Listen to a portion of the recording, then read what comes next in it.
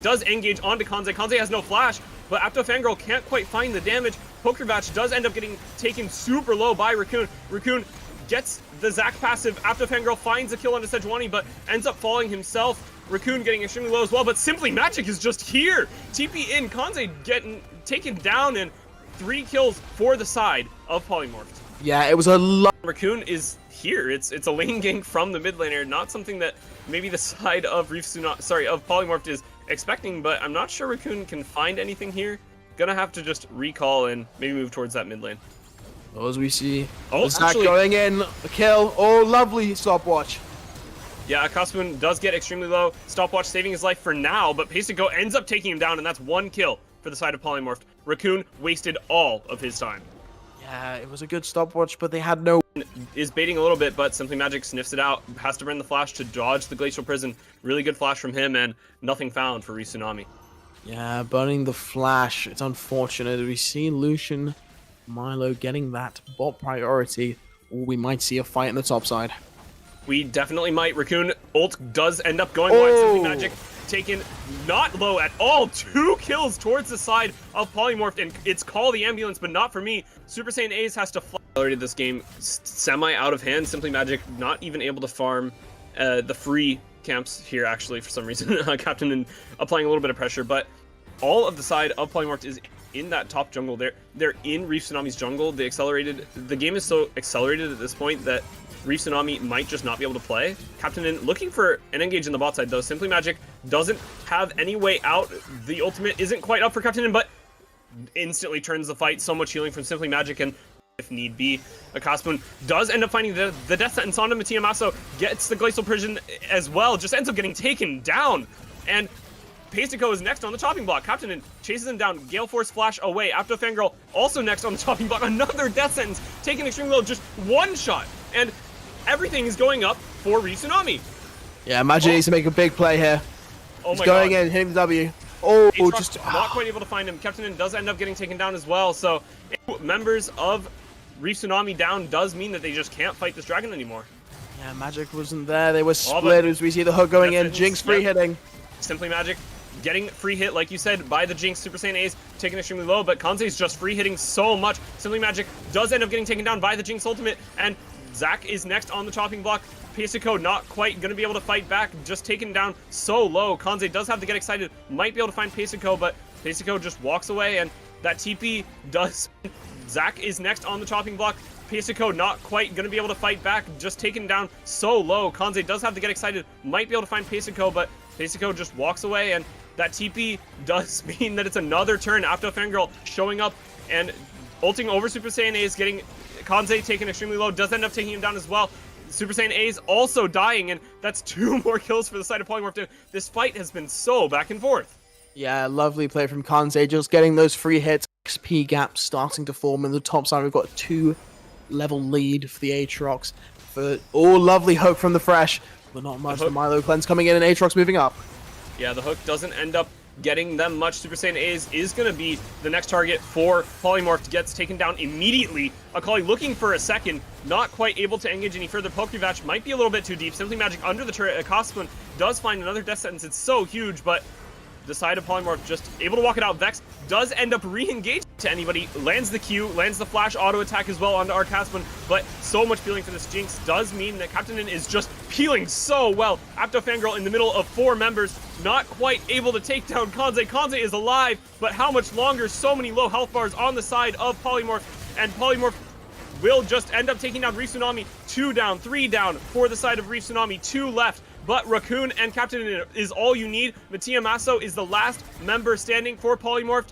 An ace for them down. Vex ultimate does end up landing on Mattia Masso, but oh my gosh, does end up taking it. Raccoon getting extremely low, does end up taking Mattia Masso down, but that does mean that Apto Fangirl was the next target of Reef Tsunami, getting taken extremely low as well, and maybe a worthy trade. Simply Magic does get taken extremely low. Captain in just so much spacing. Pokebatch not able to do anything. I mean, he's a Jax that you can't kill a Jinx with 3 members of Reef Tsunami there as well. Simply Magic gonna get taken down by Captain in next. It's just not a great team play coming out from Poly. The death sentence not quite able to land, but I'm not sure Polymorph can, Reef Tsunami can look for much more. They might actually be able to, though. First, the Nexus turret does end up falling. Second Nexus turret on the chopping block. Zac re-engaged does mean that Reef Tsunami might be in a little bit of trouble. The backline getting taken extremely low. Kanze ends up falling. Vex falls in the front line. Actually, Kanze survives, does end up taking down Pokuvac, and so many low members from all of these teams. Pesico taking down Pokuvac, and so many low members from all of these teams. Pesico gonna try and make the hero play. Not gonna quite be able to find Kanze. Should just be able to walk it out here. Aatrox is lying in wait, though. Kanze doesn't have enough time to recall. Oh, but if he can get the reset, there's Flash one. on the But he's getting sandwiched. One. Oh, but if Aatrox is playing well here, then Kanze should just end up going down.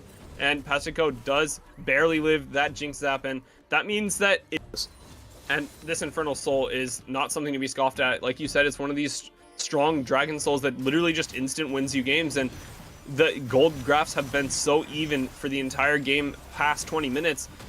Polymorph need to be able to just secure this dragon, and honestly, they might be able to look for a fight off the back of it. Captain is trying to space, but Aatrox gets taken extremely low, just drops. And Vex Ultimate does end up landing with Glacial Prison. Another kill over to the Vex. Yes, Infernal's actually losing this. Oh, could we see a kill? Oh, the flashes!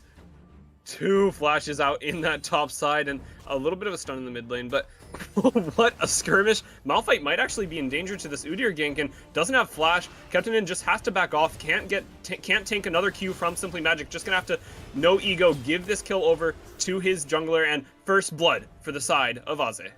Yeah, it was a lovely flash from Captain. A great response. Able to find the last auto, doesn't have Q up yet, might be able to land it, but oh, Captain just walks away, and it's just pure sadness for the side of Rift. Sorry, for the side of Polymorphed. I hate to say that. I think Pokeri just trolled. Oh my goodness. He should have got that kill. We should have seen it. Oh, this is a risky dive. They're both 1 HP. Oh, they get the trade. Yes, he will. But the execute. Oh, lovely stuff. That's definitely recovered it. Try and punish Captain and try and get this Malphite ahead, which is a weird play to elect for. I agree, not focusing on your carry getting ahead, and this Karma also hovering towards that top side for Reef Tsunami does mean that they don't really want to give everything over, and I feel like we're going to see a little bit of action in this top side. Oh, as we see a dive possibly coming in, Malphite tanking tower, or maybe a bit too early. We'll see Olaf going in hard on the ult. Oh, another lovely flash. Malphite mispositioning. Is it going to be a double? It's 1, but not the second. Oh, Zeri does end up getting the kill. Pesico securing that kill for the side of Polymorph. Super Saiyan A is trying to play the front line. Pesico not quite able to peel it out enough. Might be a little bit of a Zeri moment. Chasing down Raccoon, chasing down A's into that brush, but it looks like Reef Tsunami might just end up backing out. A flash forward from Apto Fangirl does find a stun. Spoon does end up not quite landing anything on the Pesico as well. Flashes everywhere. Super Saiyan Ace does end up getting knocked back by Milio, and it's no kills for the fight for this dragon. Gangplank has to move towards that top side. Simply Magic has the TP. It should just be conceded towards Polymorph. I don't think that Rift Tsunami has the ability to fight for this dragon. Looks like they're going to look anyways. A's in this brush, looking just to maybe find some hero play, some hero steal onto this Infernal Dragon. It is Infernal Soul yet again. Gonna get close. Does end up landing the smite. Pokevac choking at the last possible moment. Actually 300 smite down on his damage, so the early game champ, he's the only AP champion besides Karma and Rakan, which both, let's be honest, are not going to be building AP. You do see the Amp Tome in Rakan's in his shop as we're speaking, but that's building into a support item. None of them are actually building pure AP. You also see the Fiendish Codex, but Haspun flashes over Apto Fangirl's stun, does quite land the ability, and Apto Fangirl will fall. Yeah, lovely engage there from the Rakan. Fangirl just not having a great series. Just kind of not realizing too much about map awareness. Getting caught out on multiple occasions. We'll see Malphite roam down though. I think Simply Magic has to be the carry on this team, which isn't really what you'd expect to say about a Malphite. Raccoon looking to help his teammates as well, but Simply Magic finds a massive ultimate into Reef Tsunami. Reef Tsunami, Kanze getting extremely low. The Olaf falls, the Sivir falls. Raccoon next on the chopping block for the Zeri, but A's in the backline does take down a couple.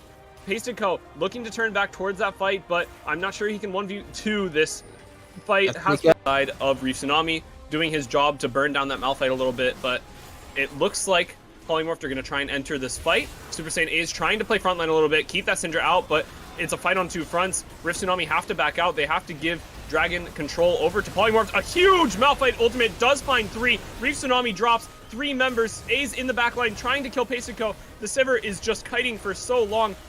Udyr can't quite find any more damage, and it looks like it's just going to be a 1 fight for Polymorph in this team fight. Just so much spacing because he has that ultimate available. Pasico poking so much. A's trying to find something into that backline of Polymorph. A huge ultimate from Simply Magic does knock up 1, but 1 goes down. Olaf falling. Simply Magic falling. Polymorph on the retreat. Looks like 3 more flashes. A's is in the backline. A's is taking over. Raccoon gets a kill. Mattia Maso falls as well. Pasico next on the chopping block. The 5th member to fall. Yeah. Fight. Is he going to be that tanky as we see him getting poked out? I mean, you're saying Udyr's getting poked out, but I don't think his health bar dropped even a centimeter. I mean, this guy is just absolutely popping off, and A's, with all of the shielding, is now running into Polymorph. All 5 of them just runs into all 5 of them with the recon, moving into the backline. After Fangirl falls, Mattia Maso is about to fall as well. Doesn't quite actually end up being taken down, but Udyr runs him down, burns the smite. Pasico next in the chopping block before you can win the entire CWL. Zac is in the mid lane. Raccoon does end up getting engaged on, gets knocked back. Akali does not quite land the E, and After Fangirl isn't quite able to follow up a flash out from Vex. Yeah, lovely play there from Vex. Just getting out. Oh, as we see the Sejuani going in. Gonna have to be a flash. Oh, what a hook! The death sentence does end up landing. Mattia Maso will fall. First kill towards the side of Polymorph. Actually, Mattia Maso survived so long, and First Blood does end up going over to the Sejuani. Sejuani just trying to get into the pit, but can't quite find her way in. Looks like A's might be trying to fight off the back of it. Akali does engage onto Kanze. Kanze has no flash, but Apto Fangirl can't quite find the damage. Pokervatch does end up getting taken super low by Raccoon. Raccoon gets the Zac passive. Apto Fangirl finds a kill onto Sejuani, but ends up falling himself. Raccoon getting extremely low as well, but Simply Magic is just here. TP in, Kanze getting taken down, and 3 kills for the side of Polymorph. Yeah, it was a lot. Raccoon is here. It's a lane gank from the mid laner, not something that maybe the side of Polymorph is expecting, but I'm not sure Raccoon can find anything here. Gonna have to just recall and maybe move towards that mid lane. As we see, Zac going in, a kill. Oh, lovely stopwatch. Yeah, Akaspoon does get extremely low. Stopwatch saving his life for now, but Pasico ends up taking him down, and that's 1 kill for the side of Polymorph. Raccoon wasted all of his time. Yeah, it was a good stopwatch, but they had no...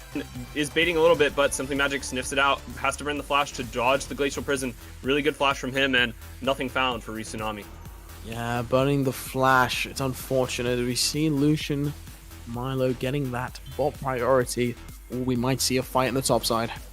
We definitely might. Raccoon ult does end up going wide. Simply Magic taken not low at all. 2 kills towards the side of Polymorph, and it's Call the Ambulance, but not for me. Super Saiyan Ace has to fly. Accelerated this game semi out of hand. Simply Magic not even able to farm the free camps here, actually, for some reason. Captain and applying a little bit of pressure, but all of the side of Polymorph is in that top jungle. They're in Reef Tsunami's jungle. The game is so accelerated at this point that Reef Tsunami might just not be able to play. Captain in looking for an engage in the bot side, though. Simply Magic doesn't have any way out. The ultimate isn't quite up for Captain in, but instantly turns the fight. So much healing from Simply Magic, and if need be, Akaspoon does end up finding the death sentence onto Mattia Maso, gets the Glacial Prison as well, just ends up getting taken down, and Pasico is next on the chopping block. Captain in chases him down, Gale Force flash away. Apto Fangirl also next on the chopping block, another death sentence, taken extremely low, just 1 shot, and everything is going up for Reef Tsunami. Yeah, Magic needs to make a big play here. Oh He's my going God. in, hitting the W. Oh, just not quite able to find him. Captain in does end up getting taken down as well, so members of Reef Tsunami down does mean that they just can't fight this dragon anymore. Yeah, Magic wasn't there. They were split as we see the hook going in. Jinx free hitting. Simply Magic getting free hit, like you said, by the Jinx. Super Saiyan Ace taken extremely low, but Kanze's just free hitting so much. Simply Magic does end up getting taken down by the Jinx ultimate, and Zac is next on the chopping block. Pasico not quite going to be able to fight back, just taken down so low. Kanze does have to get excited, might be able to find Pasico, but Pasico just walks away, and that TP does. Zac is next on the chopping block. Pasico not quite going to be able to fight back, just taken down so low. Kanze does have to get excited, might be able to find Pasico, but Pasico just walks away, and that TP does mean that it's another turn. Apto Fangirl showing up and ulting over Super Saiyan Ace, getting Kanze taken extremely low, does end up taking him down as well. Super Saiyan A's also dying, and that's 2 more kills for the side of Polymorph. This fight has been so back and forth. Yeah, lovely play from Kanze, just getting those free hits. XP gap starting to form in the top side. We've got a 2-level lead for the Aatrox. For all lovely hope from the Fresh, but not much. The Milo cleanse coming in and Aatrox moving up. Yeah, the hook doesn't end up getting them much. Super Saiyan A's is going to be the next target for Polymorph. Gets taken down immediately. Akali looking for a second, not quite able to engage any further. Pokevatch might be a little bit too deep. Simply Magic under the turret. Cosplin does find another death sentence. It's so huge, but the side of Polymorph just able to walk it out. Vex does end up re-engaging to anybody, lands the Q, lands the flash auto attack as well onto our Caspin, but so much peeling for this Jinx does mean that Captain N is just peeling so well. Apto Fangirl in the middle of 4 members, not quite able to take down Kanze. Kanze is alive, but how much longer? So many low health bars on the side of Polymorph, and Polymorph will just end up taking down Reef Tsunami. 2 down, 3 down for the side of Reef Tsunami, 2 left. But Raccoon and Captain is all you need. Mattia Masso is the last member standing for Polymorph. An ace for the down. Vex ultimate does end up landing on Mattia Masso, but oh my gosh, does end up taking it. Raccoon getting extremely low, does end up taking Mattia Masso down, but that does mean that Apto Fangirl was the next target of Reef Tsunami, getting taken extremely low as well, and maybe a worthy trade. Simply Magic does get taken extremely low. Captain in just so much spacing. Pokevatch not able to do anything. I mean, he's a Jax that you can't kill a Jinx with 3 members of Reef Tsunami there as well. Simply Magic gonna get taken down by Captain in next. It's just not a great team play coming out from Poly. Death sentence not quite able to land, but I'm not sure Polymorph can, Reef Tsunami can look for much more. They might actually be able to, though. First, the Nexus turret does end up falling. Second Nexus turret on the chopping block. Zac re-engage does mean that Reef Tsunami might be in a little bit of trouble. The backline getting taken extremely low. Kanze ends up falling. Vex falls in the front line. Actually, Kanze survives, does end up taking down Pokevatch, and so many low members from all of these teams. Pesico taking down Pokevatch, and so many low members from all of these teams. Pesico gonna try and make the hero play. Not gonna quite be able to find Kanze. Should just be able to walk it out here. Aatrox is lying in wait, though. Kanze doesn't have enough time to recall. Oh, but if he can get the reset, there's Flash one. on the But he's getting yeah, sandwiched. there is one. Oh.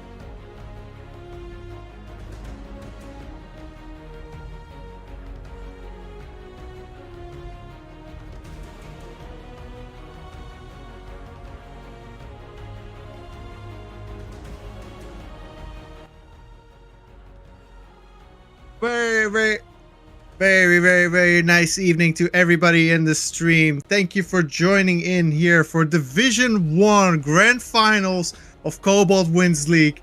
My name is Beetle, and I'm joined today with my lovely old friend, Dessa. Thank you for being here with me, man. Hey, no worries, man. Thank you for being here with me. I expect some very exciting games for today. I expected for there to be a lot of back and forth, obviously two very strong teams so far, but what do you for the most part expect for today, Beetle? Well, we have these two amazing teams. One of them is already a Cobalt Wins champion, is defending compared to Season 4.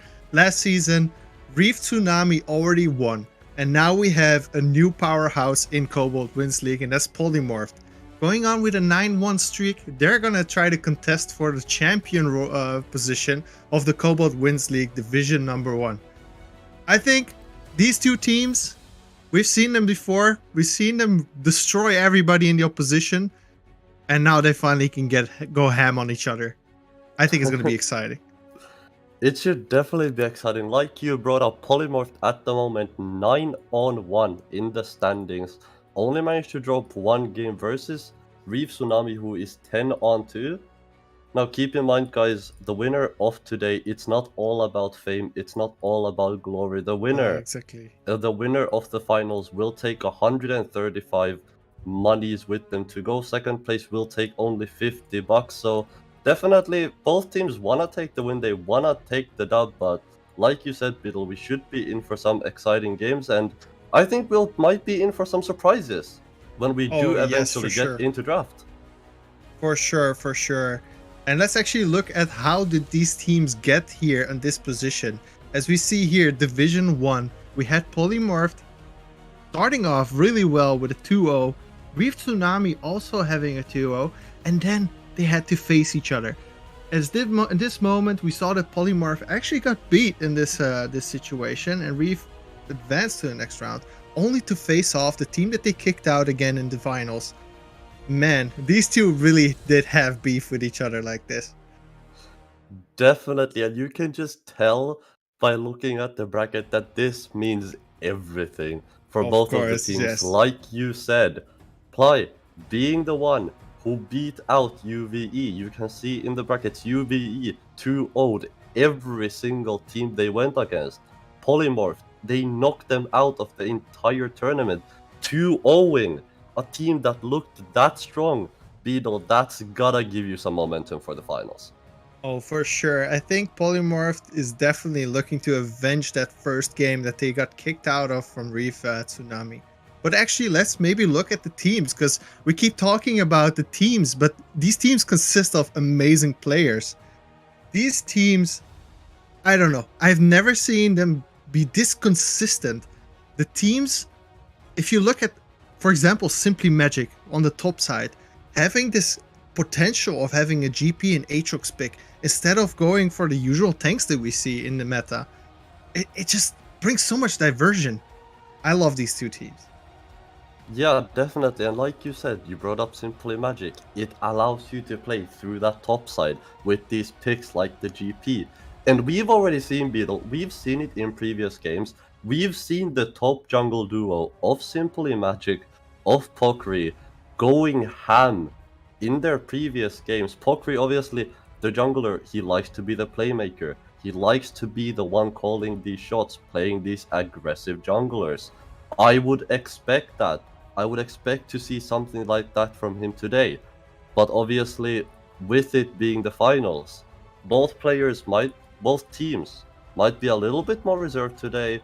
Or do you think we're gonna see a complete bloodbath? Well, what I know for sure is that these two teams, they have a very good history with each other, and they're definitely not passive teams. If you see the amount of carry potential on both sides, where you can switch and transition that quick between playing through top side or playing through the bot side, I think it's going to be a very bloody game. I hope it's going to be a bloody game, and I hope we're going to have 5 games tonight. I definitely hope for 5 games. Like you said, both teams can be very bloody. Now, Polymorphed, obviously, being 9-on-1 shows that you can beat some of the better teams in the league. Like we saw, they knocked out another team that was unbeatable. A little bit more about Abdul Fungirl as well on the side of Polymorph. 3 Team of the Week rewards for him, 2 MVP awards under his belt. So I think watching this mid lane, keeping an eye on this mid lane is definitely For sure. gonna be the key for today. And also definitely not just the mid lane, I think also with the jungle. Like, we talked a little bit before this match, and we were both like trying to figure out where should we start even to talk about these two teams, because so much is going on with them. The jungle. Can you please tell me what you said to me in the start about the jungle and how they transition their plays basically from the start at the jungle? Yeah, so like I said earlier, they like to start from the jungle. The jungle and mid duo, the jungle and top duo. The jungler for Polymorph is so strong. He's so strong on these carries, so strong on these aggressive junglers. And definitely likes to be the shot caller, like we said, as we will momentarily be getting into the draft here, but this should be very exciting games for tonight. And keep in mind, Reef Tsunami as well.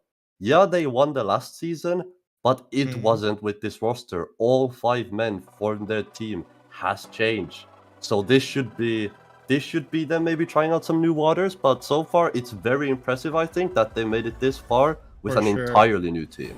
Let's actually see. Maybe we're gonna see some interesting picks now that you're saying, yeah, this top and jungle, they are really the playmakers basically of this team. Let's see if they're actually gonna put some priority in there when it comes to pick and bans as well. I hope that we're gonna see a GP going through, but I think it's gonna be a pretty quick ban, as you see Viego being taken away at the start. So it is gonna be jungle bans, I think, going up. Yeah, I think most bans will be towards the top side, towards the jungle, on the side of Polymorphs there. Udyr being taken away first ban from them. Like we said, this is Of gonna be course. some jungle heavy bans from both You know, teams. throw Zach, Hecarim in there, and we're gonna have passive junglers from now on.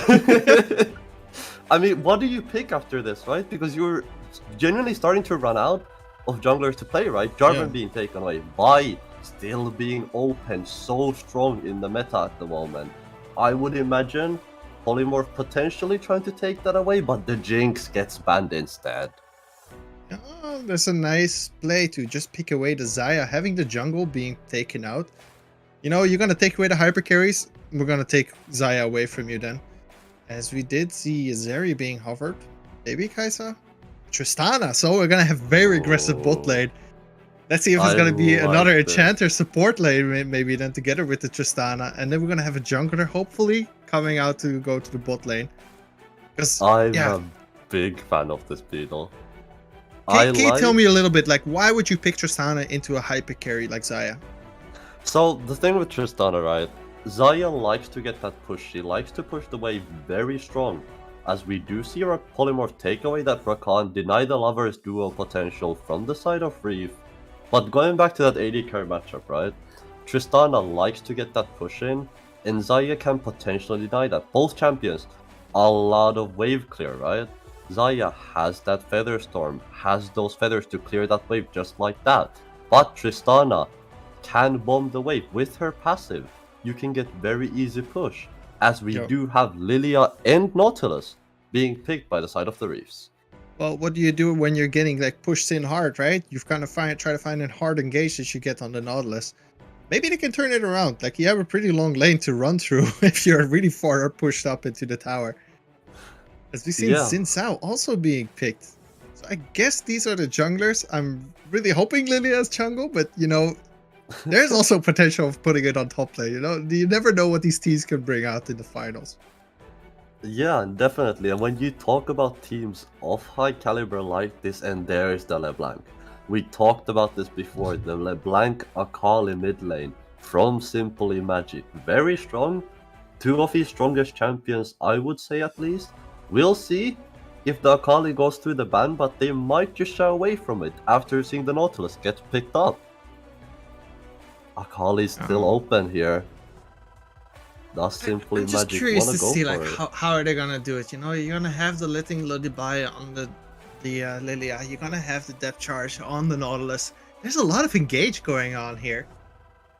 Yeah. Is there? Yeah. What do you do against this much engage? What do you pick in the mid lane? You're gonna try to put something very stable or like a very high DPS carry? Personally, I would like to see it pick something that can maybe push, as we like you said. It could be. It seems like a grave stop versus the Gangplank. I mean, it's not a bad pick. You can't get the barrels away. Okay, I have no idea what's going on anymore. We see Katarina being over the beetle, like you said. It could be a grave stop, and if it is into GP, that's gonna be a very exciting matchup. Is this? I'm very confused about the draft, but I like it. Is that a Nautilus mid lane by any chance? That is a Nautilus mid lane beetle. Wow. And then immediately the correct answer is all to put a Silas into that. Thank you for your depth charge. That's mine now, I guess. Yeah, Wow. that's one of the counters actually. So opening up a little bit about this Nautilus mid, we've seen it could be a come up for a couple of patches now. One pro player who I can think of who really made a thing is Caps. Caps and his Nautilus mid really blew up, which made this Nautilus mid pick viable. He showed how to play it, and obviously Silas being one of the better answers to it. Like you said, Beetle, yeah, you got a depth chart, but guess what? Polymorph has one too now. Yeah, definitely the hijack of Silas is just so good, especially also versus the Renata. Like, you steal that ultimate away, you just turn it complete, like the entire fight, you just turn it around super quick. The same thing with Lilia. There's so much CC on the ultimates that Silas can abuse. Really interested to see how these fights are gonna develop. Definitely. I think with Reef lacking a little bit of that front line, and so do Polymorphed, it's gonna be very quick fights. I would assume, I wouldn't imagine either fight being dragged out too long with not having high health bars on either teams. But that's the thing. When you have these quick fights, these picks like the Renata with the revive, things like the Graves, can provide a lot of value there, especially if you can get a revive off on that Zaya. If you can revive the Graves, that's gonna be huge in a team fight. Yeah, I think this is very interesting to see as well how Reef Tsunami adapted. You know, they get two bans that they put out against this knowledge to try to give him a little bit of a better time in the mid lane. Let's see if it's gonna work out. I do want to quickly bring up something else though, like in this pick and ban, because we have these two teams now. They're playing a best of 5 instead of the usual best of 3s that we see. This could also be like an exploring, a little bit of a scouting game. You know, we try something crazy and see if it works out. If it doesn't work out, that's fine. You can always change it up. You still have 3 more games to fight over. But then, this is pretty extreme, no? To like check what you can do, pushing the limits. Definitely pushing some limits on both teams here, and like we said earlier, a lot of squishy health bars, and like you said, Game 5, it's gonna be potentially a very long series, but before the stream started, before we got here, we did talk to both of the teams, and both of the teams said that they would 3-0 their opponents, so definitely strong words from both sides and a lot to live up for. For sure. I do want to quickly point out though, for people that are just tuned into the stream, we do have, as some people have noticed, we do have a second stream actually being streamed right now, because we just not only have Division 1 finals, we also have Division 2 finals. So if you want to visit that, in 30 minutes, there will be a stream that's going to be put up by a lovely guy named Kat.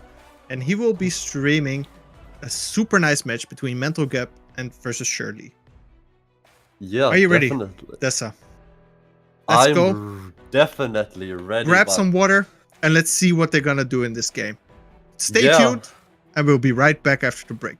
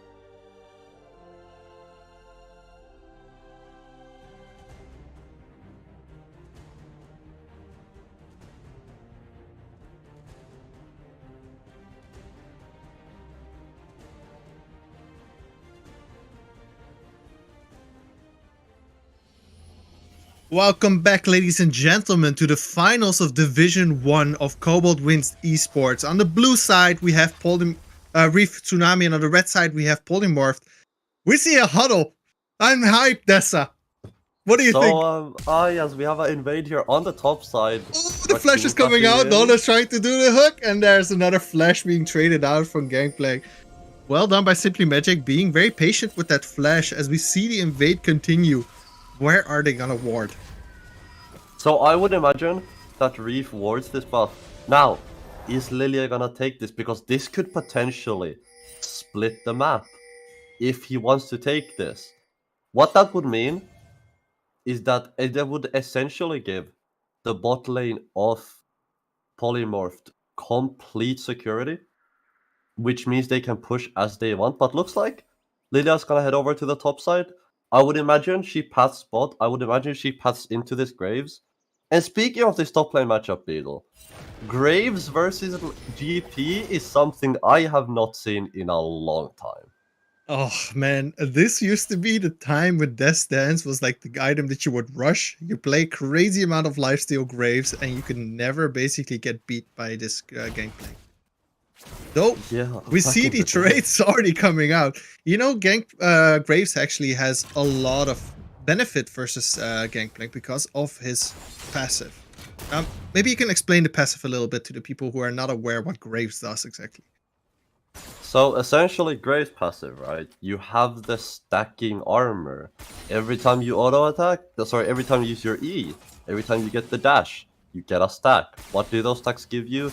They give you movement speed and they give you armor, which is really good into these AD melee matchup. And I would argue, Beetle, it's the main reason why Graves top still works.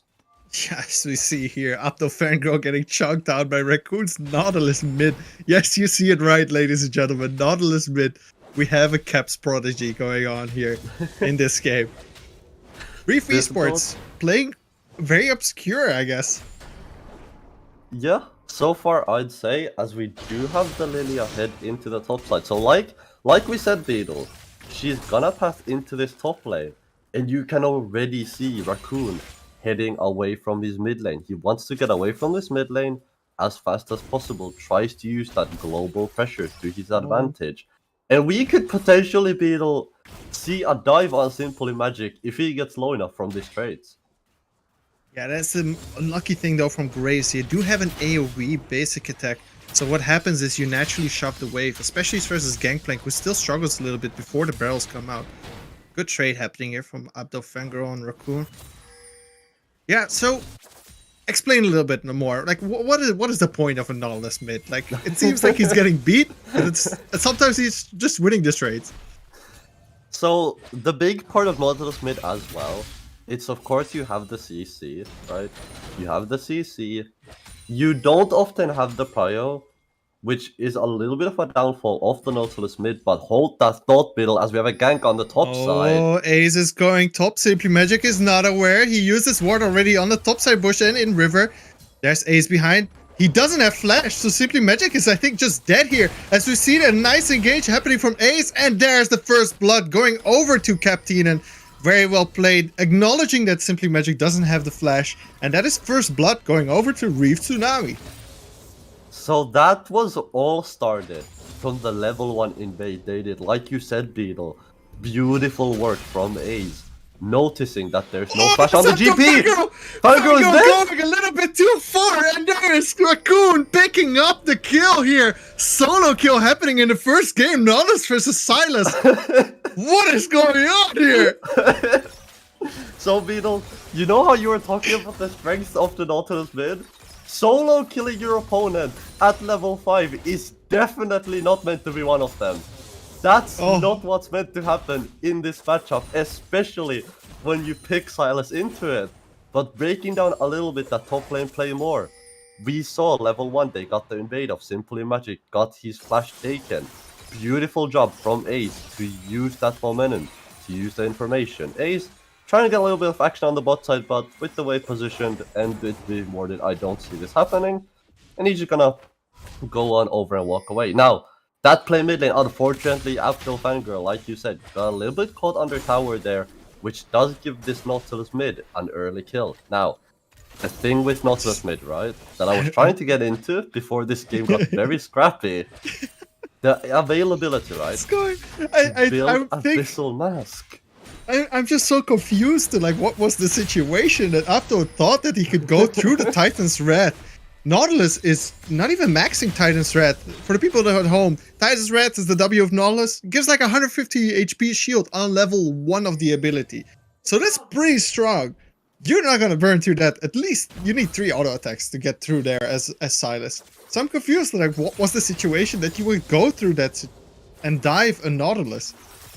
Scary place. I think it was a little bit of a misstep from Abdofangro going a little bit too deep, but the thing with Nautilus mid, right? With the AP junglers that you have, these things like the Lilia, you can rush an Abyssal Mask. It gives you so much more damage as we have an invader on the bot side. We see a little bit of fighting going on over the Skull Crab here. Flash being used by Pokrivets trying to dodge. Oh, there's another jump back in from Rakan trying to re-engage this fight. It seems like the Gameplink ultimate here, the Cannon Barrage is coming out and trying to defend here as we see the contest happening for the Dragon. Well, Reef Tsunami is stuck on the other side of the wall, but they're surrounding here slowly polymorphed on this Dragon take. Are they gonna find a nice engage here? Renata still level 4, not having that possibility of throwing in the hostile takeover, and that's the first Dragon. Nothing died apart from this big giant dragon. Well, keep that in mind because Raccoon could be the one that next. Oh, Abdofangirl taking the hijack and using the depth charge on the Nautilus, but he just Spider-Mans himself out of there. The moves Scary. of this Nautilus. Yeah, scary I think is definitely the right word. We did see Reef give over that Drake to Polymorph. And mainly, that was with the depth charge being down. We saw him try to use it to get a pick on the bot side. It didn't work out. Got answered with a Cannon Barrage. Very good Cannon Barrage from Simply Magic to zone away the side of Reeves. Now, we see a nice trade with these happening. two big Raccoon. ultimates, mid lane.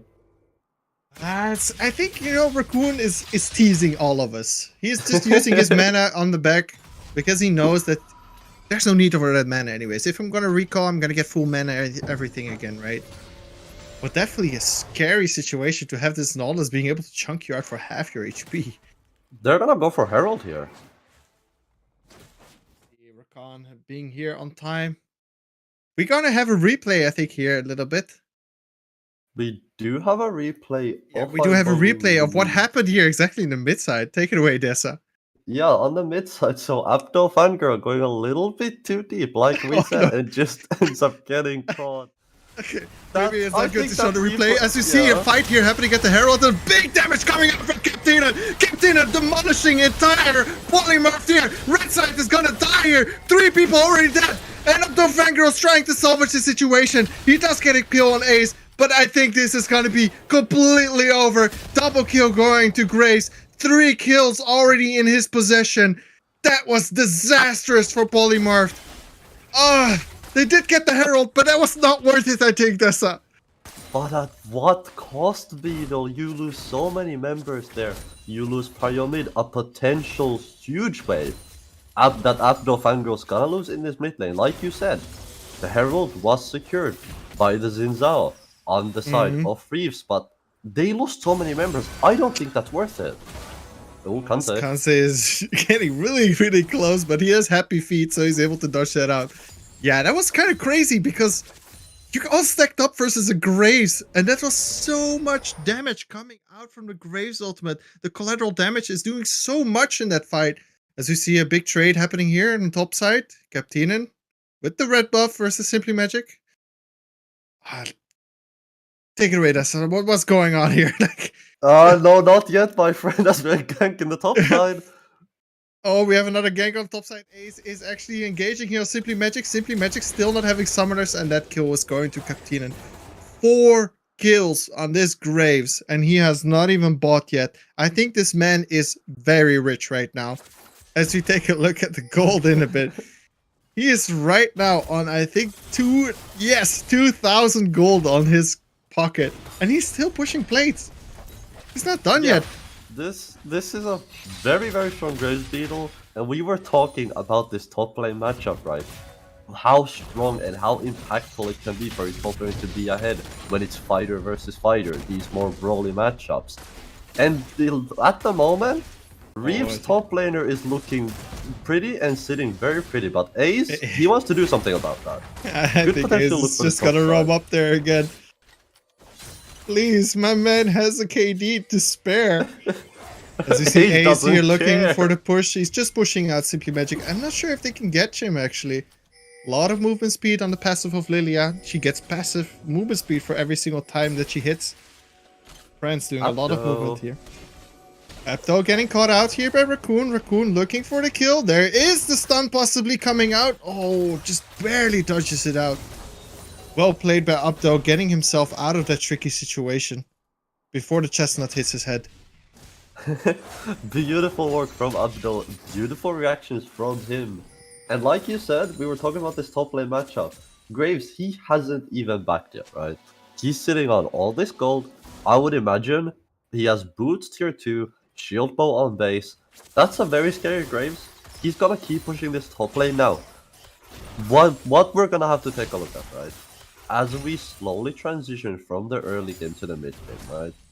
Can Captain, can he keep up the pressure in the side lanes? Can he keep this lead? Or is he gonna get overzealous? Is he gonna lose the lead as the Drake spawns and Reef want this one in their pocket? Well, Polymorph is there, beating them to it, as everybody from Reef decided to recall there before the dragon spawn. Bit of a questionable decision, but maybe it's also good to just...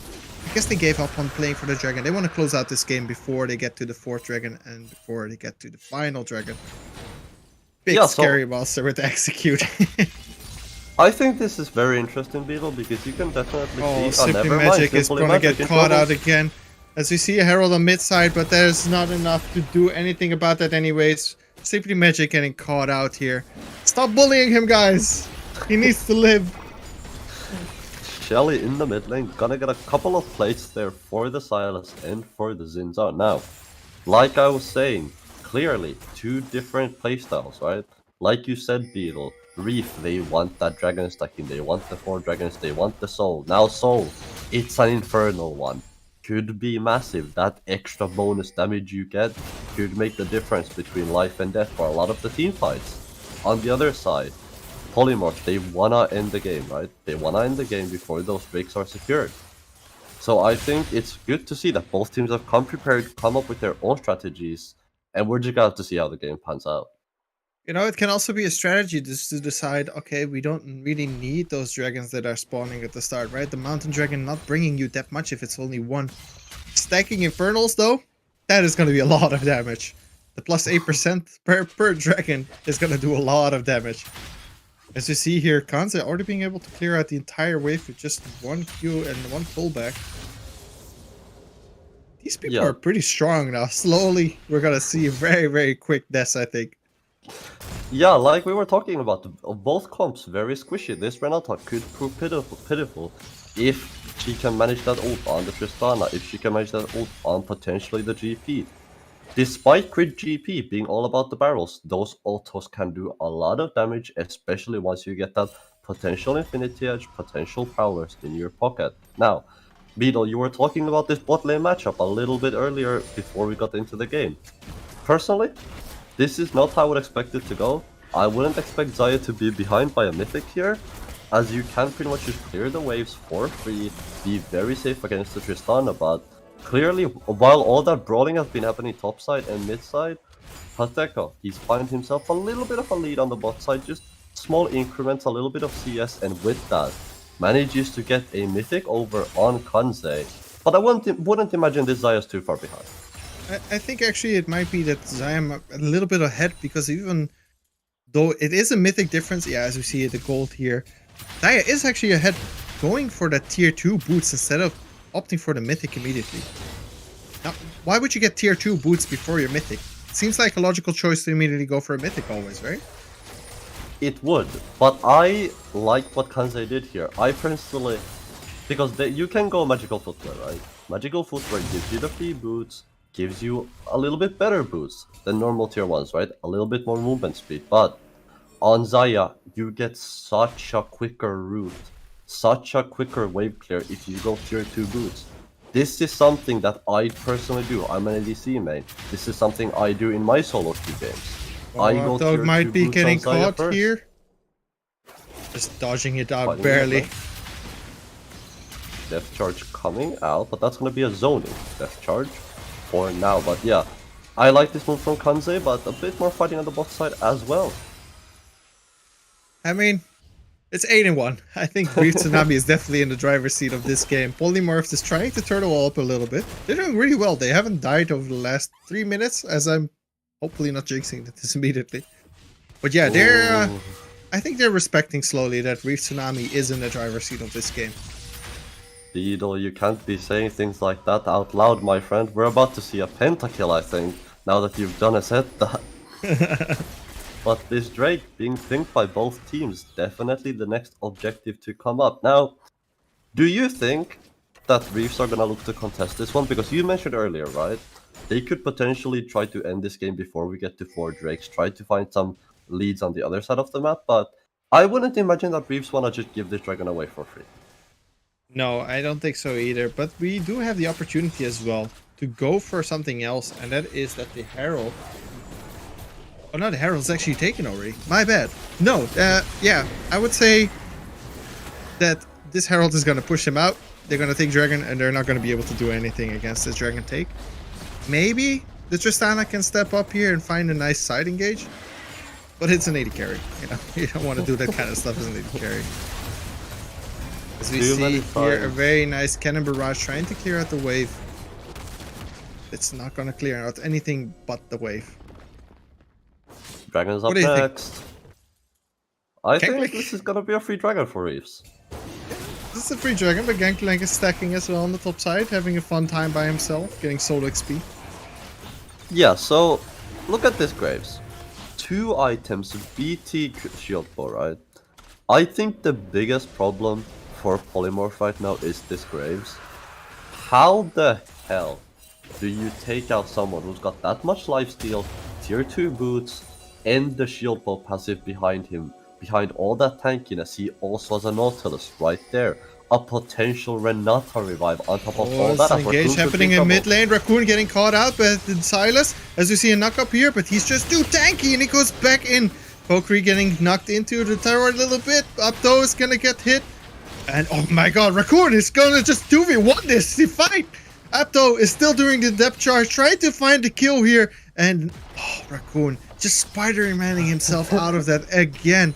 What an amazing play of this guy. He keeps going back in. Even though he escaped already, he's still taunting the Silas here. Apto Fangirl looking for the kill maybe on Raccoon. Raccoon is not feared at all. He's just standing there in the mid lane and still trying to clear his way. See potentially here maybe a new engage happening here. Raccoon missing the hook. It's scary, man, having this Nautilus in mid lane, throwing these giant hooks towards you. I don't want to be Silas in this situation. I wouldn't either, to be honest with you, if I'll be honest with you, Beetle. Like, Raccoon is playing this at a knife's edge. He's been 1 HP in most of these fights. Like you said, even hooking back in on the back end of that fight, just to get a little bit more damage out, just to get a little bit more poke out. Meanwhile, in the top side, GP on Simply Magic on that GP has done a great job of catching up to the stats of this Graves. Has 2 items already, very similar CS between the 2 of them. The only difference so far is the kills, but with this Baron coming up in 30 seconds, both teams are gonna contest this top side vision. For sure, Captain doesn't have a tier 1 tower here. Might be a tricky situation as they're setting up a little bit for the vision ward that's gonna go happen around the Baron. It's so scary just to have this Graves with 5 kills. One auto attack is able to bring him all the way to full life, as you see a little fight happening here on the bot side. Skirmish. Oh, Raccoon is doing a lot of damage to Apto Fangirl, but Apto Fangirl having, of course, the Kingslayer and dealing a lot of damage back to Raccoon. I don't know who wins this. It seems like he's actually losing out to the Nautilus. Well, you do have to realize as well, like, the Nautilus, the Titan's RET, like, I think it deals like a quarter of 1000 HP, so 261 HP right now on a level 1 ability. That's crazy. That's a big shield on Titan's Wrath right now. Definitely, and we were talking about the Nautilus mid-tech earlier, Beetle, right? Rushing that Abyssal Mask, reducing the MR.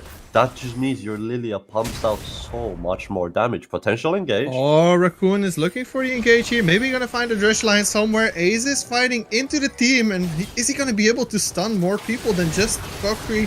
Valkyrie is getting caught out here by the Xin Zhao, but there's the re-engage happening. Mati is trying to knock up everybody, but that's the depth charge hitting 4 members. And there was not even a need anymore for the hostile takeover. Reef Tsunami just absolutely destroyed Polymorph in that fight, and that's going to be a free Baron for them in this first game of this finals. Jesus Christ. Reef are slowly running away with this. It's not even that slow.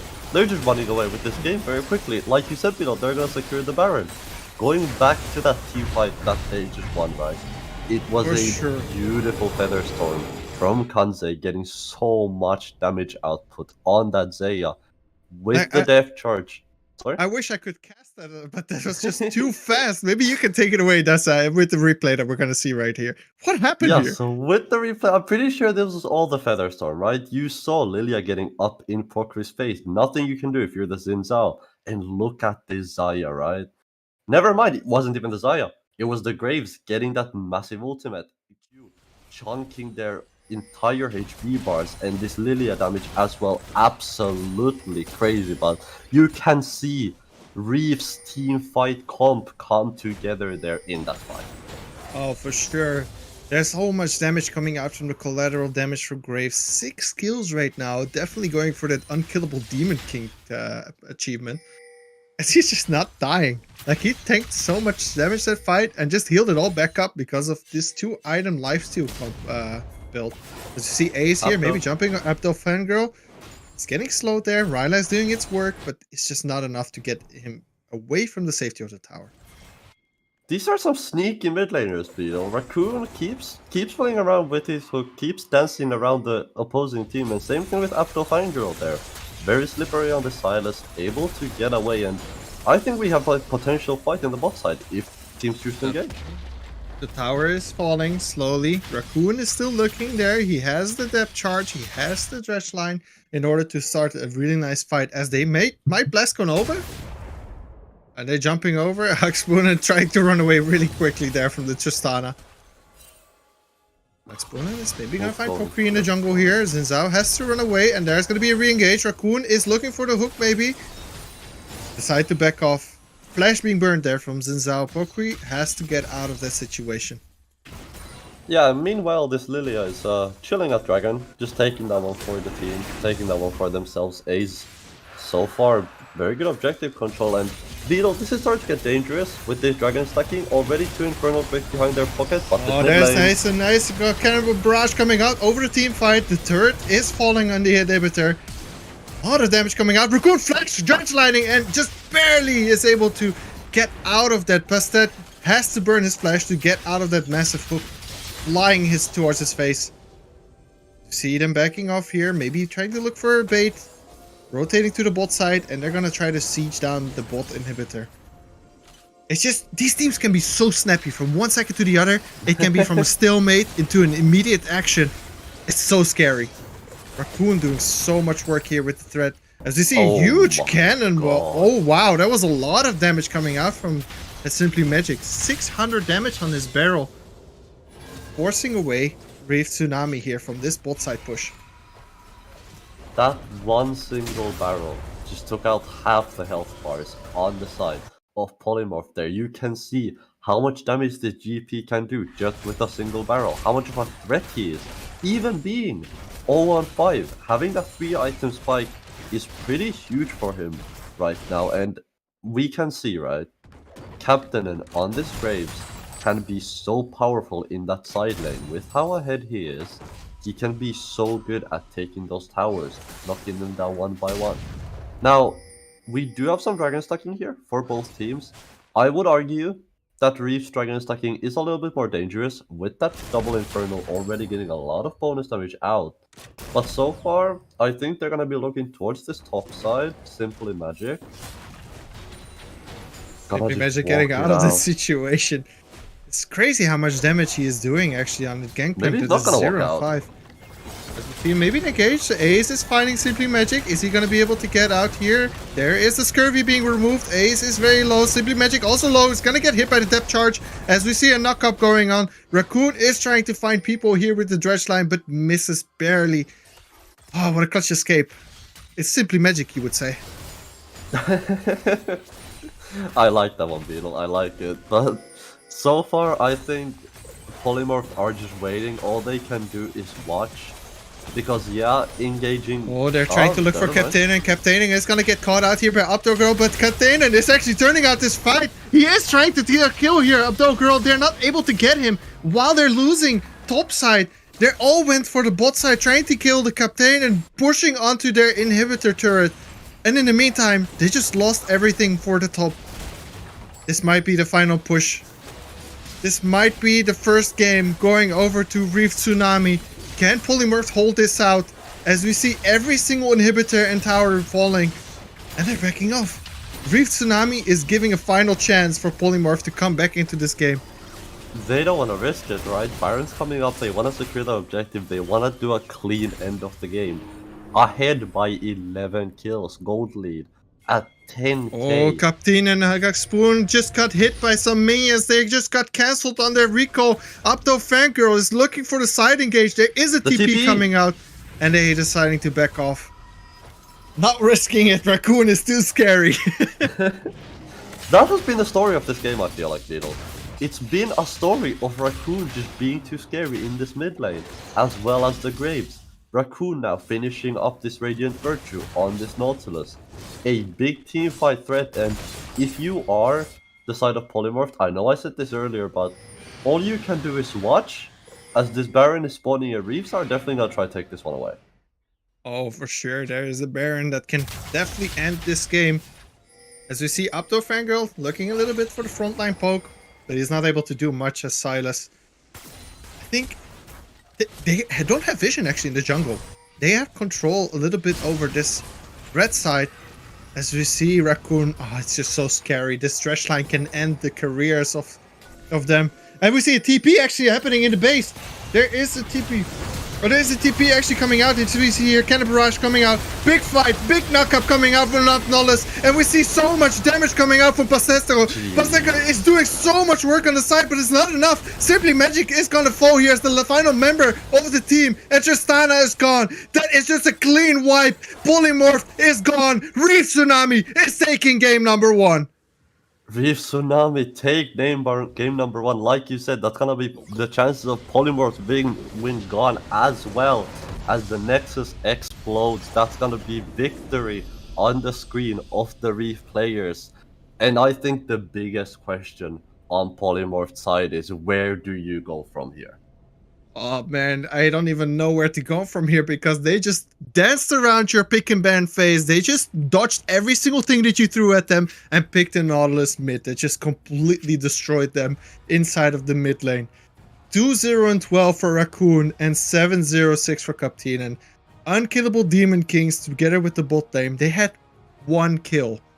That is not looking good for you as Polymorphed if you're facing Reef Tsunami this strong.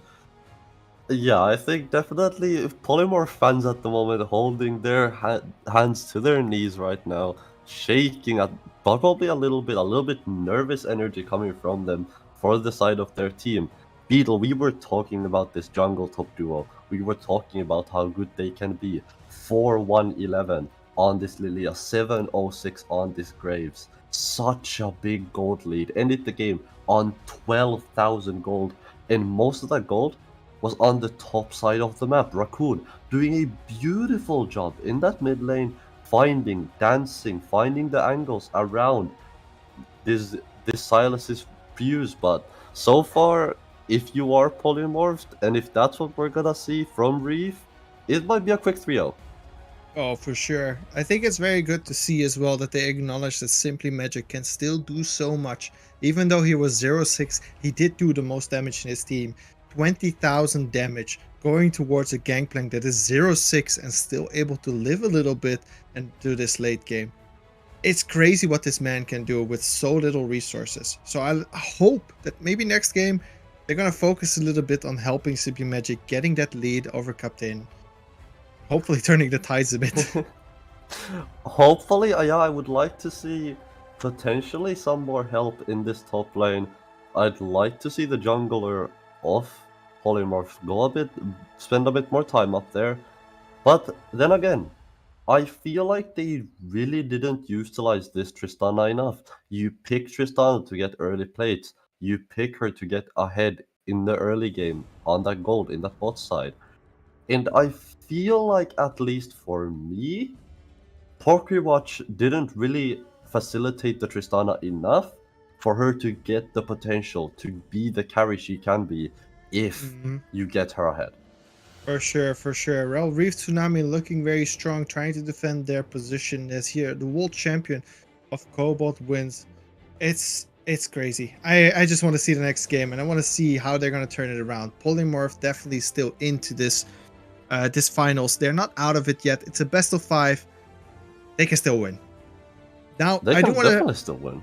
I do want to shout out a little bit to the people. If you're still interested in watching while we are going into a break, there is definitely a Division 2 match going to start in a couple of minutes. I think it already has started. Don't go anywhere. If you want to go somewhere, then go to Division number 2 and check out Mental Gap versus Shirley. Dessa, grab some water. And we're going to see each other in a bit for game number 2 of this finals.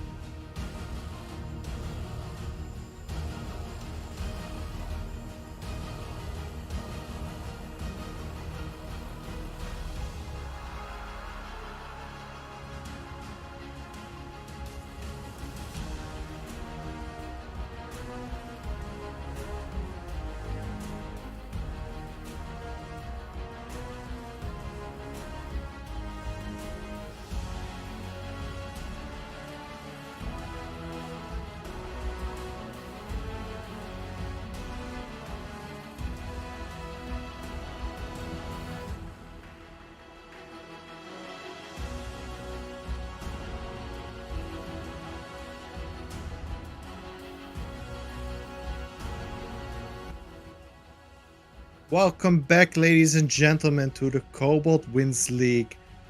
Wow, Dessa. This first game was very one-sided, but I think Polymorph is not ready to give up as they choose the blue side here versus Reef Tsunami in the finals here of Division 1. Whew, 135 euros on the line. Is this the right decision? Is this the right decision? I think it's definitely the right call. I think they need to switch something up. They need to try something else, and maybe a side swap is what they need, right? Because Yeah. I think it gives you. I like it when casters use this word. It gives you good juju, right? Good juju. Yeah, it gives you very good It does. juju. It's the mental reset, right? Once you switch Yeah, sides, exactly. yeah, I understand. It's the mental reset of switching sides. You can get sort of a fresh start. And I think after you getting only one kill in a game that lasted that long, being beaten out that hard, a mental reset is exactly what you need if you're polymorphed. Now, let's talk about how hard was the hard. Because they did not just get like 5 kills and then they maybe lost some towers. No, they had only 1 kill. I think Reef definitely was able to conquer from the early game on when the Graves got so far ahead of Gangplank. Simply Magic just couldn't hold out anymore on the top side. And Captainen was just blowing him away, quite literally. What do they do now for the next pick and ban phase in order to avoid the same situation where Captainen is gonna run away with the game? I think you have to get rid of the Graves. I think he's getting so comfortable with it. He did so well last game. I think you have to get rid of the Graves just to put him on a different champion. Like we said earlier, Beetle, it's all about a mental reset, right? I think you have to get rid of the Graves, put him on something else, make him show that he can play other champions as well, and potentially, right, pick a tank top lane. I know Magic, he doesn't like these tank top laners, he likes these aggressive builds, but maybe pick a tank top lane, maybe do something a bit more traditional, right? I mean, pick a tank sure. top lane, hyper carry bot, and just roll with that. I mean, if you have Captainen, who is I think very known for in the Cobalt Wins League, he plays mostly tanks, right? This is a nice surprise that he is able to play the Graves and get this far ahead. But we also have a very strong other side of the map. Kanze, one of the oldest players, I think, from Cobalt Wins League, and he has been returned here for Reef Tsunami to play again a great season. I think they have 2 MVPs, right? Kanze and two MVPs as I hear in my ear, and AK together they just have been destroying people on the bot side. Maybe we're gonna see something around there, you know? The Lulu and the Trash, definitely something AK is known for. Let's hope that they're gonna play around that. Yeah, definitely, as we will be moving into the draft momentarily here, but Beetle, speaking of MVPs, this might be a silly question with how the top side ended up being, but who would you give the MVP of last game to? Raccoon. For Raccoon? sure. No, there's no doubt. Being able to be this far ahead in your opponent's mind that you're able to bait them into a depth charge, into a dredge line under your tower with the Titan's Wrath, and getting a solo kill in the first game is gonna swing momentum like crazy for you. When you're known to play AP carries in the mid lane and you pick out Nautilus and you beat your opponent on level, I think it was level 4 even. Yeah, it was. You need a It lot was of very mental early strength into to the game. recover from that. And I hope Upto Fangirl will come back from this and they just think, you know, it was a fluke game. Let's reset. I hope that's gonna happen. I did too. I feel like the last game we saw was a little bit uneventful. Don't get me wrong, there was a lot of fighting, but a lot of the fighting went to one side, with Polymorph picking up only 1 kill, 17 kills in the pocket of the Reefs. I do hope that we see a game that's a little bit more stable, a little bit more even, but For sure. I think Polymorph definitely need to change something up. Who would you give MVP last game? Ooh, okay. I feel like I wanna give it to Raccoon, right?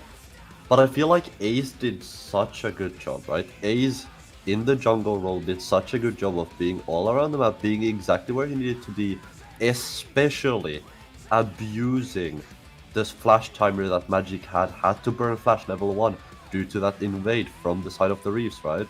And Ace, he noticed that. He made his way to that top lane and he got first blood up there because of that invade. I would have to give it to Ace. Oh yeah, for sure. I think it was also the very early invade where I think Simply Magic had to blow his flash. Raccoon didn't have any hesitation. He just flashed forward. He was like, you know what? I'm too tanky to die anyways in mid lane. My flash is less worth than your flash. Especially in a long lane like that, you don't want to lose your summoners early. Maybe it's also partially a mistake on Simply Magic for not respecting that possibility of getting dredge lined early enough.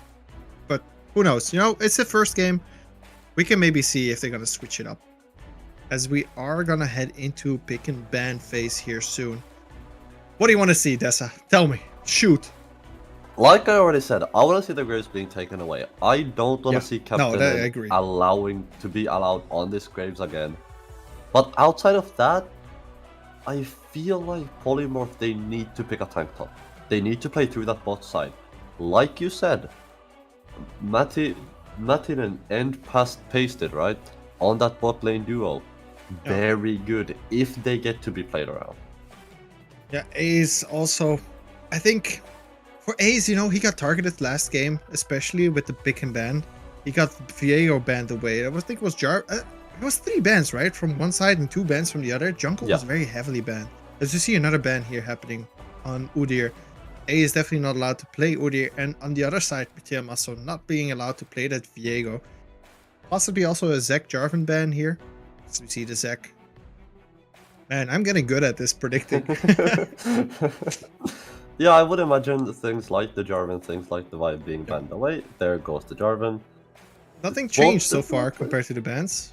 Yeah, we said Polymorph need to change something, but so far the bans are exactly the same, but that is definitely a change when it comes to the last game. And Reeves picking up the Xayah, Polymorph choosing to early pick that Wukong.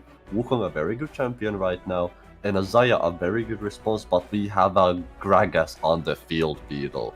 Oh, And you are known for this champion. I am actually known for this champion, yes.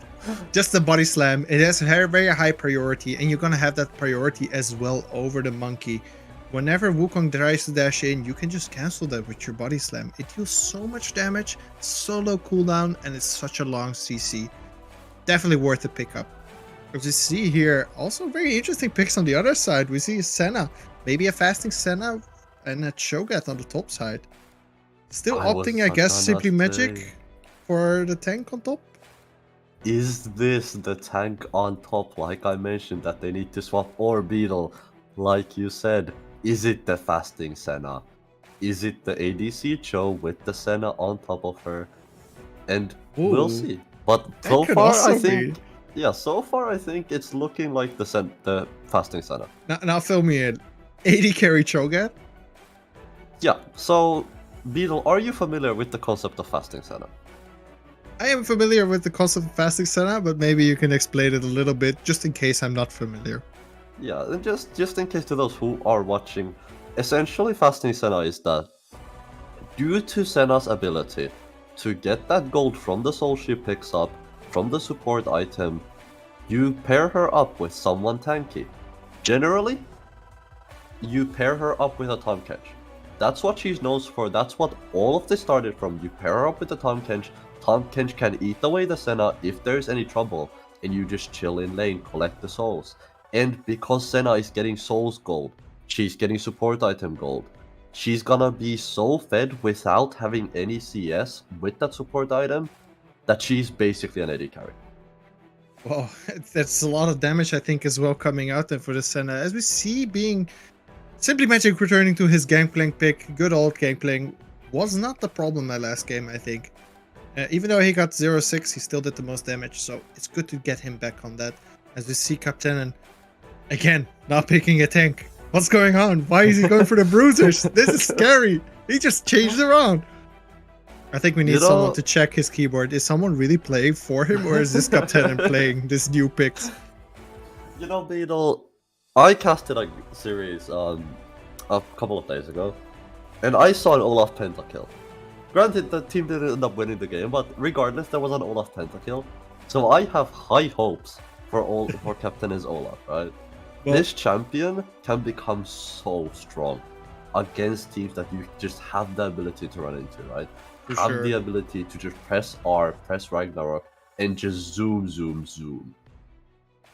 Yeah, definitely with the Ghost as well, Captain, and it's gonna run through that entire team because there's not that much CC to stop, I guess, getting to that Senna.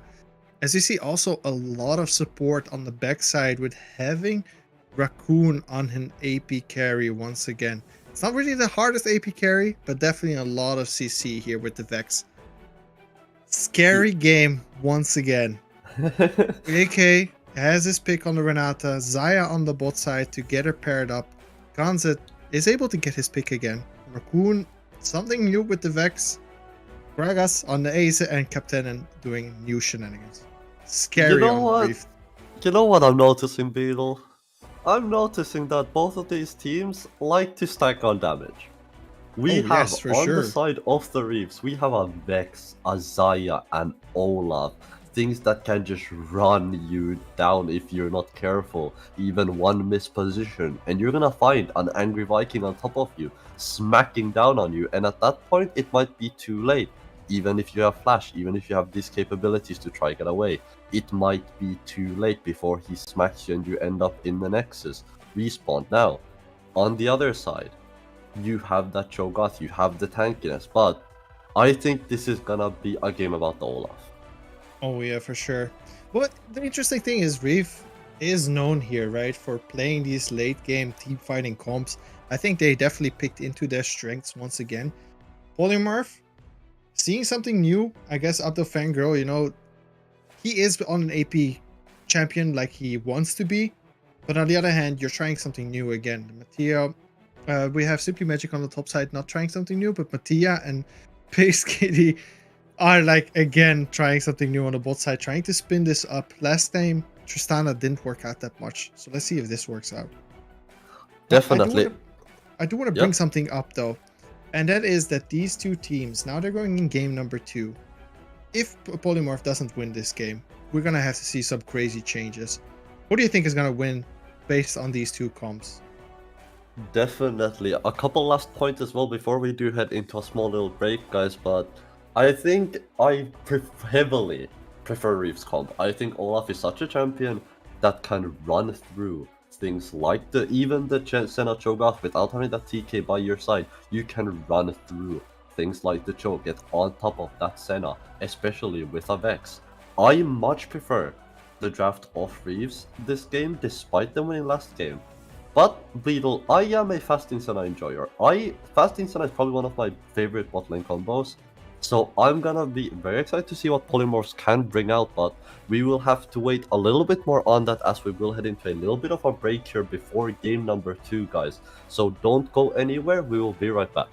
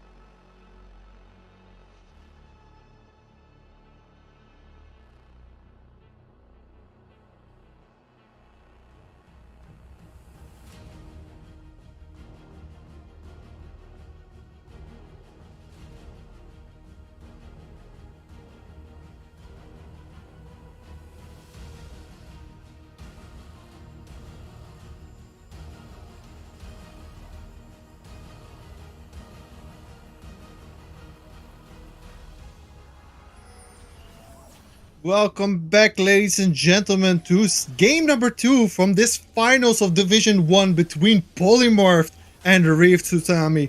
Polymorph deciding after losing the first game to pick the blue side, and Reef Tsunami is on the red side. I am joined here with my good friend, Dessa. Dessa, how are you, man? How are you for this game number 2? After that game number 1, after a banger of a game, I'm very excited, Beetle, because this to me looks like a completely different Polymorph. Outside the GP, everything is changed. We have a fasting Senna in the bot lane. Now, during that little break, guys, we went in, we looked at our little notes, got a little bit more info, and they have chosen Senna 3 times before this. This isn't their first time running it. It's not their first time running it on a stage. So I think it's gonna be important to see how these junglers path, how this bot lane goes, but definitely keep your eyes on this top lane. It's another scrappy matchup. Yeah, definitely this combination of Cho and Senna is, I guess, something that they do play a lot. Polymorph is very well known for this, apparently. I did not know this, but I'm glad I'm gonna get introduced to this, as we are gonna watch here how this game is gonna pan out. We do have similar starts, I guess, between the junglers, starting at the blue side. Why would you start on the blue side and not mirror someone? So, to me, I think at least, it should be that Ace wants to go up to this top lane. If you can accelerate this Olaf, he's gonna become a tremendous problem. He's gonna become a huge thing to face, a huge thing to run into. And Simply Magic, already you can see on the top side, winning out on those trades level 1, captain and getting poked out just a little bit.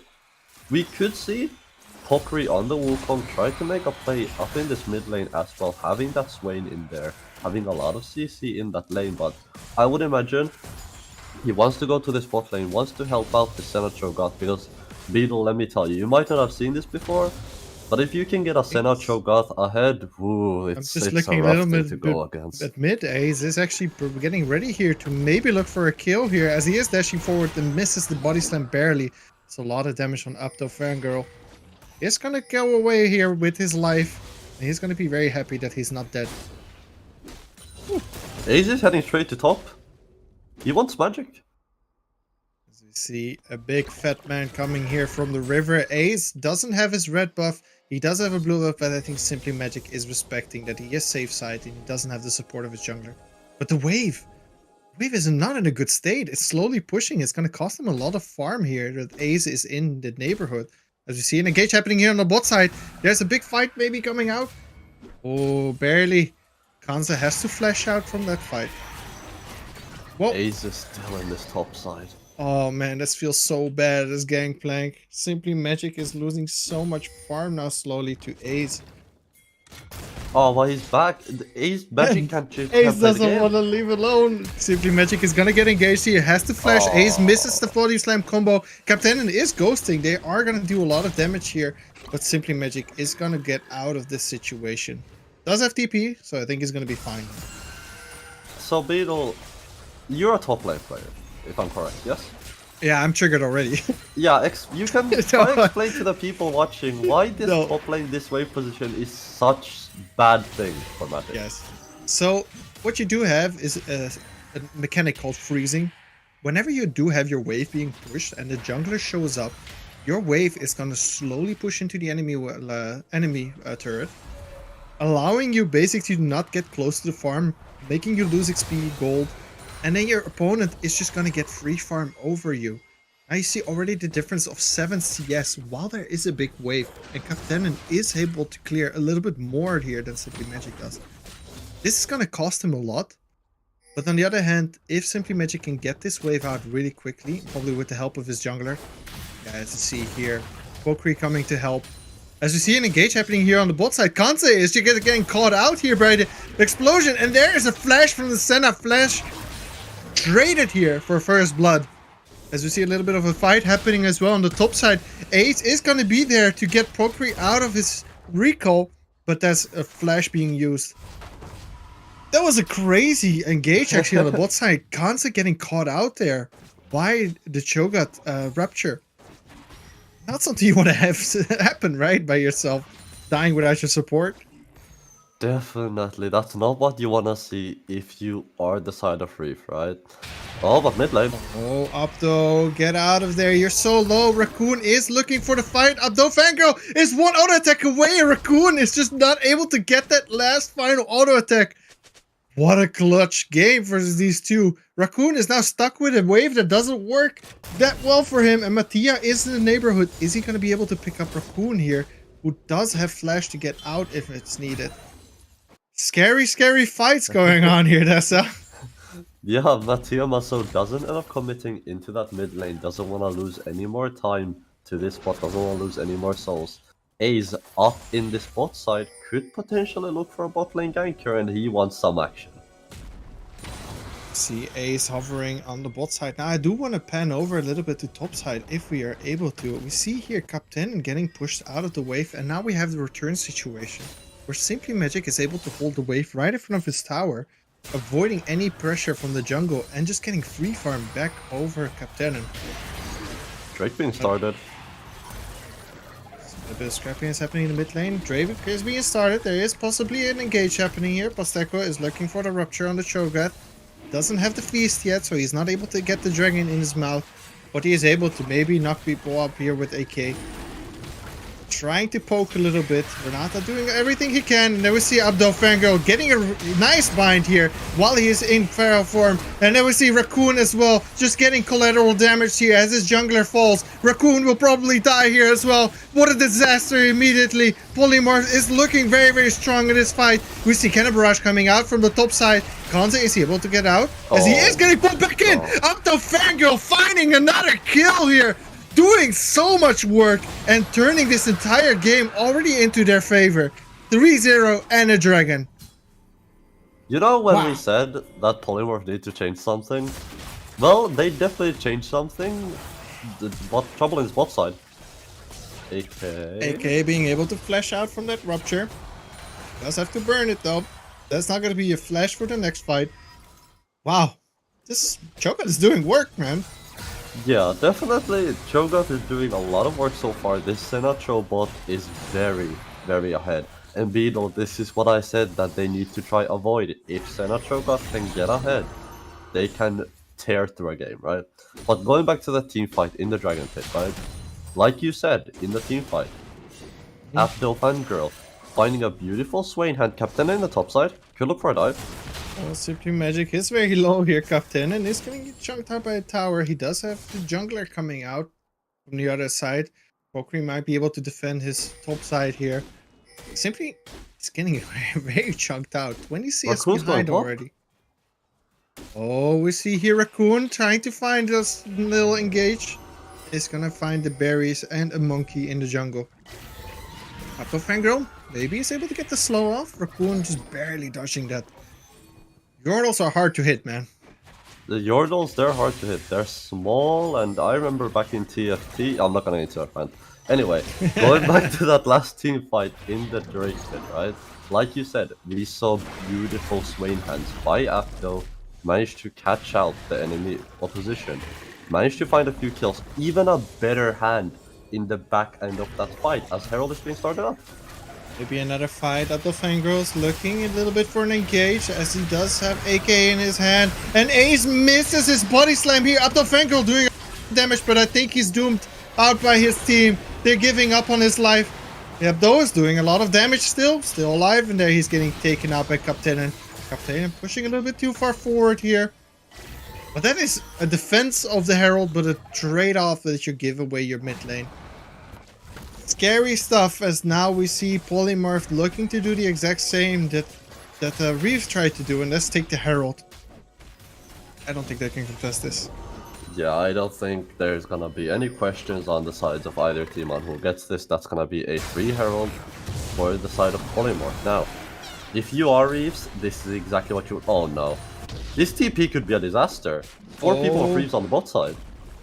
There is a nice kill squad coming out, but I think they're backing up.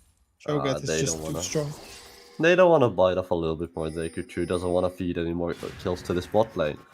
But like we were saying, Abdo in that last team fight, getting a little bit caught out there, left by his team to the wolves. A little bit too far in from him. Now, I do want to highlight Ace missing that body slam, not ideal, but despite all that, doing a beautiful work job on the Gragas, buying time for his carries, right? Yep. You saw Apto, he was so focused on the Gragas Raccoon, going ham on Apto, as well as Kanze not managing to find his way into the fight, but Captainen as well, finding his way there, going to town on that sway. Yeah, Abdo is just getting and stacking more and more HP. Now he does have that infinite HP scaling, which is really, really nice. And it just shows as well. Last fight, he was able to tank so much. I thought he was going to be dead way earlier, but Abdo just pulling out more and more HP with that ultimate as Ace is looking for the dive here on Simply Magic. Is he going to be able to clear out the wave? Oh, that's an explosive cast that has been not really hit someone. Not the bomba that we want to see. And That Ace is- just accepting that.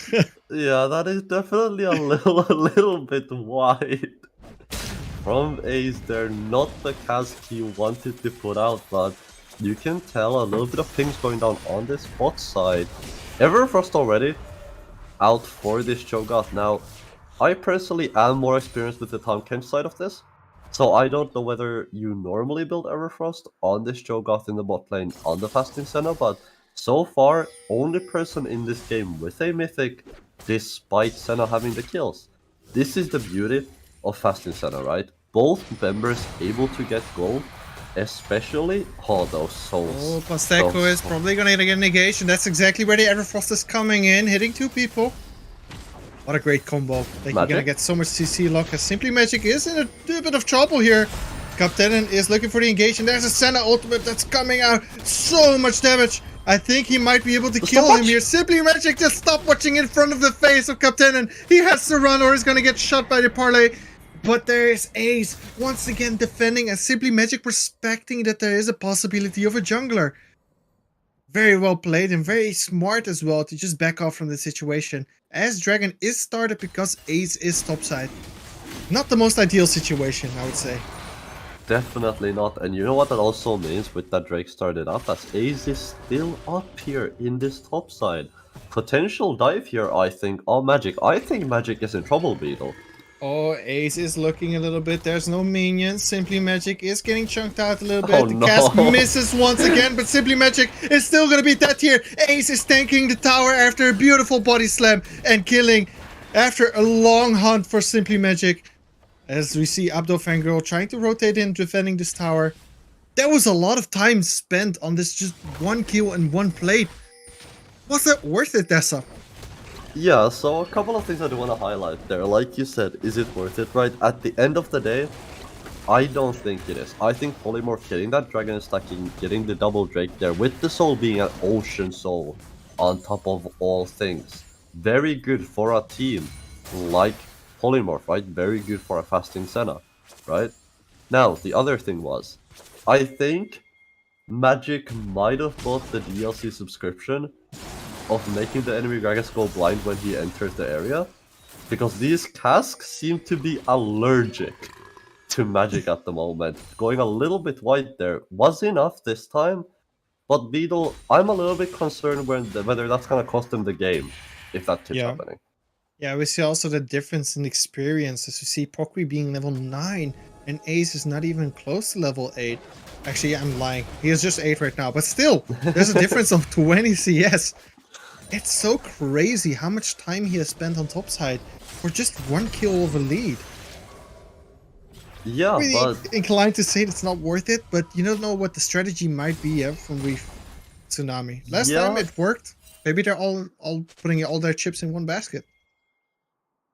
I definitely see where you're coming from. I think it's 50-50 whether it's worth it, because if you look at the CS numbers, this GP is behind by 30 CS, right? And I feel like we're starting to get a repeat of last game in a way, where Captainen is starting to get ahead of this GP, starting to find leads here. And that's what happened last game, right? Captainen got giga fed, and he kind of just won the game through the top side. Now, obviously, he's not 4-0 like he was last game, but still, having that 40 CS lead over your opponent is very, very big, especially in the top side.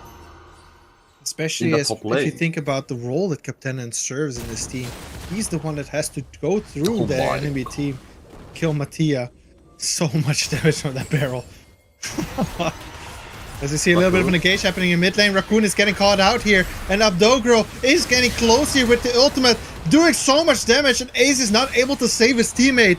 There's another kill going over to Polymorph, and Reef Tsunami is in the pico here with so much damage coming out from Abdo while being so tanky. As we see another engage happening, Ace getting caught out again, and Mattia Maso and Abdo Fangirl are just doing so much damage. It's not even fair at this point. Yeah, I think these Ace casks aren't helping his team too much. Definitely swing the Swain into your Vex when he's that low HP isn't ideal. But like you were saying, beautiful play from the side of Abdo there, finding that kill in the mid lane. And through that, finding themselves a Herald. Now, Beetle, where do you think this Herald is going to get placed? Where do you think they're going to look with it?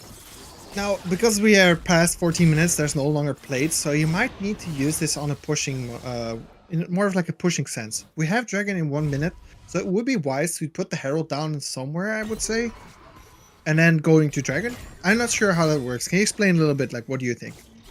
So, personally, I definitely see where you're coming from, right? There tends to be the strategies where you put Herald into a lane because it guarantees a push, and you do something at the other side of the map. The issue I see for the side of Polymorph in doing that is that every single outer tower of Reef is still up, right? Generally, if you want to do that, you need a longer lane, you need these tier 1s to be down already. So, I think it's gonna be a Herald in the mid lane, if this mid lane tower hasn't fallen by then. It's gonna be a Herald in the mid lane, from the side of Polymorph on this Wukong. There you go. Herald in the mid lane, you get that mid lane tower down. You go for the dragon setup, get that early vision, get there before your enemy, and make them very hard, and make them think twice before entering that river. Auto Fangirl looking a little bit if he can find a hook on that. Oh, Raccoon? Oh, there's a lot of fighting happening on top side. There's maybe a 1v1 kill. Simply Magic just getting Raccoon to literally 1 HP. What a close fight. And as you see as well, the dragon being started up. Shogat being able to maybe find a stack. Ace is going to get caught out here by Senna. As you see Captain joining from the side, I think they're going to get this one up. And there you go. Like I said, place a Herald in the mid lane, get to the river before your opponent, make them think twice before entering, and that's going to end your free Drake. This is sole point for the side of Polymorph, right? And so far, Beetle, we are seeing a complete 180. They have all the objective control. They have all the control on the map. Also, just a quick thing. Raccoon on the top side was 7 HP when he walked out of that trade. As we see a fight happening here on the bot side. But Upto Fangirl might be in the middle of that. As we see here, maybe a Senna ultimate trying to save his teammate there. But Pasteco is a Cho'Gath that is pretty easy to hit. He's going to get hit by everything. Reef Tsunami finding a return kill here after the dragon, as we see Ace flashing in forward. A nice engage happening for Pokri, trying to turn this around with the Cyclone, and Simply Magic is there. Simply Magic is gonna clean everybody up, as we see a Gangplank going crazy with the barrels. 1 kill going already to him. Simply Magic is gonna get caught out here by Kanze, as Kanze is flashing forward, and he is gonna be able to pick up the Gangplank. Simply Magic falling as Pokri is picking up a return kill on the other side. This was kind of crazy if you think about that. The engage started with Reef Tsunami and ended up with Polymorph picking up more kills. What a crazy fight. Complete disaster from the side of Reefs there. Polymorph being able to pick up their entire enemy team there. And like you said, Beetle, Simply Magic coming up huge. As we do have a replay here of the fight. And like we said, right? Simply Magic, look at this GP. Ends up TPing in, and that barrel damage is just ludicrous. He gets so much value there. And Kanze as well. Look at how he's playing. Beautiful Featherstorm from him. Manages to avoid the damage. Gets that kill on Simply Magic. And on the other side, just walks away. It's definitely like a little bit of a split fight here. I think they could have done a little bit more if they focused on the same target, but that's what the jitters do, right, when you're in finals. Game number 2 of the finals, and it is a fight for 135 euros and being crowned to be champion of Cobalt Wins League Division number 1, the highest division that we have. It's kind of crazy. I wouldn't be able to do the same thing that these players are doing and keeping their heads cool. Yeah, because I mean, you have to think about it, right? It's not just like we mentioned time and time again on the broadcast. It's not just for fame and fortune, right? There is actual money on the table for the winning team here, and it's a difference of $70, right? That's not. I wouldn't say it's like a lot of money when we're talking millions in this esports tournament, but it's still a very big sum of money just for playing League of Legends, right? So definitely, sure. like you said, Beetle, a little bit of jitters, a little bit of nervousness, and I can't blame either of the teams for that. His ace is maybe hovering a little bit, Oh but no! he's Okay, some walls are just too fat to get over. Nobody saw that ace. Don't worry. Beetle, this is our talk like you're Gragas. Okay, shots fired, I guess. Okay, that was good. I like that. That was a change of pace. Thank you, Ace. Maybe we can see. Can we see that again, please? Here. I'm sorry, Ace, but that was. It could have been really good, I guess. Oh, it's got. Oh, the replay's gonna show it as well. No, I'm sorry, Ace. I feel really And bad as we see a little keep your- possibility of having a nice fight in mid lane in the replay. Keep then your you have eyes Ace. on this, Gragas, Ace. and like you Oh, said, Beetle, oh some no. walls are just too big to Too get big. through. We see a Baron being started up here, actually. We're going right back into the action as Reef Tsunami is going to get called out here by the Cannon Barrage. And the big Cho'Gath is coming through. He's doing so much damage. And there's Gragas going back a little bit forward. Captainan is getting chunked out. Cyclone coming out. So much knockouts. So much damage. Captainan carrying that fight and is taking his team to the next game, I think. Reef Tsunami getting obliterated and pushed back here from the Baron. Polymorph picking up every chance that they can get to get this Baron. It's such a nice game where you see Ace as well still hovering around. Is he going to be able to look for this for the steal? As Uptown Fangirl is chasing him around. Simply Magic is looking for the barrel, and Ace is going to get forced out. Kanze joining in the fight. Uptown Fangirl might be able to get 2v1 here. And he's getting a lot of damage on him. Kanze is going to fall, but we see Azonia coming out. Is he going to live? Doing so much damage on Ace and almost stealing that away. Oh, what a fight, what a fight. Pokri getting the Baron, and he is gonna look for the Dragon Soul now. As the Dragon is spawning, he has to run really quick to that Dragon, because we see Raccoon is already hovering it, the team is already collapsing. Reef Tsunami is looking to take this Dragon away, or else there will be a Soul and a Baron facing them. And they won't be able to survive that, I think. Tia taking his time. Okay, a smite, Ace has smite as well. This might be a smite off coming out as we see a little bit of a slow coming out from the Gragas barrel, and they take it. They decided to play it a little bit more safe. Don't waste the Baron. Let's use this Baron to push some towers. What a fight! What a fight! Yeah, like you said, Bill doesn't want to jump in there. Doesn't potentially want to throw away that 500 gold that he has a shutdown with as well. Now, going back to that previous team fight. It was huge value from Afro Fangirl, finding a huge ultimate there, finding the entire team of Reeves, and so far Polymorph are looking to take us to a 1-1.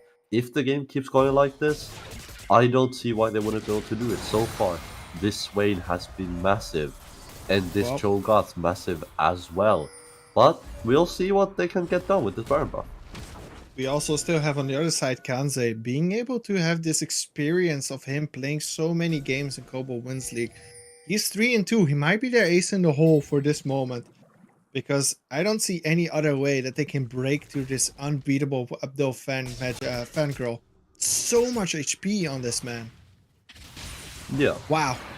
There's so many HP bars. What do you do against it?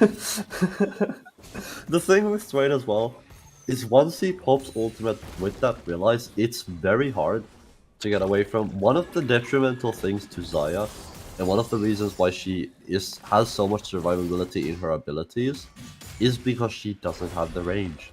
She has very low attack range compared to things like the Caitlyn, compared to things like the Aphelios, and Swain just eats that up. You can see on the side of Reeves, outside of the Olaf, which you can't realistically slow when he's in Ragnarok, when he popped that ultimate, Outside of that, you are getting huge value from this Swain. Very low range on the side of Reeves, on that Zaya, on that Vex. Needs to jump in. Raccoon and Kanze need to play this game beautifully if in order to have a chance to win this game. For sure, for sure. As we see the siege slowly happening. Pasteco hitting a nice double root. And there's a hook again for Abdo Fangirl. Rooting every... And Pokri picks up that kill. Vex is dead. And there's also Renat that died. Abdo Fangirl just shoving himself forward into the enemy team with that big ultimate. And then we see as well Olaf not being able to do anything. Captain is just getting blown up as Kansei flashes out. He is capable to get the Feather Storm onto 5 people, but it's just not enough. Reef Tsunami is not enough in this game, and Polymorph is looking to get the first inhibitor tower. They're definitely looking for it. Beautiful fight there from the side of Polymorph there, finding the good picks, the picks that they needed to find. Like you mentioned, beautiful route there from the Tayamaso on that Senna, finding value so far on the Senna pick. Beautiful in this game. They do get the mid lane inhib. Now, if you are the side of Polymorph, where do you go next, right? You have this wave top that you can try play through. Wave bot, not so ideal for you in the situation that you are in. Could just opt into base, could just opt to spend that gold. But so far, it's looking like a very strong, at least all-around performance from the side of Polymorph. For sure, for sure. And then we see as well a lot of pings coming out here on the Ocean Drake and the Baron. They are going to be timed around the same time. So we're going to look, what are you choosing in this situation? Baron or Dragon? Ooh, I think it's a really tough call to make, because unless... Oh, Ace is maybe able to find the kill here on Senna, has to flash out, and Pasteco finds the return! He finds the return on Vex, and he crunches and munches onto this little Yordle. There's another stack for Pasteco as they chase Reef Tsunami into their own jungle. Are they going to be able to find another kill? AK is getting called out, and there's another fight. Kraken is just running through the enemy team, but he's not able to do any damage. Apto just eating everybody up with that Swain ultimate. And the chase is enough to find Gregus as well. Ace is gonna die here, and I think as well the chances of winning game number 2 is also dying for Reef Tsunami. Polymorph is looking to end here as they engage a little bit on the towers. The one wave is coming in, and I think it might be the last wave. They're hitting the first tower, and I think this is going to be game going over to Polymorph. As you see a little bit of an engage happening. Raccoon Chill's trying to do some things, but it's not enough. It's not enough damage. Polymorph is too strong for Reef Tsunami this game, and we're going for another game. We are going to see a game number 4 at least. So stay tuned as we see here the Nexus falling.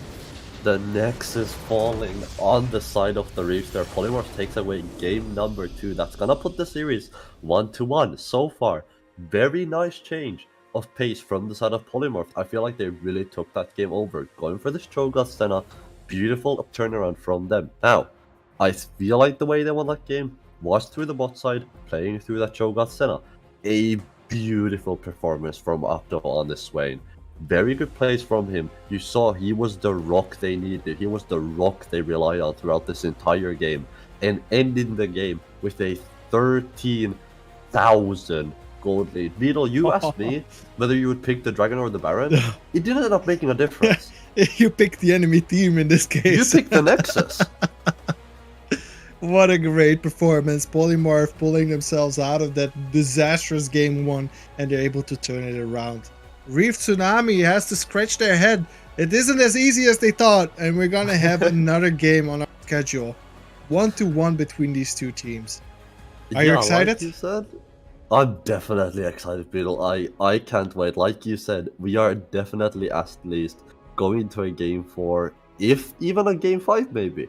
Maybe we're gonna see these teams scrap it out, going back and forth, and get an epic game 5 finish, as we will see them go head to head in a moment in game of 3. But Beetle, I gotta ask you, man, game MVP vote, who would you give it to before we head into a little break? Ooh, I would say I think I would give it to the top side. Simply Magic really respecting the decision of Ace to sit in this bush and setting up camp. It really could have turned the game around if Crack would have been like really far ahead.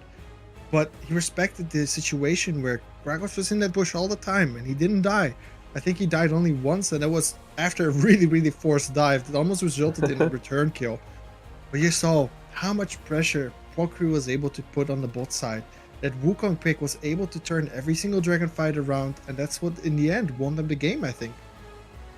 I think I definitely agree.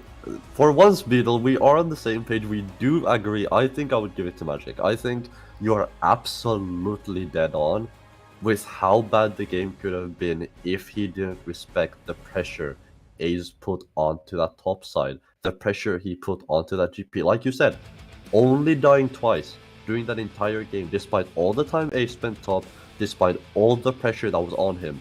One of those ganks, like you said, very forced dive, something that he couldn't get away from. But at the end of the day, after everything Ace tried to do, after all the casks that was thrown towards that rogue pirate, only 2 deaths in an entire game. Definitely. Well, we are going to see another game soon, hopefully. We are going to have 4 games tonight at least, so stay tuned as we are going to head into a little break. Don't forget, there is another game happening as well right now. Division 2 is being played right now on Cat's stream, so if you do want to see a little bit of more crashing and smashing of heads, please go to that channel and just check it out. But do stay tuned with this one in another tab because we are going to have another banger. See you after the break.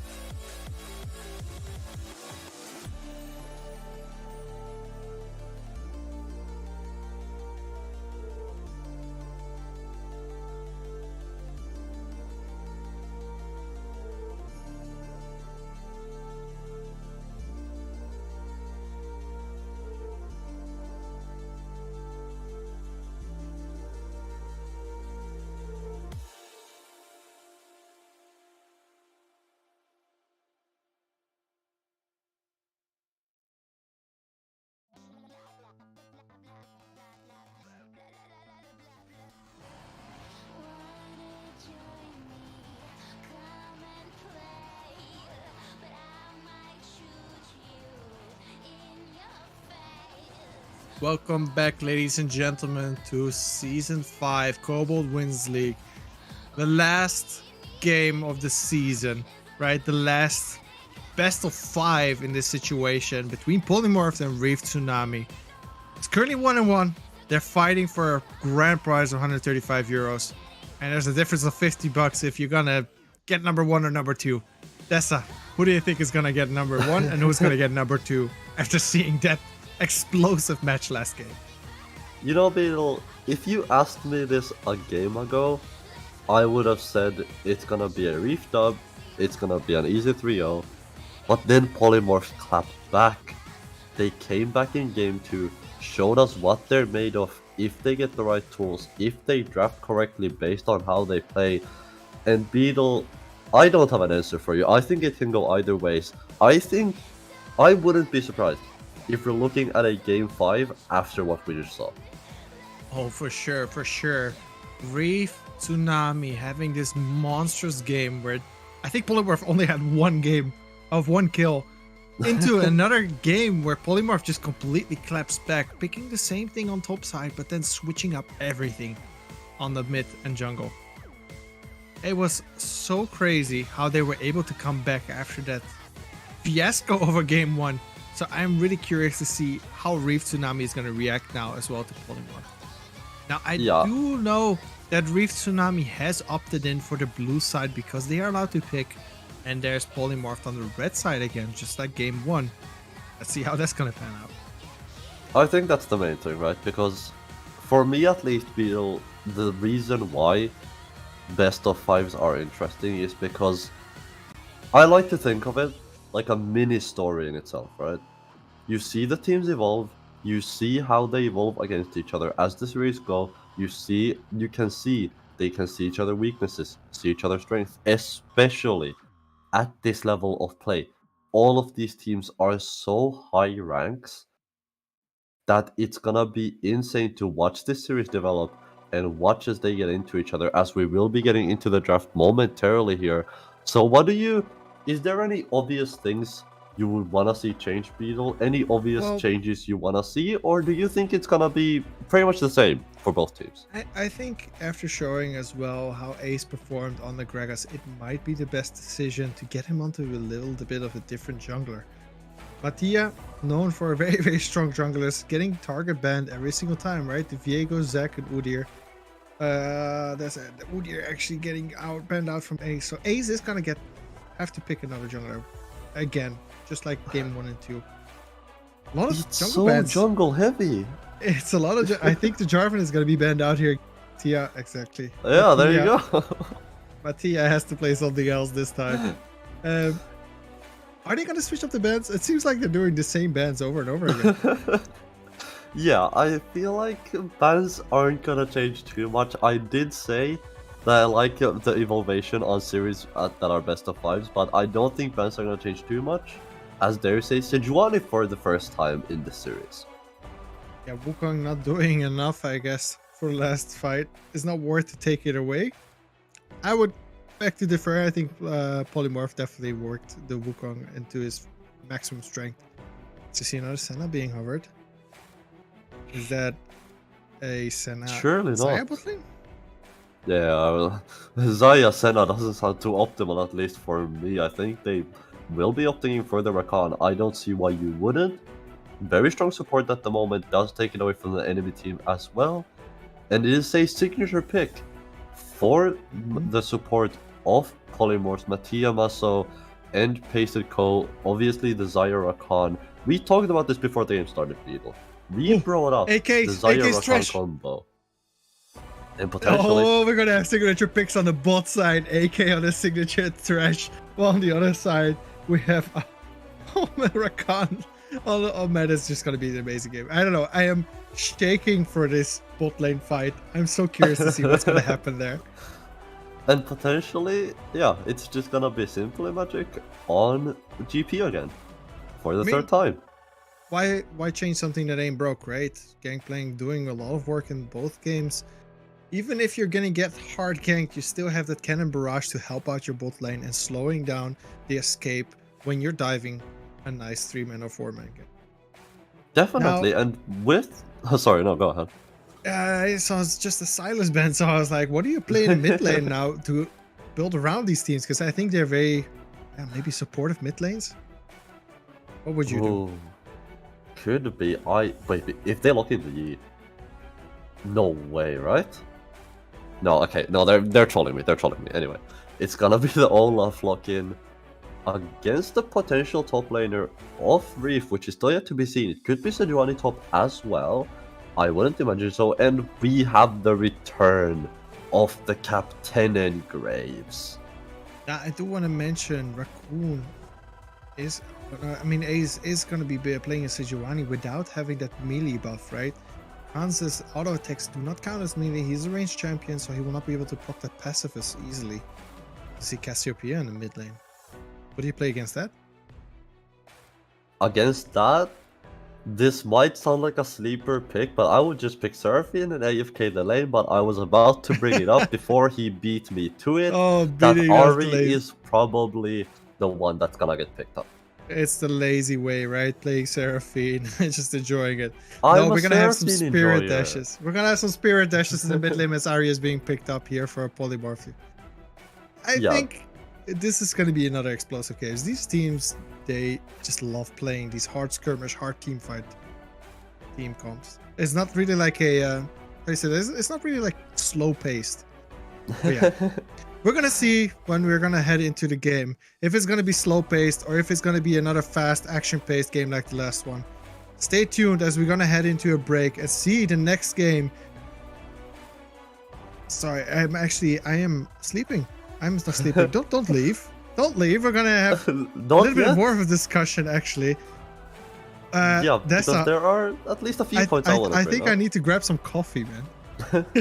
I'm gonna let you take a little break here while I babble on for the next bit or so, but yeah, so far both of these drafts looking a little bit aggressive, like we've already seen today.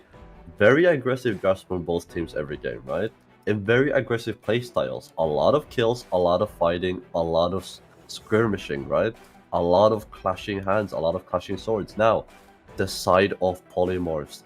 Like you said, Beetle, we have so many signature picks this game. That bot side is full of iconic champions for these players, right? Simple in Magic, back on that GP.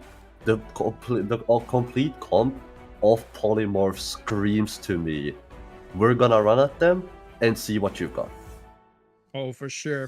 But that's also the response that Reef Tsunami has, right? With being able to flay people back, with able to being slow, again, putting out the slows.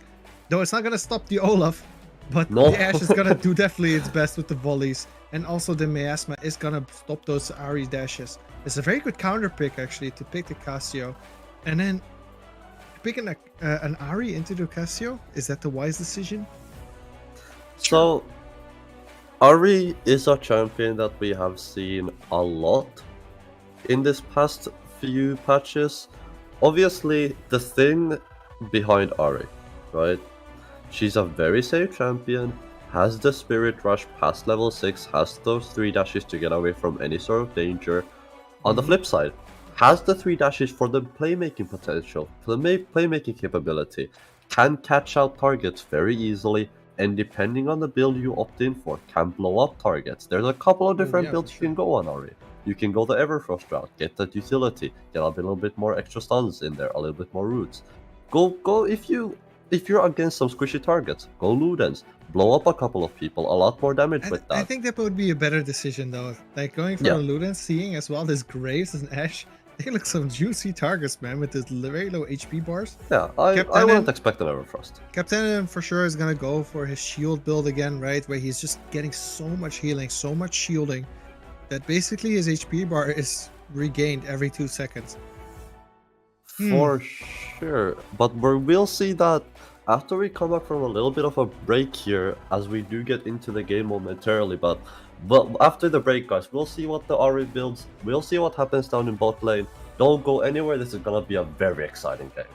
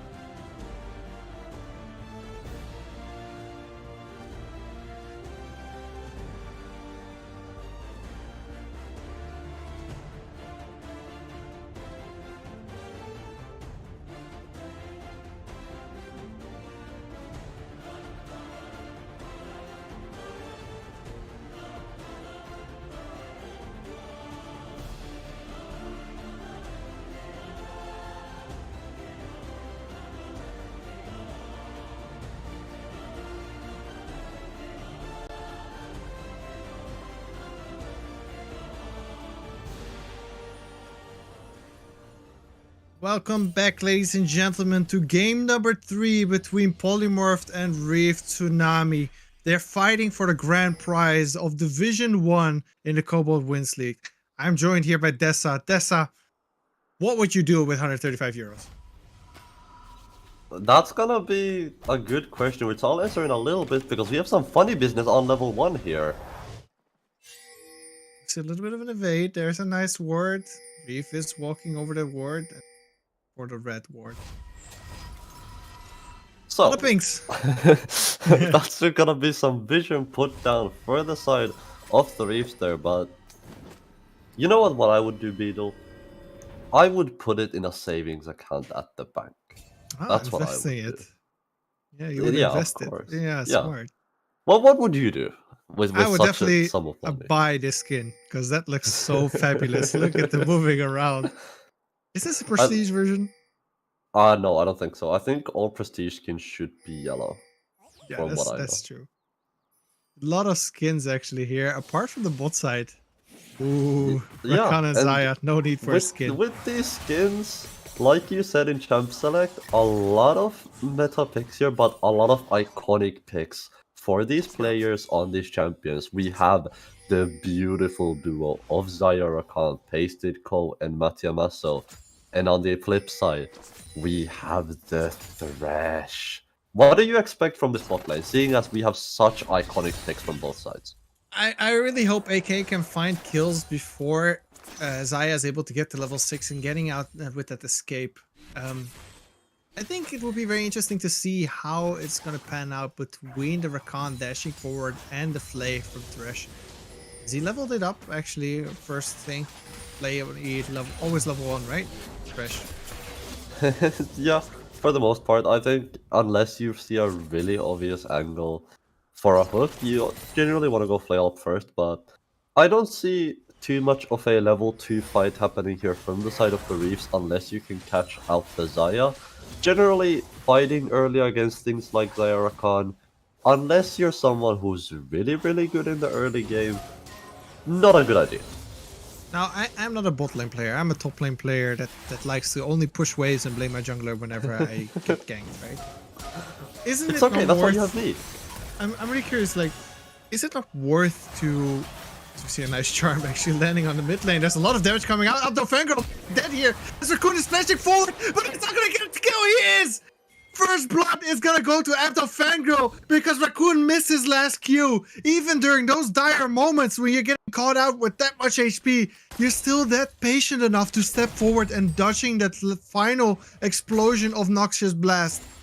Wow. What a level that these players are at. Jesus. It's kicking off already. 3 minutes into the game, 3:30, not even 5 minutes in, and first blood is already out. And it's not even in a big team fight, Beetle. It's not even a gank. It's a solo bolo trade between both of the mid laners. Now, Abdo Fangirl definitely did get a little bit of an advantage as we see Olaf clearing out the Tribush here. Now he's just gonna go home. He knows there's nothing to get there. He's gonna look for middle lane a little bit. He is hovering. No, he is... Maybe? Maybe? Stop teasing us, man. Just gank or go home. As you see, a little bit of chunking happening as well on the top side. Ace is looking maybe for the gank here. It is pink ward. No, that's gotta be a raid being traded over. Sorry, Raptors. I am still stuck in season 2. Yeah, that's fair, man. Season 2 was a good time for all of us, was a good time all around, but Olaf wasting a lot of time there, Poku watch, a little bit indecisive, but Ace might want to abuse this Ari for 3-6, but doesn't find the angle. Now, I want to bring everyone's eyes to the Sejuani pick, right? And your eyes will be on the Sejuani pick in a moment as we'll play on the top side. Ace is looking for another gank or simply getting caught out here, I think. He has no mana. He has to flash forward. He's still looking for Captain, but Captain levels up because of the kill. He survives with a sliver of HP. And that is a kill going over to Captain, who is getting also a nice freeze. But on the other side, Dragon is started. Beetle, I saw this story in game 1 already. Captain is starting the game out 1-0 there with a small little lead, like you said. Dragon started here by Polymorph there, trying to get that early, trying to get that Dragon stacking up and going. They will find it, picks up the Dragon. Now, going back to the Sejuani pick, right? We mentioned this in Champ Select, as there's a gank in the mid lane. Potential invade on the top plus side. Valkyrie is looking to take away the Raptors, but he has support from Rakan. Rakan dashing forward, but the Grand Entrance is not enough. Raccoon is getting a lot of damage. He has the Ghost here. Is actually able to maybe survive here versus Apto, who is looking to maybe ult a little bit with the Spirit Rush. No, he's going home. Apto has ult. Apto is looking. He knows that he is on the stronger side right now. Pushing the wave really quickly. Is he on top lane? Captain and getting chunked out crazy by Simply Magic. Wow. Okay. Back and forth. Sorry. Yes. What did you want to talk about, Sejuani? Maybe I can ask the players to comment for like 15 seconds. Never mind. Ace, Okay, Ace is going. Don't gank. We're explaining your champion as we see an engage happening. Abdo Fangirl is getting out.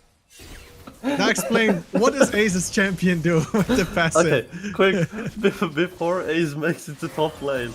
So far, we Ace, see please. Sejuani back in the mid lane. You know what, Beetle? Just go ahead and take it away for a moment. I give up for now. Okay, you know what? I'm gonna try. I'm gonna do an attempt. So Ace has a passive, and that passive is being procced by melee champions.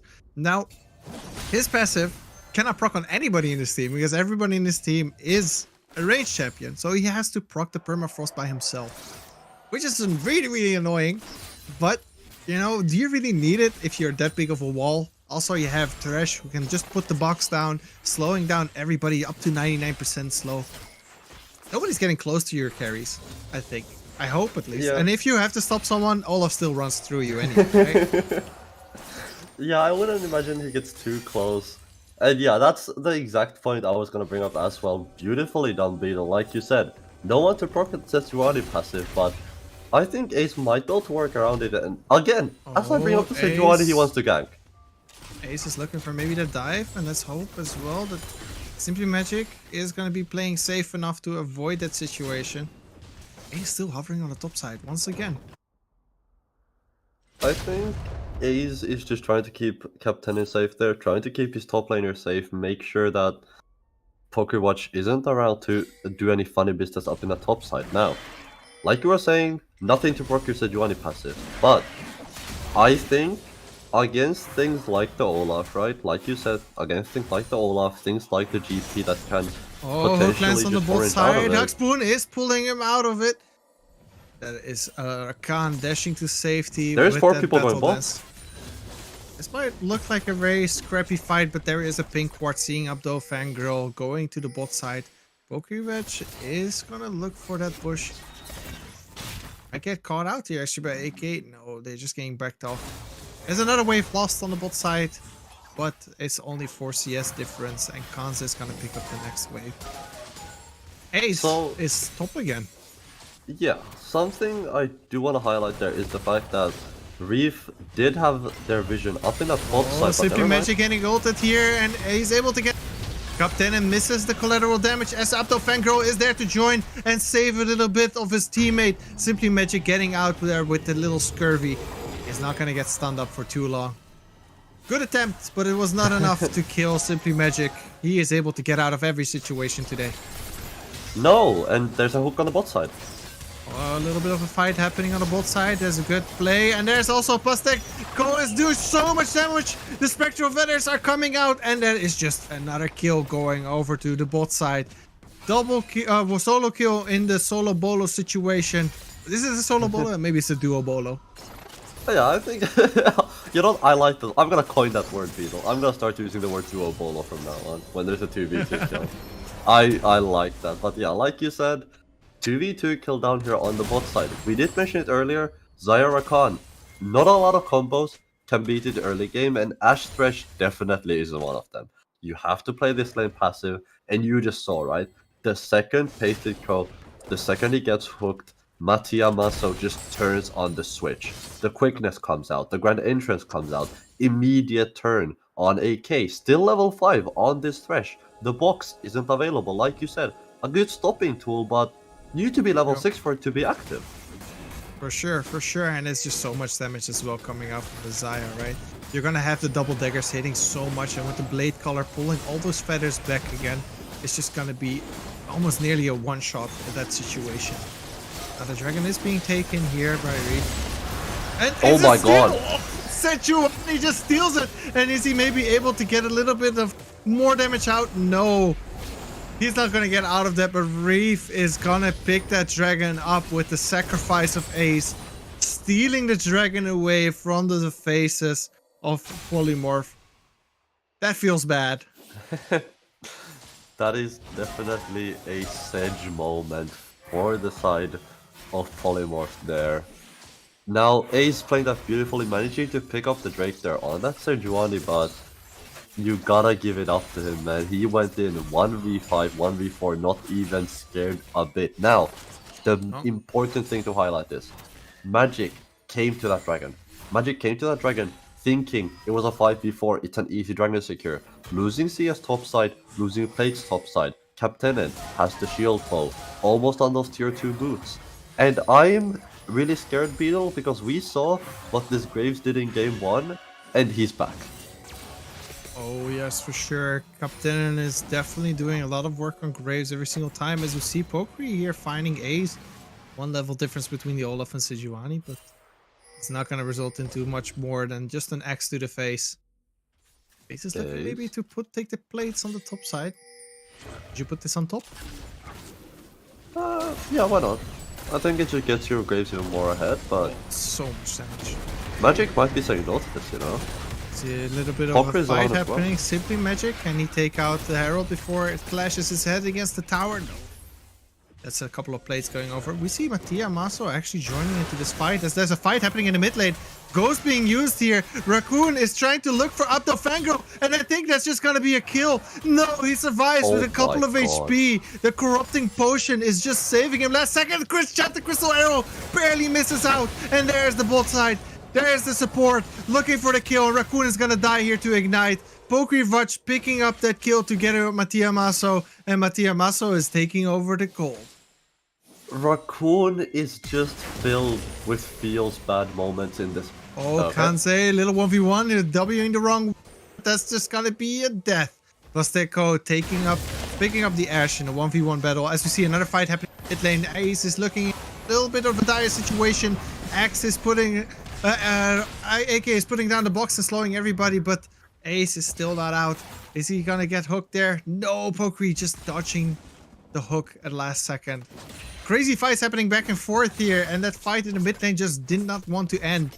As you saw a solo kill happening on the bot side. Yeah, there was a solo kill wanna on the bot side. Like you said, not something you want to happen if you are the side of Ari either. Like, we do have a replay here. And Ari, 1 HP here. Sejuani, I believe, ends up just flashing over the wall and smiting her life away. But that is a sad thing if you are uphill there. And I think so far this game has been full with sad moments for Raccoon, right? People keeping 1 HP. I would have loved to know how much HP Apto had left, but this time Ace came to the rescue, secured the kill, but Beetle, he might not be there next time. Yeah, for sure. I think Raccoon loves to split push a little bit because he knows that he is able to beat out Apto in a 1v1. And if you're able to get Apto away from his teammates, then maybe you have the opportunity to kill him again. The bot lane has switched to mid lane.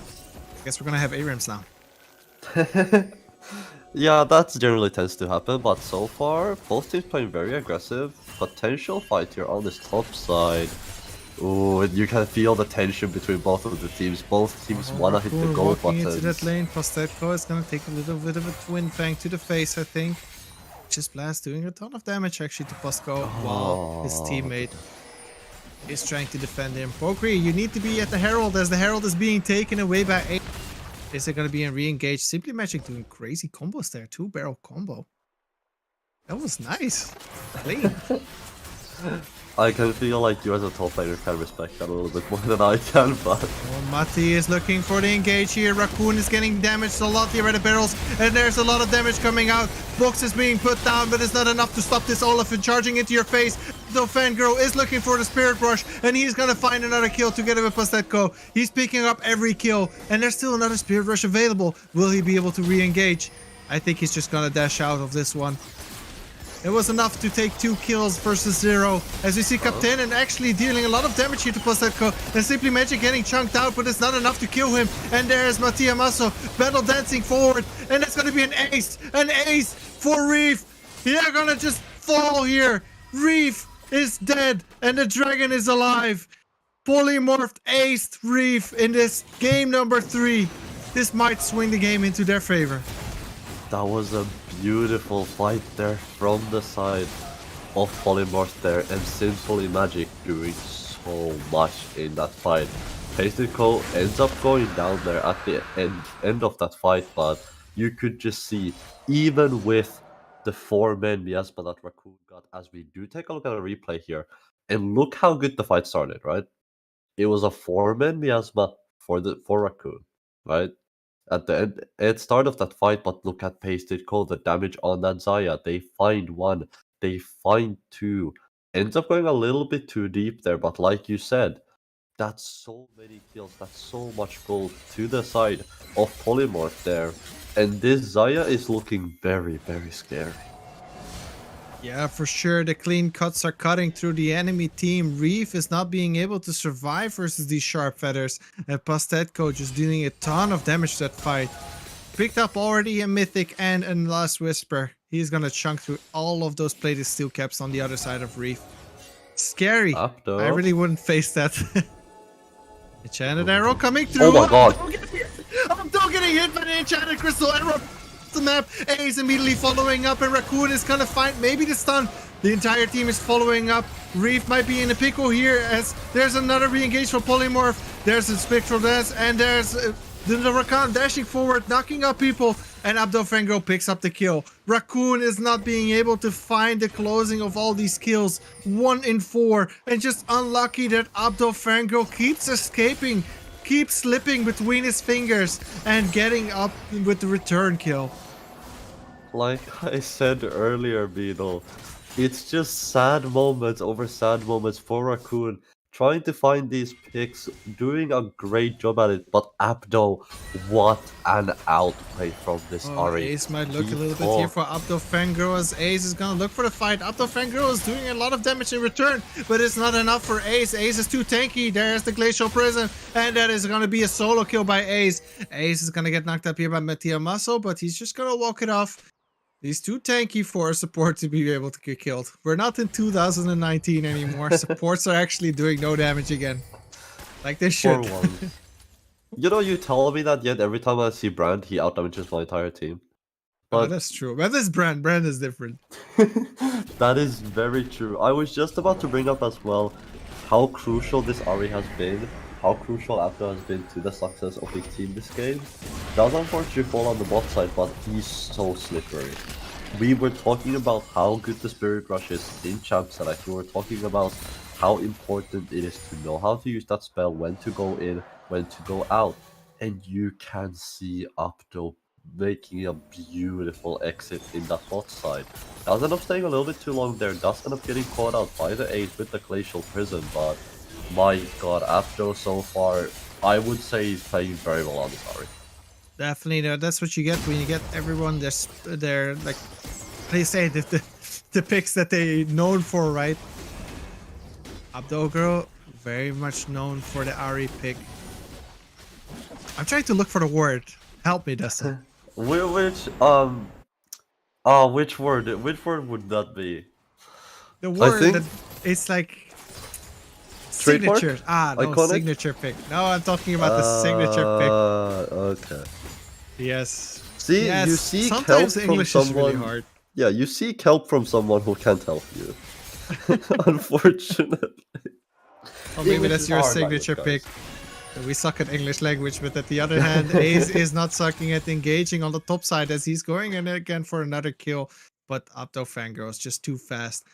It's really hard to catch this Fox. It It's is. not only 9 kills, it's also 9 lives as the Foxfire is getting him out of that situation. Baron is spawned. Polymorph is okay. looking to secure the vision around the Baron and playing with the Reef right now. I mean, yeah, but the thing is, as long as Pasted Co is showing on mid lane, you know that the Baron isn't started. They need Desire for Baron damage. Good hook. Cool, looking that for arrow. engage on Pasted. That's a lot of damage with the Twin Fang, chunking out Pasted a little bit. It's not enough. Boot is scary, even though he's 1 in 4, still doing a lot of damage. Of course, the snake cannot buy boots because he doesn't have feet. So he is investing all of his gold into very strong items. You know, you say that, but there's a lot of champion in this game without. A lot of damage coming out. Fangirl is looking here for another. A nice spectral gaze for everybody. Everybody gets stunned up, but it's not enough to save the teammate. Captain falls here in the trade for Mattia Masso, who also falls to the collateral damage of everybody in the team of Reef Tsunami as the dragon is being started up. Ace is looking for a little bit of re-engage. Doesn't have the Glacial Prison to re-engage this fight. AK, maybe he's gonna land a godlike hook. He's throwing it over the wall, finds the hook. Is he gonna dash over? No, he decides to maybe use a little bit of a clear conscience to not dash over. And I think Ace might look for another steal as he blast cones over. He might be in a little bit of trouble right now. He's on the other side. He's gonna be chunked out here. He has to stay or else he's gonna die. And he wants to steal this dragon, but it's not enough. Abdo Fangirl gets it with his Q. Now, I would say both junglers suck at smiting, but I think Abdo Fangirl is just too good with the Orb of Deception, taking away that dragon while the mid lane is being zoned out here. Reef Tsunami playing really, really well here. Didn't get the dragon, but they're definitely getting a lot in return with these mid lane towers.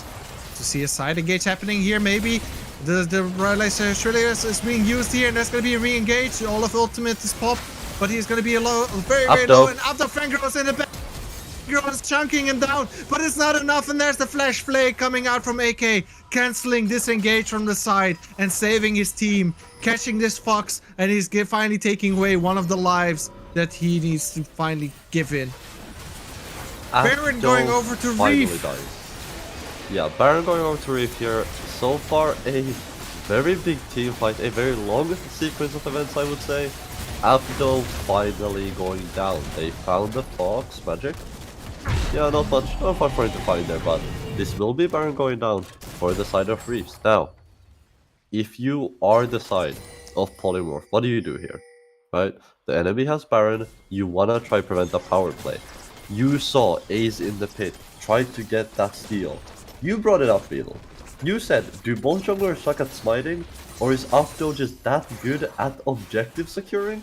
And I think Abdo's objective control is just that much better. Right? Because you saw Ace being there in the pit as well, didn't manage to get the spine off in time, did manage to steal one, but you are looking at a Cloud Soul point for the side of Polymorph. Girl might get caught out here. He's gonna find the Charmer Raccoon, is able to dash out, and there's a re-engage. Glacial Prison hitting 4 people. There's a lot of CC coming out. They're just deciding to back off. It's not wise to fight this one. They say, let's go home. We're healthy. We have the Baron. Let's play it slow. Yeah, the Reefs aren't the ones that are, like, have to fight, right?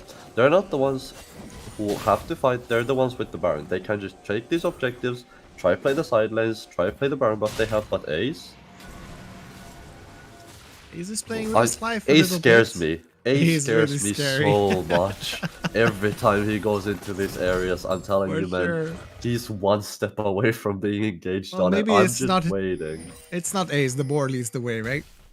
Yeah, well, yeah, true. It is the Sejuani, but I am just waiting for Mattia Masso to pull that trigger.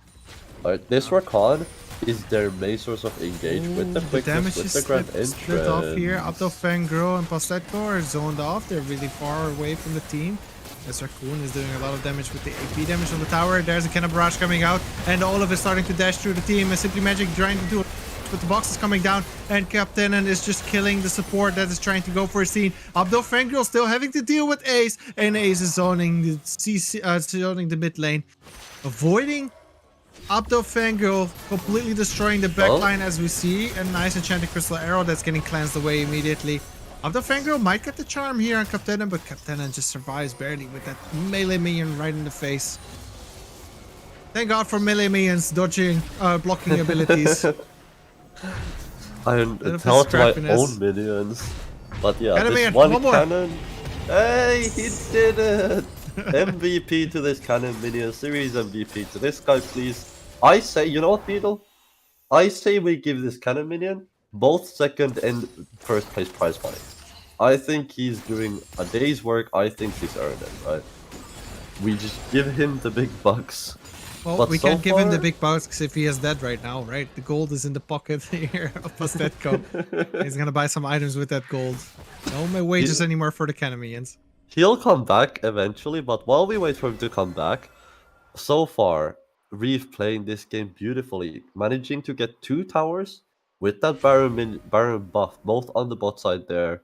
And like I said, I'm watching Matthias engage, right? I'm watching for the quickness, I'm watching for the grand entrance, but if you're engaging in the middle of 4 people, that's never gonna end well for you if you are Rakan. At the end of the day, Rakan is a very squishy champion, normally need to use for follow-up, right? But you could see in that team fight, Ace might find Ace here. Ace is really scary. I'm telling you, he's so scary. Like, if you want to have heart attacks, get Ace as your charger. But he's still doing a lot of work here, as you see how much damage he is able to tank as well with his tankiness. Zoning off everybody. There's going to be a fight here for the soul. Polymorph is looking to fight. And it's a nice hook happening on it, though. The finger is going to get blown up here, maybe. But he's able to dash away, but no, Captain. And he blows everybody up here with the collateral damage. And that's just your mid lane falling. That's Pokri doing, almost dying here. As Captain is dealing so much damage. But Ace, on the other hand, has died. And he's not able to smite. Are they going to maybe be able to contest this dragon? Or are they going to give this up? Simply Magic have to come back home, and Captainen is looking for a little bit of a tease. Don't recall yet, Captainen is in your face. Oh man, that's so scary, but what a wonderful hook here happening from AK, finding that hook on Opto Girl and leading his team to victory there. Give me a replay on that Thresh. That hook was majestic. Look at him just trying to find the angle, trying to find the hook. Apno gets found. They don't manage to burn him quite down yet, but the Graves ultimate, beautiful snipe from him. On the tail end of that, Pokri tries to find value on that Olaf, but ends up getting melted down, and that's gonna be Drake secured for the side of the Reefs. But that death sentence right there could make the difference between win and loss for the side of the Reefs. I have remembered the word. The signature pick from AK has proven himself this team fight. Finding the hook in the right moment. The death sentence. I've learned English over the span of this game. Doing my best here. It's okay. We're all doing our best, and you can definitely tell. So is AK. Like you said, we talked about this bot lane, right? Beetle, we highlighted it a lot, time and time again. The Xayah Rakan, the Thresh, AK. Pasted Cove, Matthias, the duo, right? And you can already tell so much value on this Thresh, but Baron being up now, this top side is gonna be the focus for both of the teams. For sure, the soul has not been claimed, and there's now a fight happening for the Baron, maybe. See the bot lane, a Captain on the bot side has a TP, Aptofango on the other side also has a TP. See a lot of pings happening in the mid side. We're gonna find an engage here, maybe. Ace is gonna try to look for the Glacial Prism. He decides to clear out wards. It's a scary situation to be in, because if you pull the trigger too soon and your team cannot follow up, then you're gonna be very, very dead in Sejuani. But if you're gonna find that nice engage, it can definitely win you the game. I think with them playing a vision like this, you need to just wait for AK, right? You need to wait for AK, see if he can hit a hook. Like you said, Beetle. If you go in too early, you could just see the other team turn around, wipe you, but you can't wait too long, because with the champions on the field, Ashe, we have an engage. Ace again, he does it to me. I think but at this point we have be looking for the Baron. I think at this point we have to accept that Ace has a death wish, but he also is able to trade every single death for a lot of kills. They started Baron. They started up the Baron. There's a TP coming out, and there's another return TP coming out. Abdo is gonna TP back, and the Death Sentence just misses barely, aka a little bit too soon on the trigger as Captain is trying to take out the Vision here. It has to be an equal fight, and there's Otto Fangirl dashing forward with the Spirit Rush, finding the charm, and Ace is in the middle of everything, and Shattered Crystal Arrow comes a bit too late, and Captain is not able to clear out the front line. Raccoon still has everything up.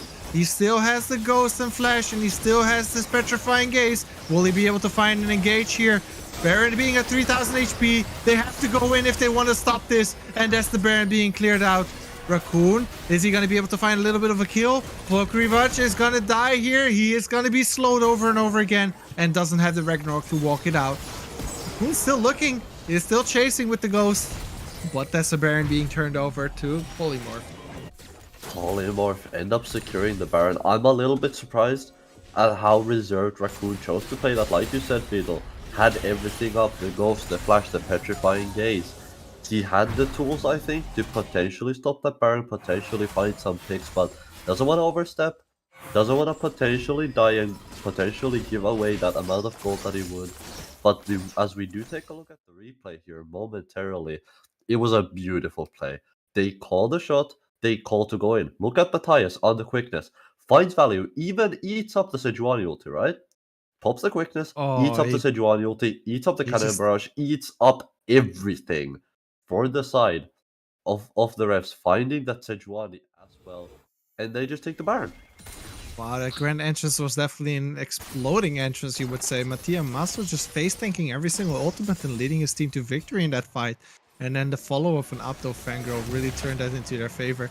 Ace getting charmed, but he's not getting too charmed. He just walks it off with a little bit of a chunk. Eats a couple of berries. He's gonna be fine. Doesn't find Ari too charming there. Doesn't. Although with that skin, I don't see how, but I think Ace is falling in love with the boar, right? As we see an engage happening here, Kansa doing a nice damage for the Shattered Crystal Arrow, and just look at the damage that Raccoon is putting out. Ace dashing forward, trying to find a little bit more in that fight, but it's not enough. And there's a good trade happening. Mattia Masso dies as we see the dragon maybe going over. Yes, it is going over. And there's another hook. The death sentence lands on Opto Fangirl. He finally dies once again. But on the other hand, Simply Magic is pushing the inhibitor tower. He is pushing down the base of Reef. Is Captain able to stop this guy? As we see a lot of chase happening here. Pokrivach has to pop the ult. Ace still looking. And there's Past That Go getting slowed, has to use the spirit or the feathers, and he's gonna dash out. Past That Go still getting slowed here by Kansei. Long slow happening, but it's no damage, it's just slowing. As we see the inhibitor turret falling here, Polymorph cannot defend this one, and Reef is taking the first. Actually, no, it's not the first, it's the second inhibitor tower. Yeah, actually Magic got another inhib tower in return there for the side. For the other side there, while Reeves had that Baron buff. Now, Polymorph on the top side does have that open inhib. We'll see how they end up using that, but I would argue, Beetle, having an open inhib mid is a lot more important at this stage of the game than having an open inhib top. At least for me. I think it's as well, you want to have the top side, right, open if you're going to fight for the dragon, and that's the next objective. But on the other hand, it's pretty easy to take a mid inhibitor. I don't know. But yeah, but it's a Cloud Soul. It's a Cloud Soul. It's not really worth it, maybe. I'm a sleep. Okay, so I'm a sleeper for the Cloud Soul. Okay, I think in a competitive setting it can be very strong, but compared to things like the Mountain Soul, compared to other souls that exist, things like the Mountain, things like the Infernal, it is a little bit lackluster, at least in my opinion. Unless it's paired up with the champs like Lilia, like Hecarim, who can actually get extra stats from it. Hecarim gets 80 from movement speed, essentially getting damage from a soul, but for me at least, Cloud Soul, one of the weaker ones out there. You know, Cloud Soul is actually the most optimal berry eating soul that you could get. See, and really? Paseko, he has to go out of there with the cleanse.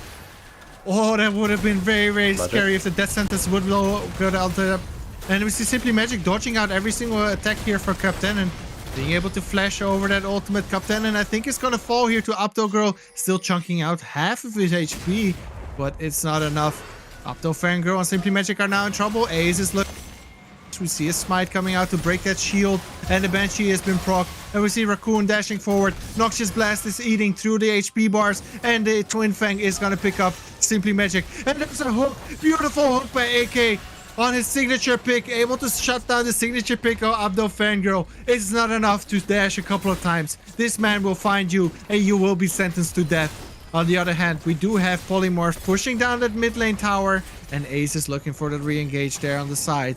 Good returns from both teams, trying to make the best out of the worst situation, and we see as well Pokrivach popping the Ragnarok, trying to get out, but there's too much CC layering here. The Enchanted Crystal landing on top, my God. and we see a dash, a battle dash coming forward, and it's still not enough to survive.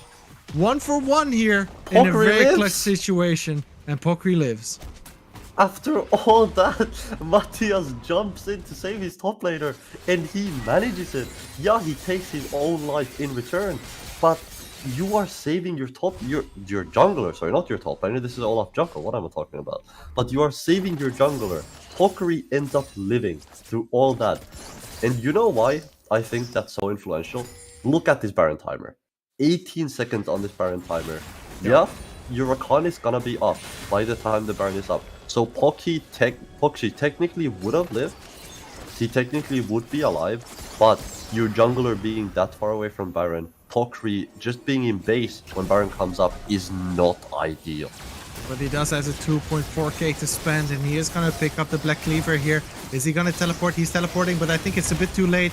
As we see here, Polymorph picking up the Baron, and there's a blown up on Plastic Cove. They don't have the damage to fight this back again. Another death sentence lands. Simply Magic is going to fall here after doing a ton of damage with his barrels, and Raccoon picks up a kill on Pokri. Pokri is not able to go out of that fight, and Ace is still full HP, still charging and looking for that re-engage. He does have the Glacial Prison. Is he going to be able to find another kill here? Abdo Fangirl has to be very careful, getting his shield smited away, and he still has to engage. Ace, will he find another gauge here?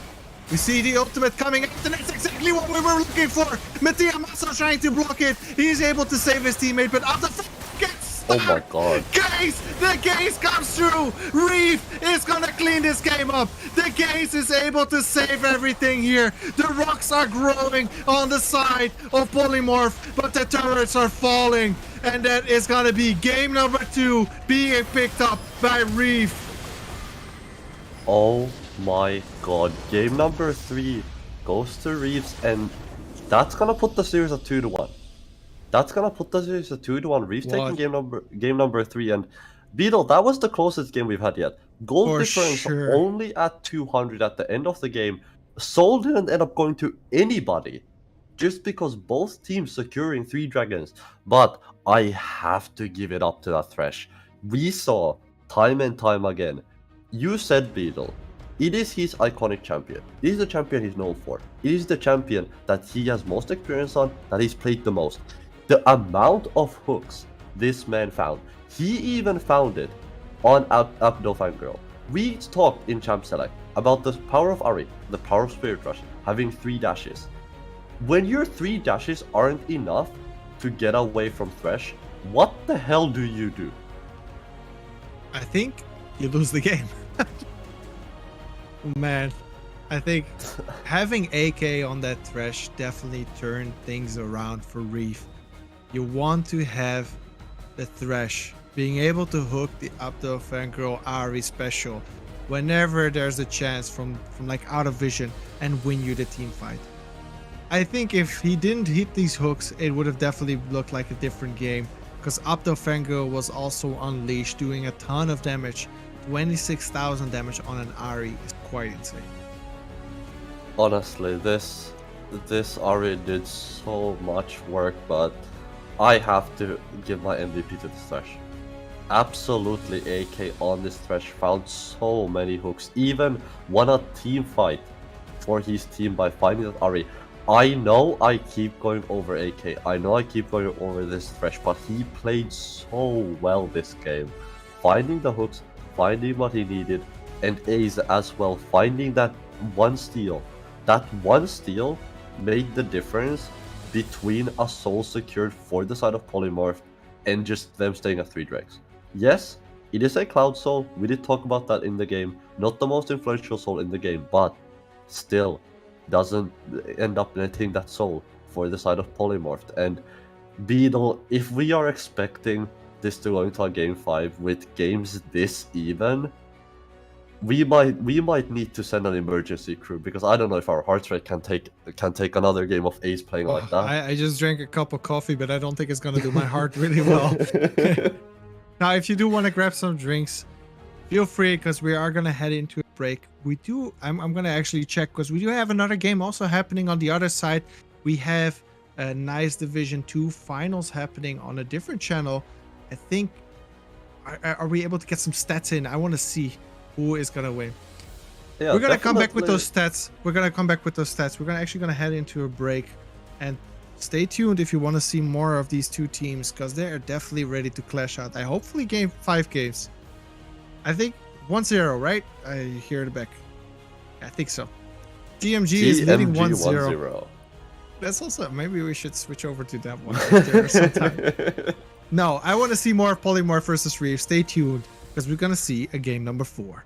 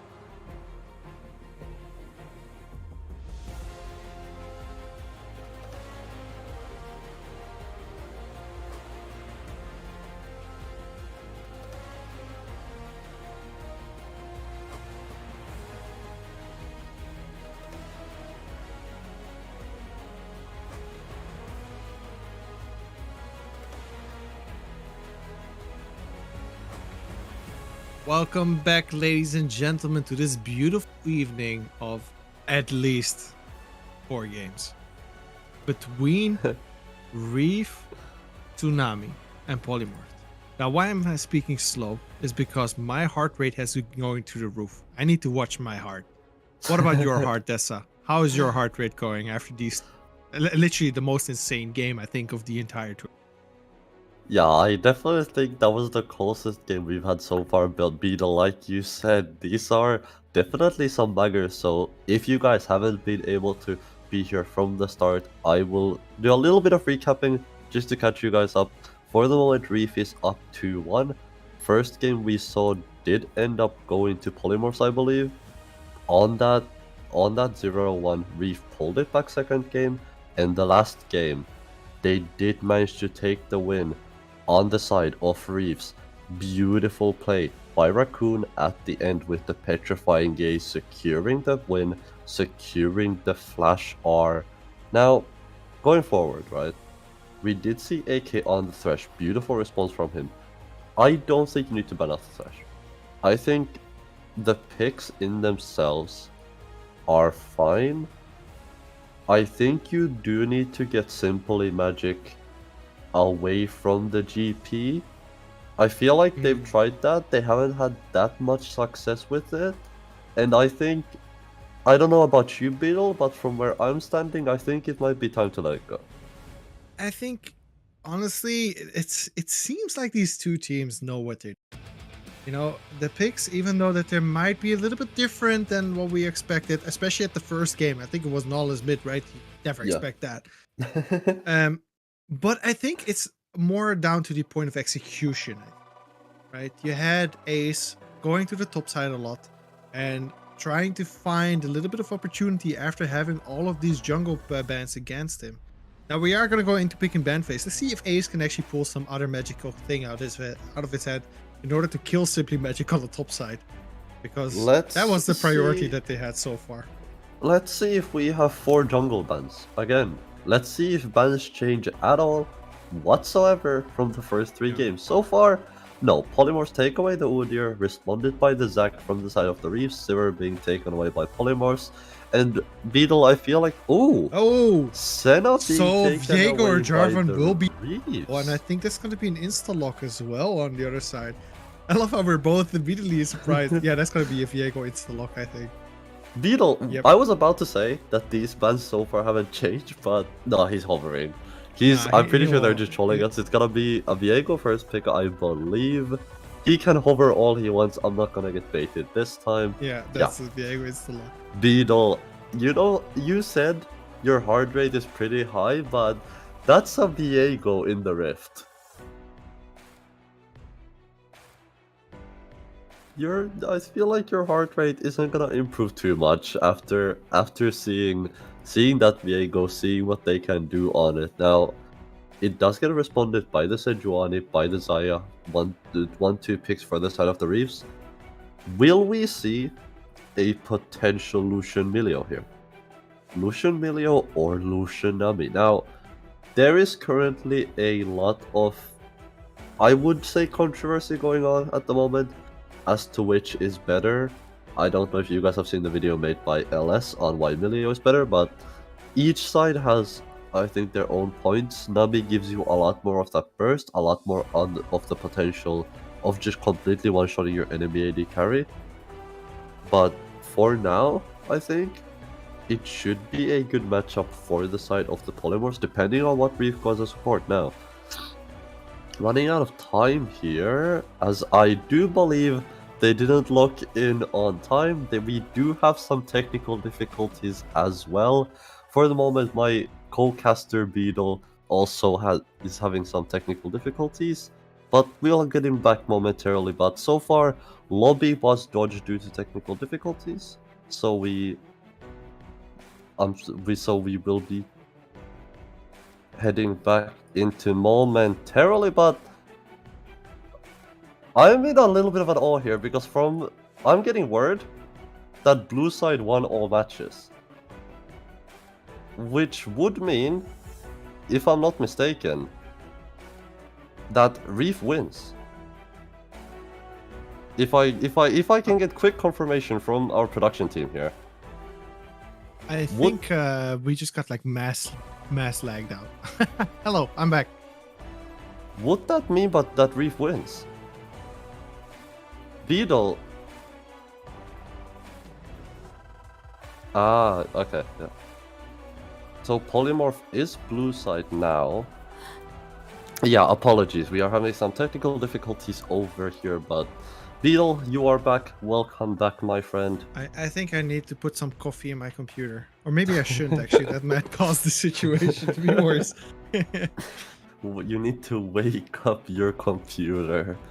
Yeah, it's just League, doing League things. Unfortunately, one of the players in Champ Select wasn't able to pick a champion there, but we'll get through these technical difficulties. But for now, Beetle, glad to have you back here with us. Yeah, thank you to be back. I But yeah, don't want to miss this. Viego being picked, I want to see that. I think your computer could possibly need some coffee. I think maybe they're not too far from us, you know. But yeah, I was gonna bring up if they are redoing the same drafts. We will see that in a moment once we get in. But as I was saying, we did have a Lucian Nami. Now there has been a lot of controversy between Lucian Nami and Lucian Milio, as one of the players will be restarting the client momentarily. But So, can you explain a little bit, like why is Lucian Nami so good? so the thing is, right, we've seen over time Lucian Nami systematically, I would say, being nerfed. The biggest nerf we saw was a couple of patches ago, right? We saw Lucian get nerfed. That was back when pretty much every Enchanter support got nerfed, right? Enchanter support items got nerfed as well, which made Nami overall weaker, making Lucian Nami weaker. Lucian directly getting nerfed as well made that duo a little bit hard to play, especially when things like Zyra Khan were rising up in the meta. Very good answers into things like the Lucian Nami, and one of the few things in the game that can actually beat it in the early levels if you play it well. Now, Beetle, you asked what makes Lucian Nami as a combo so good? It's the fact that Lucian is one of the few AD carries that need to get ahead. Lucian needs to get ahead to be able to utilize his lead, to be able to utilize his champion to the maximum capacity that he can. Now, Nami does help you do that. You either Lucian, as a Lucian you dash in, that double auto is what sets it off, right? That double auto Q sets off all 3 Nami charges, right? And that gives you so much burst damage. Depending on how the game is played, we might be able to see that in the game, we might be able to see Lucian absolutely 100-0 someone. But at the end of the day, currently the big controversy is between Nami and Milio, right? Milio, also a very good pick with Lucian, gets that extra range, gets the buffs as well with the healing, potential cleanse on the ultimate, right? So those two champions are paired up with Lucian at the moment, and I don't have enough knowledge of the matchup personally to know which one is better or to know who you should pick. But I'm assuming that according to LS, Milio is better than Nami. So I'm gonna go by what LS says, and I'm just gonna say pick Milio. Well, I'm just gonna say mentioning LS in an esports stream is like playing Stairway to Heaven in a music store. It's something you rather don't want to do because I would say like it's always different, right? Every player is different in the way that they play. Some people have a little bit of a worse time versus an Olaf, or a little bit of worse time versus the Gangplank. It really depends on player to player. Now, in general, though, I think Lucian is crazy strong. I maybe it's just the sheer satisfaction of calling someone down. But he feels like he always deals so much damage, especially if you pair it up with a Nami, dashing forward and proccing every single bubble. It's kind of insane. You know, I'm gonna have to disagree with you, Beetle. You say Lucian is strong. I feel like Lucian Nami is strong. Yeah, no, for sure. Like You just take the away Lucian, the Nami, and then I think what? just the Lucian will lose to everything, but it's just the sheer synergy that Lucian Nami is. Yeah, just I definitely sometimes- think Lucian Nami is one of the best combos out there now. I'm just frustrated, okay, whenever I play Twitch and some Lucian is able to calm me down while I'm in stealth, okay? I'm just gonna say it really honestly. I like playing AP Twitch on bot lane, and I You're always playing lose versus Twitch. this. You deserve it. I'm hiding. No, please. That voice line gives me so much PTSD. Being gunned down by AP Twitch is one of the most horrendous experiences I've ever had as an AD carry. He just... Now, let's do talk a little bit actually about something very important, and that is the prize pool. Now you have 135 euros on the line, and are you able to try different things like a Lucian? If you're polymorph, right, there's a chance that you'll lose the next game because you are trying something new. Would you stick to your roots, or would you actually start to experiment a little bit? So, I think when it comes to a best of 5, depending on how the first couple of games go, Yeah. I would argue that games 1 and 2 are for the most part for testing, and after that you sort of have to start finding your way of playing the game against the enemy team. You have to find how you want to play the series, and we're already seeing that, right? We saw into game 3 the first ban deviation that we've had all series. Game 4, sorry. They banned Senna, right? Instead of the Viego, leaving the Viego open. We'll see how this ends up affecting the series. But I feel like there is a reason they've banned the Viego throughout today, right? This is the first time we're seeing Viego on the field in game 4. Now, Beetle, do you think this is a oversight? Or do you think that they've potentially drafted against the Viego, they've thought about a game plan against the Viego, and this is a potential bait into making the enemy pick Viego and then you just pounce against it? Well, I'm not really sure like what works well against Viego that you can just like allow Viego being best. I don't think anything is that strong that is just able to be given up and then you can counter it hard. It's not like when you have a, let's say if you have a Udyr jungle and you just start playing something like Lee Sin that can always dash around. It's hard. I think personally, letting Viego through in this situation might be a bit too scary. But you know, with these teams, they know for sure their playbook. They have figured things out. They have played so many games during this season, and I think they're really ready to deal with any situation thrown at them. Now, something that is new though for them is the game 5 fatigue, right? Because we do play game best of 3s during the brackets. So game 5, I think this is the only game 5 that we play during the league. So I believe so. It's gonna be also like who's gonna be able to not be fatigued by the sheer amount of games. Yeah, that's another thing. That's what I'm really curious about. Yeah, that's another thing that I think is very important to bring up, like you highlighted there. Not a lot of series do game 5s, not a lot of people do game 5s. Like, game 5s in themselves, if it does go to a game 5, obviously, Beetle, it could all end here as well, we don't know, but if it does go into a game 5, right? Like, personally, I'm ready, you know, I drank a ton of coffee, I got a new shirt ready, I am ready to sweat my But ass you're not off playing. casting this stuff. I know I'm not playing, but my heart is still going like crazy. Yeah, but that's the thing. Like, these people, right? I would assume they did some practice beforehand. They have been here for hours now. They've been here for hours, they've been playing in comms, complete focus. All this, like you said, Beetle, it starts adding up in a long series like this. It eventually starts to fatigue you.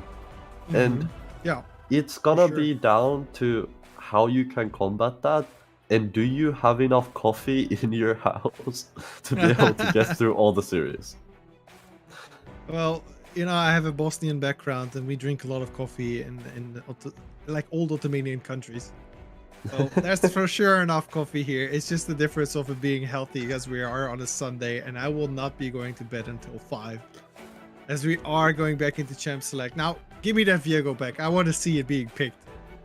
Yeah, I wouldn't imagine that bans would deviate or picks would deviate. I would imagine that it would be the same bans and picks, which means we should see the Viego again, I would imagine. But as we will get into the pick and ban phase momentarily, like you said, Beetle, I'm very excited for these picks, for the Viego, and for potentially the final game of today. Now, these teams are definitely gonna have to bring their A game, and despite the fatigue that they might be under, they're gonna have to try still perform, still try to find their way into this game. So far, same bans, so I would assume it will be the Viego if this is the Senna ban second, up for Reeves. It should be, yeah, okay. It's gonna be the same bans, it's gonna be the same picks, which means Beetle, we're gonna see the Viego. Now, I do want to wonder though, because Reef Tsunami does have a coach, right? Full Metal has been on this team for a while. He is helping them out with drafts like this, and he's in the same call with them, helping them with doing the playbook thing. Do you think Full Metal came up with some super cool strategy that we don't know about? Like, what is the advantage of having a coach in a situation like this where you have 5 games? What does the coach do? At least to me, it gives you the advantage of it's one less thing you have to think about, right? Yeah. As a coach, your you can job. blame someone. Yeah, exactly. You can blame someone for draft cap if the draft ends up being bad, but as a coach, your entire job is to sort of study the game, study the gameplay, study the enemy, study your own team, seeing what works, seeing what doesn't work, which means things like drafting, things like how you want to actually play the game is something that the players no longer have to concern themselves with, no longer something that you have to think about. But we have Reef responding with... Yeah, we have Reef responding with Zaya Thresh into this Lucianami. Yeah, they recognize as well that there's another 2 AD carry bands coming out from Polymorphed, and then Reef force themselves into the Zaya. Getting the Lucianami against you, but hopefully AK can make a lot right here with the Thresh. The death sentence last game very much on point. Let's see if he's going to step up this game as well. You know, Beetle, you say forced into Zaya, but I feel like when you're picking Zaya, I don't think you're ever forced into it. I think it's definitely something that you want to pick up, something that you want to utilize. But you know what else? You know what they want to utilize? They want to utilize Captain S. Graves once again. Yeah, this man has been rocking the Graves on top lane and doing a lot of work for us as the gangplank. As we see Aatrox being picked up here. Oh my god. Simply Magic is finally switching up his pick. Not saying finally as in it's like a bad thing, but it's exciting to see something new. Aatrox, another signature pick from Simply Magic. As you see Azir being picked up by Apto, a fangirl. So, Apto hovered up Akali there. Not less. And here we have a classic Nautilus fan. That was Apto hovering Akali there, as we do have the Zillion looking from the side of Reeves, but Apto hovering Akali, potentially teasing us with it. I think he was scared of the Reeves counter pick with Cassio being open. Cassio actually did get banned away, so he could have opted in for it, but chose to go for the Azir this time. Azir, I don't know about you, Beetle, but it's not something I normally see, at least in the games I cast. It's more something I see in MSI and LEC. Well, Azir is obviously very good in also zoning and making sure that the enemy team is not really dashing forwards into you. Now, on the other hand, your team is not really a backline that you need to defend, as Lucius and Nami are together very well. Nami also working great with Azir when it comes to setup and doing the shuffle and making sure that the Emperor's Divide knocks everybody back. I think it's a correct pick here. I think it fits well with the team. Also, you can proc the Nami bubbles with your soldiers, and it's just you throw more at them. Yeah, I think I definitely agree. I think Azir definitely not a bad pick into the comp of the Reefs now.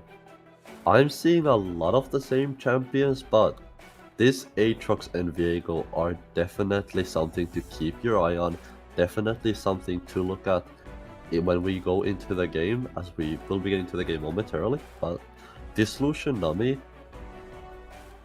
see, okay, the thing for me is Lucian Nami into things like the Zaya can do very well, but if you fall behind by at least a little bit, Yeah. you're kind of screwed. I'm also really interested to see how they have to adapt the playstyle. Those last couple of games, right? Mattia being he was roaming a lot, and you can't leave Lucian alone. And Pastico has been farming by himself most of the time while his support is roaming off. So we're gonna have to see an adaptation of playstyle as well, because Pastico cannot be alone as a Lucian versus Zaya. I think it's gonna be very scary. Unless you're ahead, you will be very easy to be targeted. On the other hand, we have a Zillion as well in the mid lane, so that's gonna neutralize the mid lane pick as well a lot. Zillion able to clear out waves really quickly, and he does have to revive the Guardian Angel in order to avoid dives, which Azir is very much fond of. Yeah, definitely. I think the Zillion pick is an interesting one from the side of the Reeves. I feel like it's more so to just AFK against the Adolfine girl. It's more so to just chill in lane, sit there, not give this Azir any type of lead to potentially throw the game, and just be that supportive power Reef could be looking into now. For sure. I think It's bot lane... also good that you recognize the thing. Captain is like doing really well in the Graves. Maybe Yeah. it's better to have a supportive mid lane. They had first game to close out this final game for them.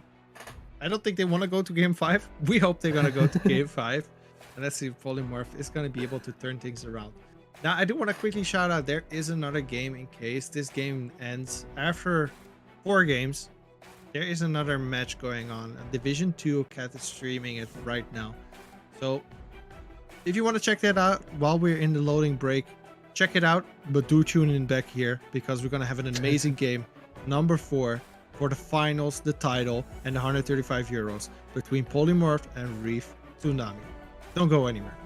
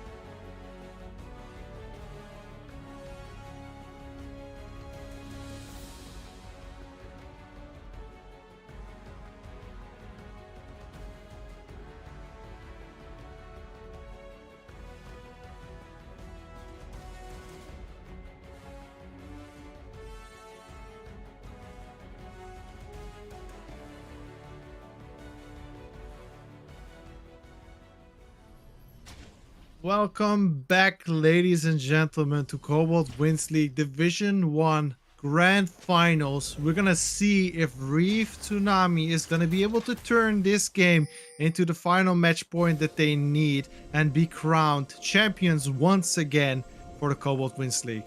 It is on the other side, Polymorph able to stop them and push them into a game number 5. Let's watch it. Tessa, you're joining me here to watch this amazing game, amazing night. Thank you for being here. I'm What is so glad to be here with you, Beetle. What is your opinion of this Lucianami? Talk me through it once again. We talked a little bit about it in the champ select, but seeing now So, longsword start. yeah, that's what I was gonna say. Longsword start for Pasteco, right? Has the 3 pots. I personally am not a fan of it. You lose that 80 HP you get from Doran's Blade. You lose the Omnivamp you get as well. When Kanze, he's got the Omnivamp, he's got the HP. Yeah, you have the 3 pots, but against a thing like the Zaya, against someone so low range, are you ever really gonna need 2 pots in lane? But obviously, could It could potentially also be prove me wrong. the extra damage, right? Because you are gonna have extra damage if there's a possibility of having level 3 dive on both side. Might be good to have the damage then, right? Yeah, it's extra damage, but it's 2 AD. You're trading 2 AD for 80 HP, right? Yeah. But then again, keep in mind that this Lucian, Pasteco, he's got First Strike as well. First Strike, a lot of burst potential, as we do have a zillion DC there, but we'll ignore that for now, unless we go into pause. But yeah, a lot of burst potential for this Lucian, especially in this bot lane. I would expect for Pokri to play through this bot lane for most of the game, try to get this Lucian Nami ahead, but for now, Kanze have to push. Valkyrie is looking for the top side. Captain is not acknowledging it yet. Trying to push in the wave, and Captain might be a little bit stuck here. The change CC is coming out, and I think this is going to be first blood. That's going to be a very bad situation for the victory possibilities of Reef. That Captain has to use Flash here. I think Porky is going to come back there after the first blood. Very wise as well to go there for level 3. Having this... Oh, Simply Magic, be careful. Ace is in that bush. And he's going to get chased off here. Simply Magic doesn't have a flash, doesn't have a dash. This might be a return kill, and that might be very bad for him, as his wave is really in a bad state. Oh Yeah. no. It got turned around. It got jinxed. This I'm is sorry. what we call the caster curse, right? Beetle says it out loud, and then things change, right? Like you said, not ideal for Simply Magic there, does end up going down, but your saving grace is the fact that Ace picked up that kill. Both junglers on a single kill, Captain and not able to pick that one up. A little bit of a saving grace for Magic there does mean that both of top laners still have an assist. Now, I did say that Pokri was probably going to spend most of his time bot, does end up going top for that level 3. I think it's important as well to get your top lane ahead in this game if you can, because we saw Beetle in game 1, what Captain can do on Graves if he's ahead. Yeah, for sure. Captain has been carrying 2 of the games already with that Graves, going for the full lifesteal build, basically becoming unkillable. But Simply Magic has a new pick up his sleeve. He is playing the Aatrox for the first time during this series. Another signature pick from him, so I think he might be able to have a better understanding of what to do versus this Graves now, after these first 3 games. Ace is still looking. Simply Magic is not having a good time this series, always being forced to fight 2 people in this lane. As he is getting chain CC'd up here, there is going to be a stun. Ace, is he going to be able to get out of that? He's actually doing a lot of damage with the tower and the pool. Crazy how much this guy is getting canned, but still how much he's able to do. Simply Magic fearing the Sejuani in that bush. Yeah, and keep in mind as well, Reeves need to be the one to win this game, right? They're the ones that are ahead. If they win this game, they'll close out the series. Raccoon. Oh, Pokri is finding Raccoon in the jungle. He's going to defend that Gromp being taken. Very good defense as well. I think it's a bit of an coincidence of a defense. Suddenly running into a Viego in your jungle is not the nicest things to happen to you as a mid laner. Yeah, definitely. If I was going for a walk around the woods, not someone that I would want to run into, top lane. Captain, and very On the low fat kids, here. Captain is getting really low here. Might possibly be a solo kill. Simply Magic is gonna get that kill on Captain. And oh, that's already 2 deaths on Captain, and that's not might not be the most ideal thing happening as we see the dragon being started up here by Polymorph. He's just gonna walk a little bit around it, see if he can do something, but decide to give up quite easily. First dragon, not big deal, guys. Calm down. Yeah, Polymorph end up picking that one up. It is a Hextech break as well, does give you the extra haste. I believe it's another stat as well. Attack speed 7.5 and haste 7.5. Haste can be quite important, especially for champions like Lucian, like Nami, can get their combo up earlier than they otherwise would. But Does not mean that also- they can play that more aggressively. Especially Right. if you have long cooldowns, you know, like Aatrox. His cooldown starts whenever you started off your first Q. So, it's might be very scary to have haste on that champion, especially when he's manaless. We saw the Graves already struggling a little bit, getting solo killed there on the top side. But you know what that does mean, Beetle? It does mean that Hextech Soul is completely out of the picture, right? That's true. Now, I want to ask you, I want you to make a soul prediction. What soul do you think it'll be? I think it will be a mountain dragon. You're feeling mountainous? I'm just feeling mountains right now. Alright. Gank Sweet. on the top Sweet side. little Ace. Ace, leave this man alone. Simply Magic is gonna walk into that bush. No, he's gonna ward it quite safely. Try to get out. Fighting for that pink ward. Pushing away the Sejuani. Sejuani is still being level 5 here. Opry as well. It's gonna be very interesting to see who's gonna get level 6 first. I see a lot of camps like a blue buff being. Action in the mid lane, potentially. You can see Reef over here trying to get a play in, but Apto's such a safe champion on that Azir. And you know, you talked about it, right? You talked about the Lucian Nami and leaving Paste Code to farm himself by himself on that bot lane. And that's exactly what Matthias is doing. He's leaving that Lucian alone. He's letting the AD carries 1v1. And I don't know, Beetle. I feel like the strength in picking Lucian Nami is playing Lucian Nami. And I feel like if you kind of leave the Lucian, You might be able to lose just the pick Lucian something Nami. else. Yeah, Yeah. that's at least how I feel like, but we do see Oh, it is Herald a Herald being spawning. here. Like, you don't want to be around Herald as a support because you can have a lot of impact, especially Mattia Masso having that bubble and knocking up 2 people, but also AK having the death sentence and being able to pick out someone. Ace is looking. Their ping's coming down. Are they maybe going to test this? Herald is at 3000 HP. I think Ace is looking here for the engage. Glacial Prism is up. Ace just going to give it up. He accepts his fate and just leaves it. That's Herald going over to Polymorph. So I think it's good of them to leave that if you're even a little bit unsure of whether you can contest that or not. I think in a game 4 where you can't really afford to make any mistakes, especially up against a team like Polymorphed who are known for their aggressive playstyle, if you make a mistake, they'll capitalize on it. They're the type of team that won't let that kind of thing go, and Captainen is fighting on the top side again.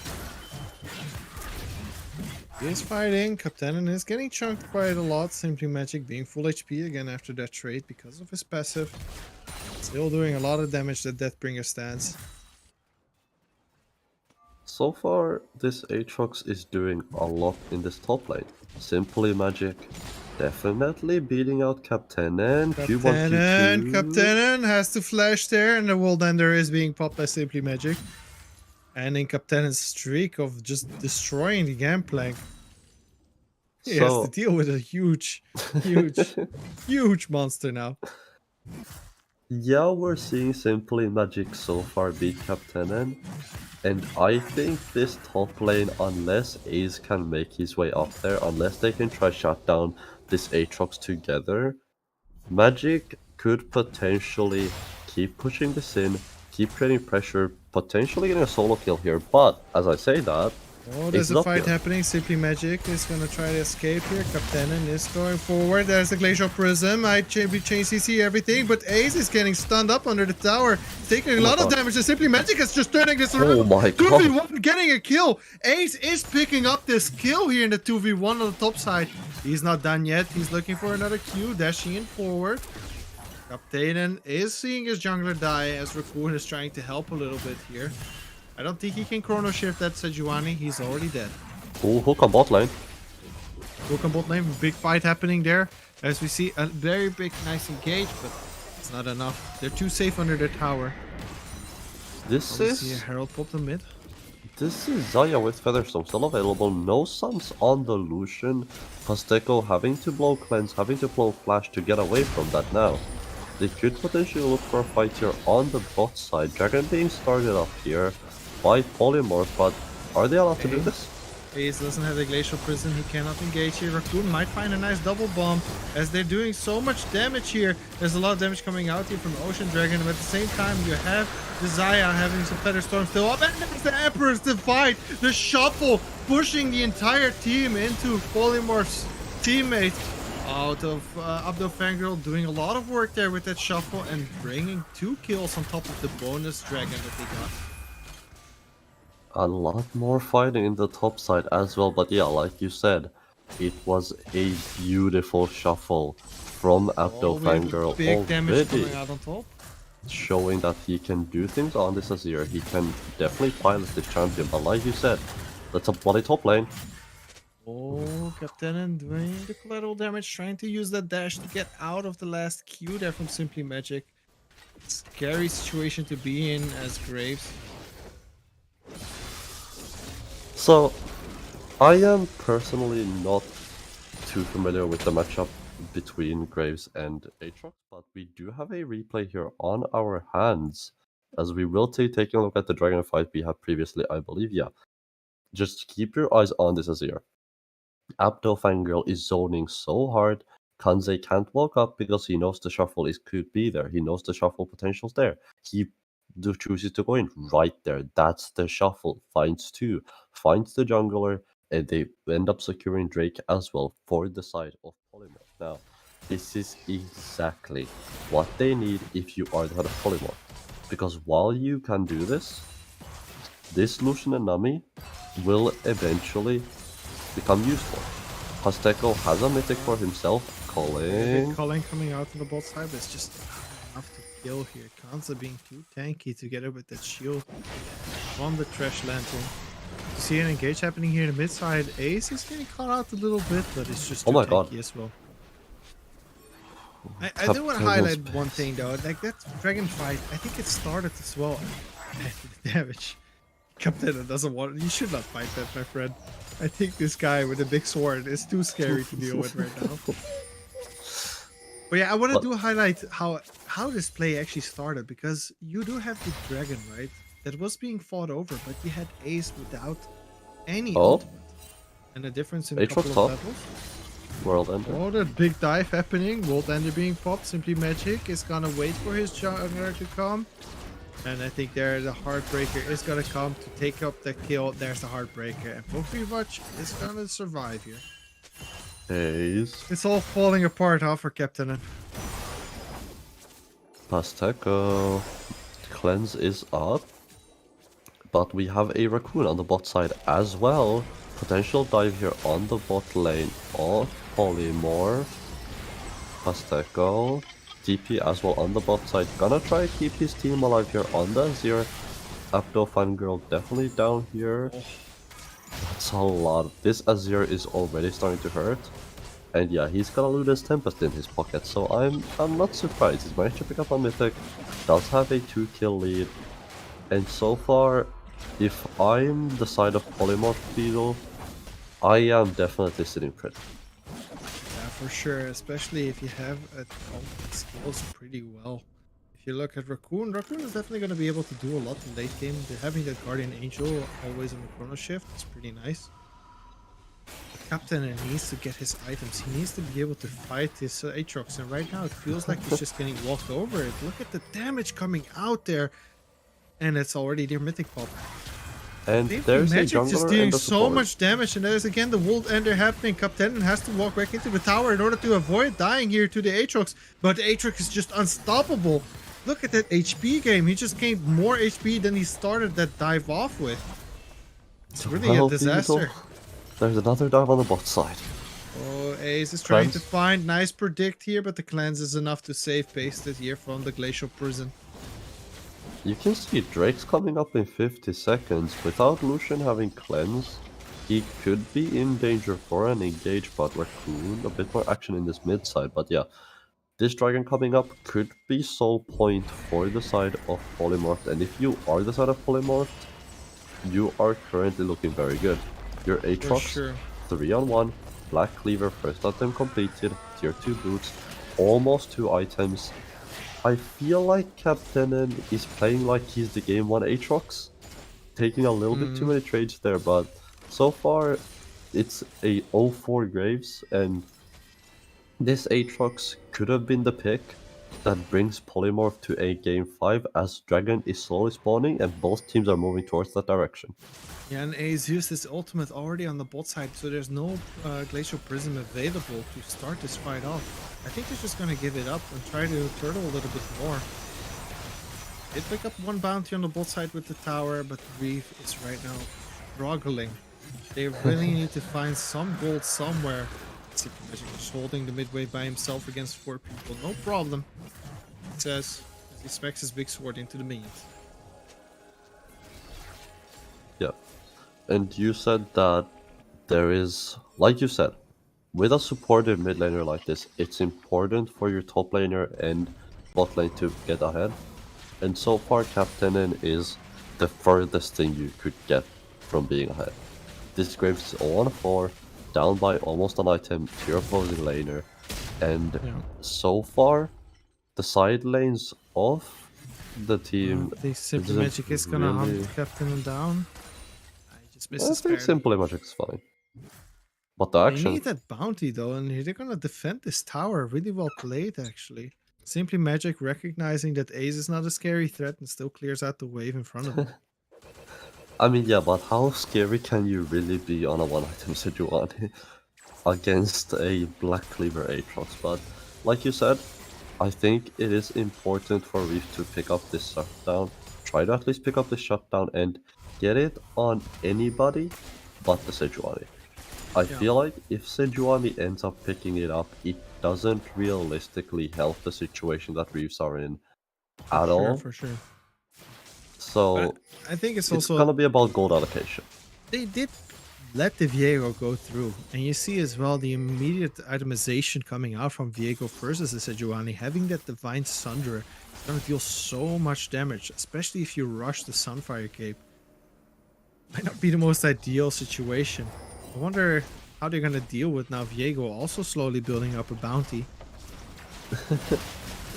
Yeah, I think it's gonna be interesting. Oh, fighting Ace. over the wolves. Ace has to get out of there. Nearly dodges the bubble. I think he's listening to you, just what? Oh, nice hook landing here. The death sentence is gonna find the death of Mattia Masso, and he is gonna fall here as Nami. Did have the heal and flash available, but having a hook into your face doesn't allow you to do much. Try to See walk here, through Ace A. doing a lot of damage. Porky Watch has to Heartbreaker Keep him out. up. This is Aatrox. This could be big. Simply Magic following with the World Ender. He's dashing forward. He's gonna hit Ace a little bit, but the Lantern is available there. As you see the counter on the hook. Bastetko is getting hook here as illusion. As you see a little fight happening on the side as well. Raccoon not able to join, and there's double TP being used here. Scary situation. World Ender is not active anymore, but he's still healing a lot. Simply Magic doing so much damage there as the Aatrox with the Black Cleaver.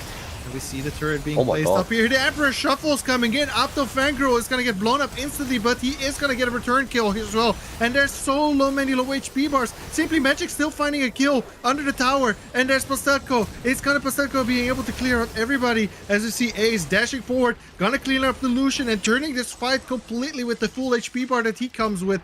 Raccoon is very low. Doesn't have any cooldowns anymore. And telling his friend to walk out of that with the time rush. Wow. back and forth fight. I think it started with Simply Magic just getting so overzealous without the World Ender, but turns out that he still did a ton of damage with his item build. Yeah, and this is a replay you're definitely gonna wanna take a look at, as it all started, like you said, Beetle Magic, a little bit too far in, World Ender runs out. Look at this Zaya.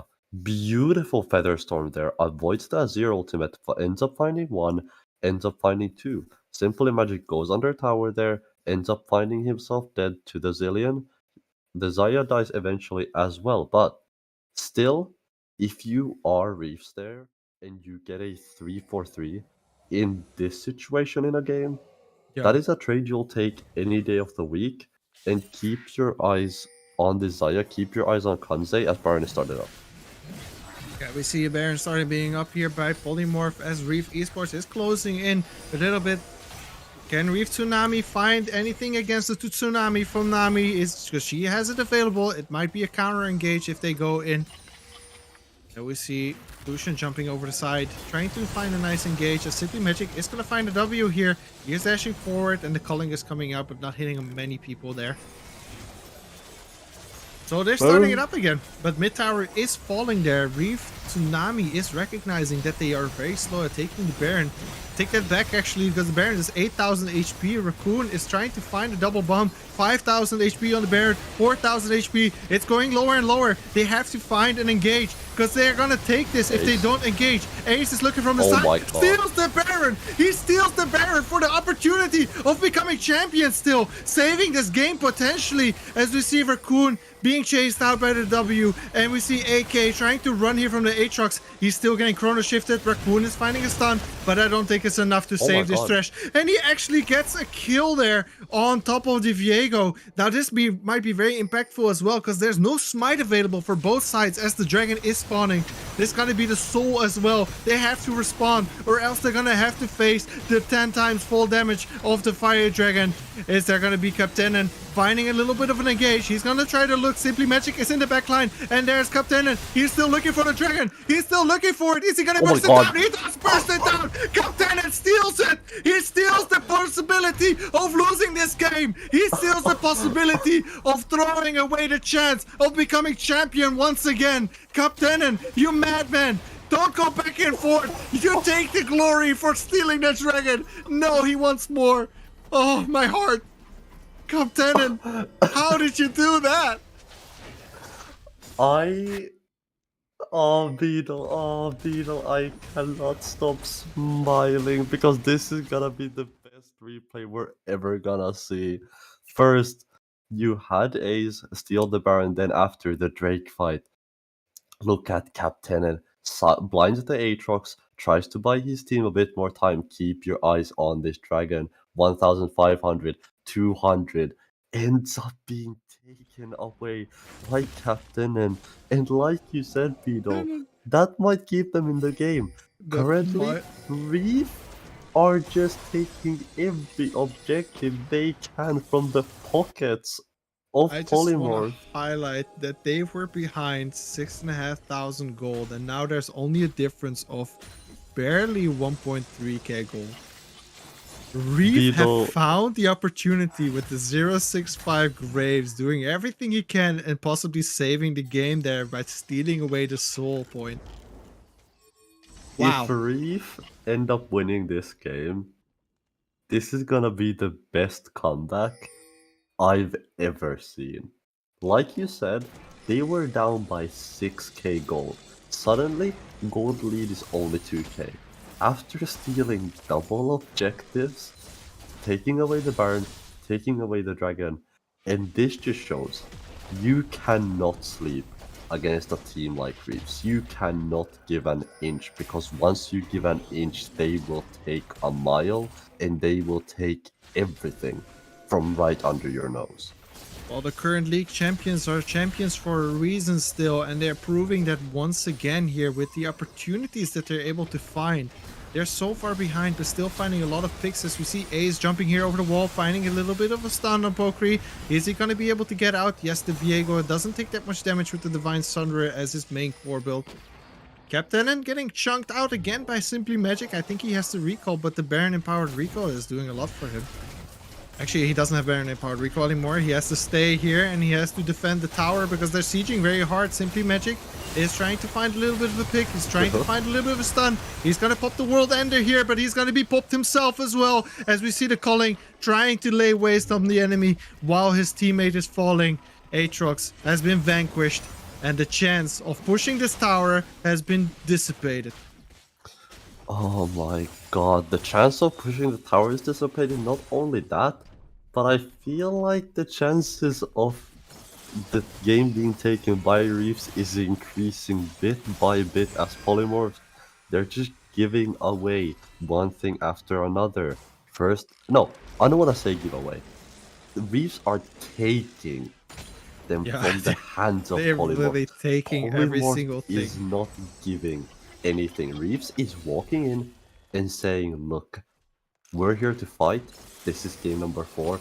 We're gonna take this game and we're gonna take it right off of your hands. First, it started with the Baron, 6k gold lead. Suddenly, 2k gold lead. Now, the gold lead is down to 1000. And this Zaya is looking very, very scary. Yeah, it's really hard to get towards the Zaya because you do have the Heartbreak on the Viego, but that's also your only escape. So in case you jump in, you really have to make sure that you're able to kill the Zaya.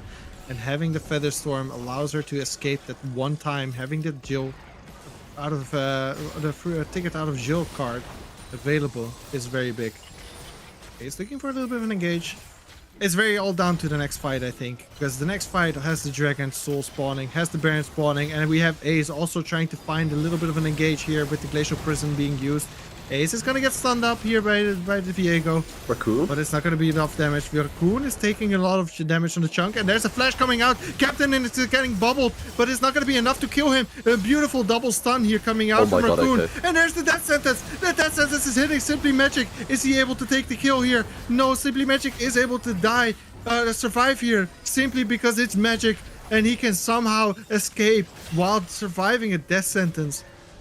I think they have to change the name because it's a death sentence. You're supposed to die, but somehow Simply Magic is conquering these abilities with his tankiness. Simply Magic is somehow living time and time again. AK on this Thresh, hitting every hook. This is what they needed to pick from game 1. This is what they needed to do all day long. Put AK on that Diego's ready Thresh. to fight Give him here. that He's support, ready to engage and you as can he see has what to they can do. back off. Captain is pushing himself forward into this bush. Ace is gonna fight maybe an engage here on top of the AD carrier, the jungler in the top lane. They're gonna get out here. Up to Fangirl, maybe coming from the side there. Is he gonna find an engage? Kanze is taking a lot of damage, and there's Oh the my Feather God. Storm that has to be popped, and he's gonna be popping as well. Panesco, the Lucian dies instantly to that amount of feather damage. There's just too many sharp cuts coming out, and Eze is gonna push a little bit forward, canceling the recall here of the Aatrox. Is he gonna be able to run? Kastanen is dashing forward a little bit in the wrong side, and Simply Magic is gonna pop a World Ender. Is he gonna find any kills? No, he is not, and there's the Death Sentence landing on Mattia Masso. He's gonna pop the Nami, and Nami is gonna be sushi after that one engage. It's no longer Death Sentence, it's Sushi Dance. Matthias being Dashing still. sentenced Up to to death Fangirl there. still has the Emperor's Divide. Maybe he can do something. They cannot engage that directly on top of Nazir, and I think they're backing off from the Baron here. Up to Wait, Fangirl. Thresh? Hex Flash? Very, very scary. Dashing over the wall. There's They're the gonna TP stop her? coming back. Captain is full HP. He has new items. He's ready to fight, and I think this Baron is gonna go over to Reef. Reef Tsunami having a tidal wave of turning this game around. As we see another Emperor's Divide. AK after finding the death sentence. He's gonna survive here with like 50 HP. What that is? The gold being turned. Reef Tsunami is taking over the game. They're taking over the chances of winning this game once again into their own hands, and they're finally in the control of this game. Beetle, how? How? They took the Baron, they took the Dragon, they take another Baron. It went, like you said, 7-6k gold lead. Absolute domination by Simply Magic up in the top side, absolutely dominating Captain. Playing through the top side, got an early lead. And suddenly, with all those objectives being taken away, it's gonna be a gold lead for the side of Reefs. for the first time, I believe, in this game, 30 minutes in, double Infernal Drake for them as well. Kanze doing a lot of damage in these team fights, and we might have a dive here. He is looking for the side to defend this tower, but it's pretty hard to defend against that many Baron up minions. Oh no. There's an engage happening. There's a nice bubble landed on Kanze, but Kanze is going to get focused out from the back. Aatrox is fighting a nice engage, and then he's going to find also the kill. Kanze Simply Magic just completely carrying the fight, re-engaging from the back as Ace is trying to run away. Only 2 people fall, but it's definitely 2 of the most important people in that team. AK dies and Kanze dies. That's your carry gone, and that's also again your lead gone. Oh, the lead, none at the moment. Gold is dead even. A difference of 200, but in League of Legends that's like nothing. That's virtually a couple of control words and that's it. It's 3 control words. Yeah, trying take to them. seize up this mid tower, but look at this Azir tower, making it so difficult for the side of Reeves to try to find any sort of engage to step up at all. He's just looking from the side, engaging there Oh my with the God. charge, and there's another kill. Optofango overstepping a little bit into the safety of his own tower is not safe enough to survive a charge from the Sejuani boar. Apto Fangirl going a little bit too deep there, a little bit overzealous. Like I said, Azir Tower very strong, makes you feel very safe, but I don't think you're safe anywhere against Ace. Again, playing on a knife's edge, that recall is gonna be completed. Polkri finds his way back to base. Now, Dragon coming up very soon. And at least to me, Beetle, it feels like this Dragon fight is gonna decide the game. Oh, for sure, as one side is having a soul point possibility and the other side is contesting to have another chance of becoming champions once more. See a little bit of a bush stack happening here on the bot side. There's a control ward. They don't know that everybody's there. Procre is being very careful, but is not careful enough as the death sentence is coming out. He tries to Heartbreaker out, but I don't think he's going to be able to survive. There is enough movement speed coming out from the Nami. Somehow survives. Bless the Nami, saving his jungler's life. Ace getting slowed out a little bit, but it's not enough to kill a tanky boar and a woman sitting on top of the boar. That was so early that Polkri is gonna have enough time to come back to this Drake. He based, he has full HP now. Drake will be secured by RET, I believe, yeah. Reef, you Even get now. that one. That's gonna be triple Infernal. That's a lot of damage. I said it's gonna be a mountain dragon, but I would like to see this one more time where you're gonna have a fire dragon being stacked up. Now, I do want to highlight real quick, a fire dragon giving you that 5% attack damage and ability power. If you have all 5 or 4 of them, you're gonna get 20% plus the soul doubling bonus. That's gonna be a lot of extra AD and AP. Yeah, that's 20% of free stats you're getting along the Infernal Soul. I don't know how much that means in AD and AP in percentages to each player, but I would imagine that Kanze is getting a lot of free AD. I would imagine that Raccoon is getting a lot of free AP. Now, Gold Diff at the moment sliding slightly towards the side of Polymorph here, but you would think that Raccoon nearly negligible, having... right? It's so close. These two teams really neck and neck. You can definitely tell why these two teams are the finalists of the Cobalt Wins League Division #1, fighting over that €135 prize pool. Oh, it's so scary. Every single step can be the end of your game, and every single step can also be a new possibility of becoming champion. It's See how very Ace is scary. going to look at this as we see a little bit of a fight happening on both sides. There's Captain and trying to recall here. He's going to find the recall. He's ready to TP somewhere. Oh, it's scary. I think it's gonna be mid. I would assume that he wants to play these side lanes as the Graves. Having 3 items, he wants to play the side lane. He doesn't want to group. He has great split push power. Having the Navori as well, giving your Q that lower CD every time you crit, with the shield wall having that 40% crit, but Baron coming up very soon, and this Baron, I know I said the Dragon fight might be the game-ending one, Beetle, but I feel like this Baron might actually be the game-ending fight. They're giving up their vision. for some reason, Polymorph is walking away from their vision, from their control wards. Maybe they're looking for a little bit of a bait. But that's the first control ward being killed. There's the second one in the bush there. Ace is dashing over, and I think he's going to clear that up. So the vision is about equal now. Both teams know exactly where they are. Captain is trying to take the red buff, and so they're waiting a little bit with the engage. And there's the Aatrox TP coming out. So there's not going to be an Aatrox flank TP, but there's going to be an Aatrox grouping up with the team. And you're going to have 5 people versus 5 people in a standoff. A Wild West standoff as Ace is going around, trying to find the ultimate and with the Zillion speed boost. Boom. One bomb. It's really a stare down between these two teams. They're really looking for that one misstep. They're looking for that one possible engage. Ace dashing forward. He's not going to find the death charge. And there's the culling being called. Captain and doing a ton of damage there on the support. But Ace is still not mesmerized by it. He's still not throwing the Glacial Prism. He still has an opportunity to start this fight off. As you see the Baron being started up. Ace is coming on the side a little bit. Baron being at 10,000 HP. And there's the first death. Valkyrie is falling. There's no smite available. And Captain is finding a side engage. He's doing so much damage as the Emperor Shuffle is coming out. But he's not doing enough. And I think Reef is going to find the possibility of ending this game. Reef just found a clean game. Clean fight. And they were able to turn this around. There's 4 people dead on the side of Polymorph. Support and 1v1. Reef is still fighting. AK is finding a little bit of a spickle with here Mattia, but Mattia is not able to stop this.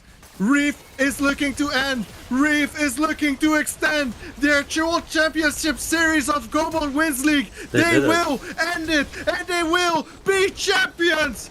Reef Tsunami is your champion. Reef take the finals. They take the finals in a very, very decisive manner. Does end up taking the victory on that last game. And Beetle, what a comeback. This is the comeback story for the ages. This is the story that we are gonna be talking about for times and times to come. Being down 6k gold, 1k gold, stealing away the Baron, stealing away the Dragon, ending the game with a 4,000 gold lead while being that far behind. That's gotta be impressive. That's gotta be the story for the ages. As like you said, Beetle, Reef, they take the last game, they take the series, and they're gonna take the victory and the prize money to go along with that.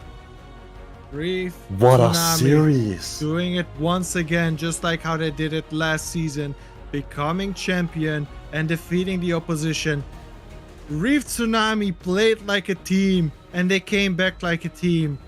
Being down that much gold and still being able to win and closing out this game, you can call yourself the champion of Cobalt Wins League. You can call yourself the champion. After a win like that, you can call yourself whatever you want. You just saw the most amazing comeback I would argue we've seen this season, period. This was the most entertaining series. This was the best games we've ever had. Starting from game number 1, doing a little bit of throwback all the way to game number 1, we saw Captain absolutely dominate, Ace absolutely dominate on that top side, on that Lilia Graves duo. We saw them go ham.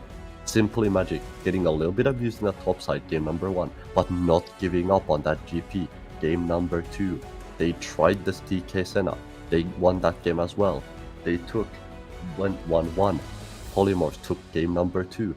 Beautiful performance on the Fasting Senna. Game number 3, they tried it again, the exact same draft pretty much. And then it's so unbelievable. Like whatever they tried with the draft, it just didn't succeed. And then the last game, Lessa. The last game, Beetle, they were behind 6k gold. They took a Baron. They were behind everything. They were behind in Soul Point, and they still came back. Unbelievable what these two teams did. Insane. I think it's one part is the finals jitters as well, right? You are fighting as your last possible chance of becoming champion. And on the other hand, you also are trying to become champion again. And I think it's so unbelievable what these two teams were able to do. Now, I do want to put a little bit of a highlight on Captain and finding that final engage on the side. Even though he's getting bullied all around top lane for so long, and Simply Magic putting so much work in, turning every single fight around, and then finding that final engage. That was unbelievable. I want to give mad props to everybody on the side of Reef Tsunami, but also on the side of Polymorph to getting this far into the league. Unbelievable, and I want to see more, but sadly we cannot because we have a champion. It's not easy. I think this is definitely not easy to get this far, like you said. And yeah, captaining definitely being up there as one of the constants in this series, refusing to give up even when the odds were stacked against him, when the odds were stacked against his team, not doing well against the Aatrox in lane, but not giving up. He played with his team that late game, and like you said, finding huge AoE, finding huge damage in that last fight. And I think, Beetle, I'm gonna ask you this, but my series MVP has to go to the Graves up top. One hand, I want to agree with you, but on the other hand, I do want to AK. give it up to Raccoon and Kanze. Like these two people, Kanze is in that position to step up, and he really did. He found every opportunity as well during the team fights to lay a ton of waste on the side of Polymorph, especially with the Feather Storm, just dealing so many sharp cuts and dealing so much damage. 23,000 damage being done by Kanze, definitely helping his team to this victory. It's Jesus crazy. Christ. I want to give MVP to everybody in this team because they really deserved it. Now, I do want to say a little bit. We are going to talk to these MVP people, right? We are going to talk to the champions, but stay tuned because we're going to have a little break. And after the break, we're going to crown our champions. There is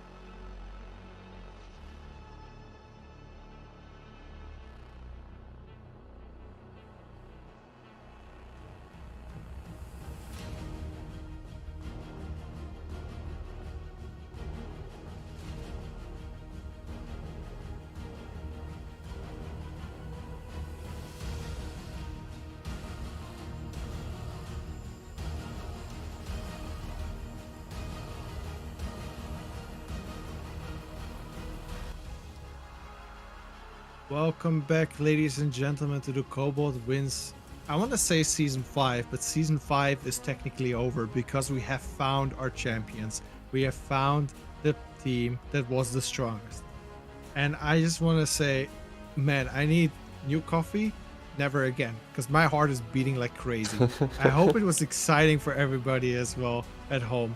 If you're watching, do please join the chats whenever you see an opportunity to shout to these people that have played the finals, to congratulate them, but also to wish them good luck in surviving this second place ending. Because it worked so hard, right, to get to this point. You don't want to become second, you want to become first. As we're seeing here, slowly the backstage is filling up. I want to give it over to Dessa and the cast with the first player, basically first spot of this season, the champions, Reef Tsunami. Take it away, Dessa. Yeah, so we will momentarily be talking to the Reefs. I believe they are getting ready at the moment. But firstly, before we start that, I do want to congratulate Division 2. That game did end in a TMGT Mental Gap 3-0 against Shirley. So congratulations to TMZ, congratulations to them for taking that Division 2 victory. I'm sure they are very excited as well for that. But for now, we will be talking to Reef for the moment. But yeah, I'm very excited after that series, after seeing the absolute comeback that Reef managed to pull through, right? After the 6k deficit that they were down. So we will momentarily be taking it with the Reefs and talking to their members as well, but what a series. What an absolute banger. But so far I think it's been a really fun series. I think that we had some amazing games. We had some beautiful moments in all of those games. I can definitely point out a lot of moments that we thought that were gonna go one way but ended up going the other way.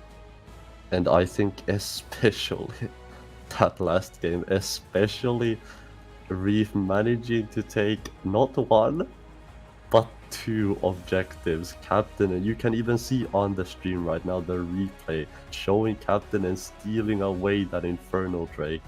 Absolutely gorgeous from him, taking the Baron as well.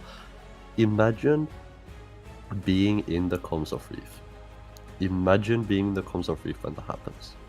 Because it must have been absolutely insane to be in there as they did steal that Drake. But so far, as they will slowly come to a conclusion, it's so far looking good. I think that Reef as a team looked very good throughout the entire series. They looked very good. Obviously, Captain had some downs, had some ups, but for the most part, I would give my series MVP to him like I did earlier. I think he never gave up. He never gave up, and he stayed for sure. I think stayed in the game, stayed with his team, and I think it just shows to me how important team play is. For sure. I think also, like, if you look at Reef Tsunami, man, they just played so well as a team. This entire season, they've done so well. Carrying the legacy of Reef, becoming champions, right? As we are setting up everybody in the back, because we are getting a lot of people here. It should be the full team. It should be the full team, so we're getting everybody set up, doing some voice checks, checking all the sounds. There's a lot of people on this team. I just saw everybody going into the backstage. We have 5 people, but also a captain. Now, was there a captain diff? What do you think, Dessa? Was it worth it to get a captain like Fluminense? Leaving open the Viego, but still able to get out of it. Maybe he's on a different world. I don't know. He has some mastermind plan that I don't understand. I'm a platinum player, you know? These people, they're all like masters, diamond, high masters. I don't even know what's going on half the time. I found it really funny, though, because for the entire day we were like, oh yeah, Viego is so OP, Viego's gotta get fans throughout the entire day. Later through the one game and it just loses. Like, the one game they played, it just gets absolutely destroyed, but man, I think it's the could... final special, right? Everything can happen in the finals, and that's what makes it so Yeah. magical as well, to play a final, to get to this point where you worked so hard as a team. And then it's just basically, this is what you played up for, right? This is what you've been doing the last couple of weeks, up to like months. As we This is a do, I story. did get a sign that I think everybody is ready. I just want to say one more time, congratulations to Reef Tsunami. As Dessa, you will be doing the interview. Enjoy Yes, having I the will. time interviewing so many people as I'm gonna give it to you. I will try my best. Thank you, I appreciate it. But yeah, definitely, so far it was a really fun series. It was a really bangy series from Reef, but welcome guys. How are we doing? How are the general feelings in the team? Hey, I'm pretty exhausted mentally. Yeah, That's I it. would imagine. In a series that long, and in a best of 5 especially, it definitely lasts a longer time than a best of 3, obviously. Are you guys used to playing best of 5s? Is this something that you guys do on a regular basis, or is this something that you guys are probably more newer to? No, I think the best like practice we can get in scrims is like 2 games, and then take time to actually analyze like in between and after the games. So we like focus on that. Obviously, it doesn't help when we're having a long series for mental endurance and be prepared for that. But it's what's important is improving and striving for it and giving yourself the best environment for the team to improve. Of course, absolutely. How are you gonna improve out of this? Like, what are you gonna take away from this tournament, right? Because obviously you did win. Congratulations again to you guys for taking the victory today. But like you said, there's always to improve. Is there something in specific that you can already say that you guys are gonna be looking at, or is it just an overall performance? Well, for me specifically, from the aspect of being the coach, I really entered the Game 2 draft. I'll just like spill all the secrets now that Split's over, right? Like we had the whole plan, going for like days into the preparation for the final, and we're like, okay, these are our 2 junglers we want, like Sejuani or Maokai. These are like 2 top tier junglers, right? And then after game 1, I'm kind of like, guys, what about Gragas? Do we want Gragas? I feel like, and then, Gragas is really good, and I think it's really underrated in CODL because it's a quadruple flex for us. So a lot of our early matches, we take it early and can flex it around. Gragas is kind of like good with every kind of team comp and good against every other kind of team comp. But it was pretty silly of me to like bring the Gragas up there because, we weren't really flexing because we had to plan out like, we're not putting it top, we're not putting it mid. So it ended up being just straight jungle pick, and that was big or good for me. Learned that, just gotta have faith in your prep, not making last minute changes, just trust. Yeah, just have trust in yourself, have trust in the team at the end of the day. But since you did mention draft, I was gonna ask this a little bit later, but since you did bring up draft, Viego was banned all day, and last game you did end up letting it go through. What was the thought process behind letting them get the Viego and not taking it away from them? Yeah, well, the thought process was that we had, so it's pretty obvious. I think everyone knows they love playing Aatrox, they love playing Viego, both champions or resets, and then we know all we need to do is just make a team comp. If we keep banning it for the first 3 games and then let open, I'm 100% certain that guy's going to Viego, right? So then we know what they're going to pick, and it's easy to then make a plan for what we're doing because we've like able to like kind of like puppeteer them into doing a draft that we almost won for ourselves too, to them to have. So then we just take Zillion and just make a lot of champions that are very good at healing and playing together and keeping each other alive, and then just make like Viego's like life miserable because they're also going to first pick Viego, and then we know they're going to have to like go for an all-in like team comp and engage, so we can just make them pick Viego, make them have to go for a certain kind of like aggressive comp, and we just counter it with defenses, and especially Zillion with the ultimate Aatrox as well. Yeah, that Zillion ultimate, I would argue, definitely was extremely impactful for a lot of those team fights. But what do you think that was? Is there a secret that you feel like gave you guys the win today? Because I do believe you as a coach were in the VC for the entirety of the series, if I'm not wrong. You were there with the team? Not when they were in the game, of course, but like in between, yeah. Yeah. So, do you feel like there was a secret that gave you guys the win today? Something that maybe gave you an edge over the enemy team? Or do you just feel like it was overall teamwork that gave you guys the win? Well, specifically with us against Plymorph, and first thing I want to say is like they're clearly the second best team in the CWL, and I say that with respect, right? That it's like, it's, you know, obviously us, and then them, and then everyone else. And I really hope that they, like, you know, stick together. I heard them talking in some interviews about, like, for some of them, this is like the longest they've been on a team together and hasn't like exploded and broken up. I'd really encourage them to stay together, and, you know, continue to working on improvements. I think that like the biggest thing was that the fact that honestly the group's a bit lopsided. I think that their group wasn't as competitive as ours. I think they were in Group A and we were Group B. You know, because they were kind of like they lost that first match of the season against Underworlds, and they split the series. And from then on, they just like won all their games. They didn't really seem to get challenged. Don't really know that they were able to like actually improve that much along the way. And for us, you know, we lost like shout out to T7. We lost to them like 0-2. But we learned a lot from that, and like just continually going through the whole season, just constantly improving. Like I said, I just focus on practice, like making sure that we're always able to actually learn from practice and improve. I think that's definitely the biggest thing, that, you know, we're just had so much opportunity to improve, and we're just, you know, a really good team. We just work really well together as a team. You know, I know there's like MVP votes and it's gonna make all-star game and stuff, but Reef Esports, like, you know, Reef Tsunami, these guys are the best team in CWL by far. Oh yeah, don't worry. We'll come back to the MVP votes a little bit later on. But what sort of? So we were talking a little bit about. You said that like you guys were playing together and really just improving along every step of the way, and improving all the way to the finals, right? Even at least for me, I did see that you guys were improving game after game, adjusting drafts, adjusting comps, based on your enemy, right?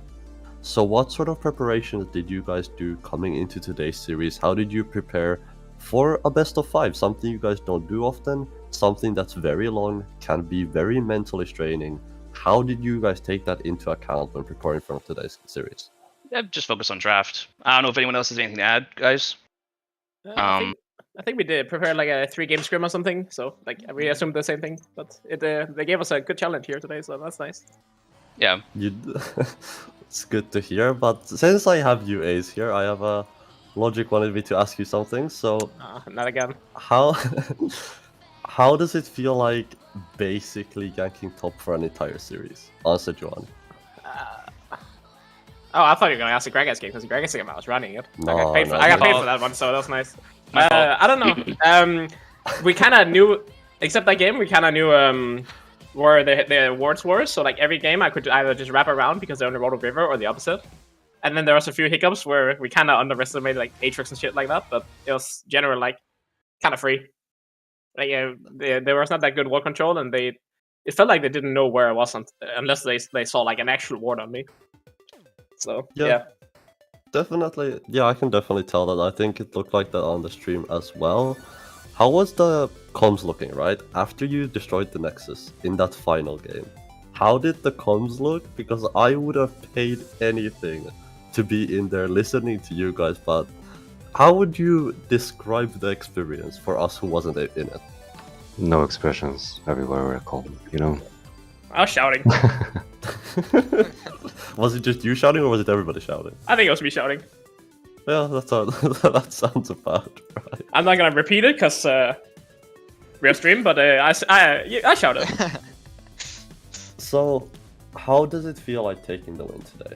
Obviously, it is the entire CWL, which does mean you guys are the best team, at least for this season. Obviously, next season, new teams, new fights, you know, but how do you feel taking the win, and what does it mean going forward for the organization as Reefs, and how does it feel like being here and getting the dub? Well, you know, I think it speaks a lot to like Reef as an organization. It'd be one thing if like Reef kept winning like CWL with the same team, but the fact that they've been able to do it with completely different rosters twice, I think it speaks a lot to the quality of the org. And also just to, I gotta call out like Raccoon here, right? Because large part of like the roster construction was up to him, and he was responsible for it, along with Webby, Reef's esports owner.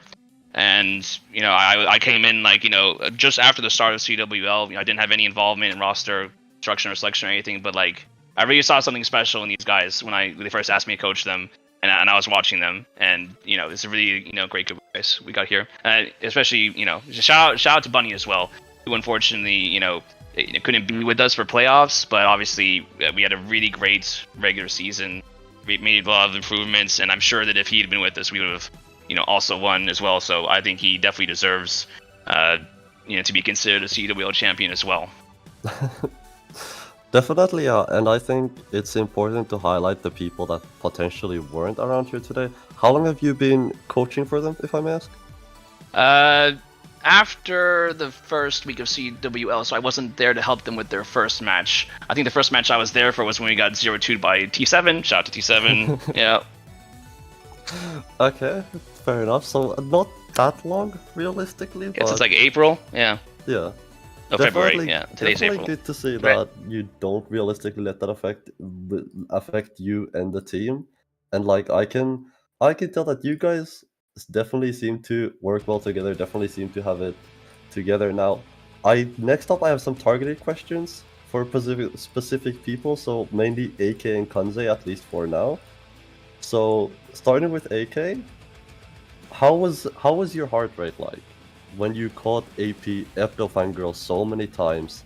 After all those times you hooked him, after all those times you caught him out of position, how did that feel for you as a player? I mean, it felt really good to find the hooks for me, but I didn't get too overexcited. Like the game was still on, and I had to be focused to keep getting the good plays. Yeah. Especially that hook on Ari as well in that one of the last team fights in that series was, yeah, me and Beetle were definitely excited after that one. But moving on to Kanze up next. Can I just say about AK that we know Yeah. when we pick Thresh for AK that it's gonna be Hook City, so there's no surprise or something. It's like a great hook. It happens all the time. It's just part of the deal. Yeah, it seemed like you guys had the aimbot on for today, at least when it came to AK and those hooks, because I didn't see a lot of them miss. At least not from where I was standing. But yeah, definitely AK, well played on that Thresh, definitely making a difference in at least the last game for sure. Now, Kanze, to you up next. How do you feel like being the champion after being in CWL for as long as you have? I believe you've been in CWL for 2 years now, second or third split playing. Probably your third one, I would assume, but how does it feel like finally getting that championship, finally crowning yourself? I mean, I played for like second time. The first time the name was completely different. It was National League, so I won that, and now it's my second title. So it's pretty good. Back on the top, you know. Fair enough. How does it? Yeah, that's fair enough. I feel like you definitely earned it today. You definitely deserve it today. Logic wants you to check out the stream as well on Discord. Apparently, there is something there for you guys to ask. For me to ask you guys what happened in the clip itself. I don't know where Logic is getting behind you, but yes, Ace. Do you want to talk about this moment? So open it up for us a little bit, or what happened in that Boris? Luckily, all I see this game is like plus 15 euros from Logic. He won an exciting series, and like that's what I gave him. And of course, my boy Logic repays me by humiliating me on stream. But it is what it is. But yeah, definitely, see, as a caster, I try not to be biased. I try not to be too like rude towards any players in the series, but your Gragas was definitely interesting to watch, and definitely something that me and Beetle had a fun time spectating. Oh yeah, when you did manage to pick it up.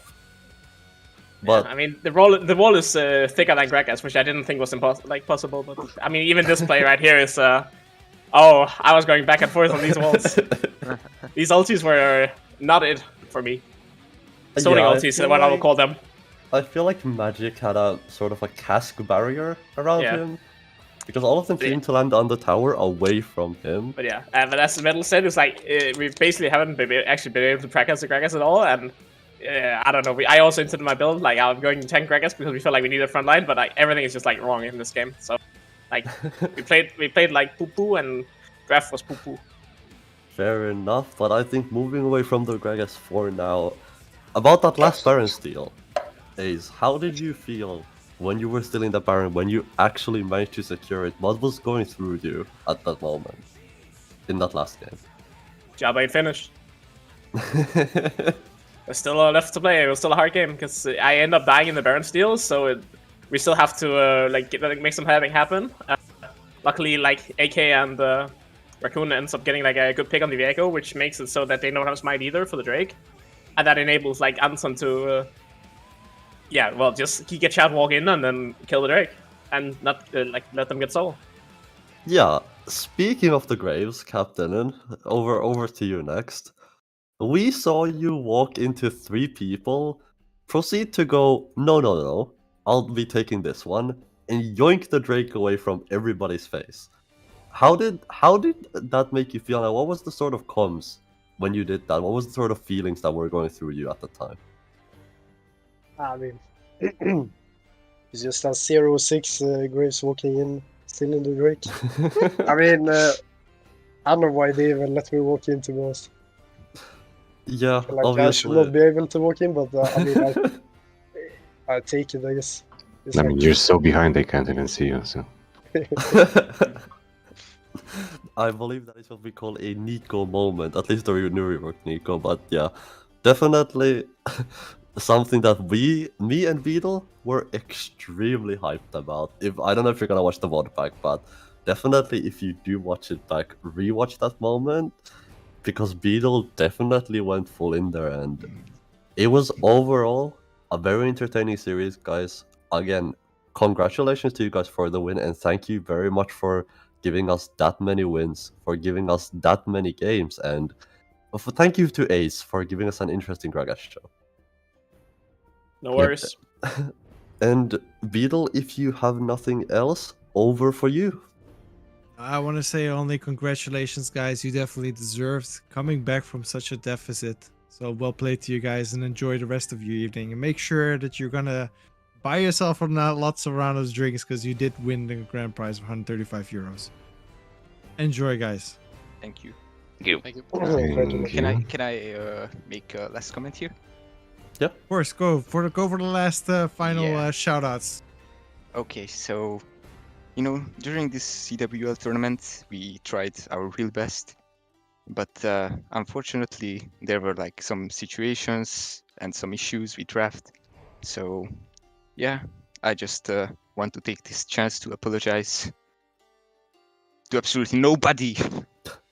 Don't take this chance to apologize. You took the series. He's not apologizing to anybody. That's Yeah, I think it's time for your bed.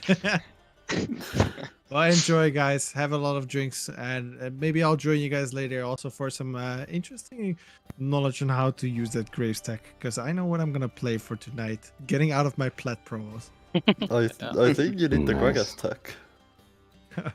If you jungle with me, Dessa, then maybe we can. Does anybody have shout-outs that they still want to do? Because Raccoon, I gave the stage to you, but I want to give everybody the chance as well. If there's any shout-outs, Twitter.com/tweetface. Classic. Metal. Yeah, I just like to shout out the team real quick. Like everybody, I'm so happy. I put a lot of work in coaching, but the reason I do it is because it feels really good to see that the guys care. They listen.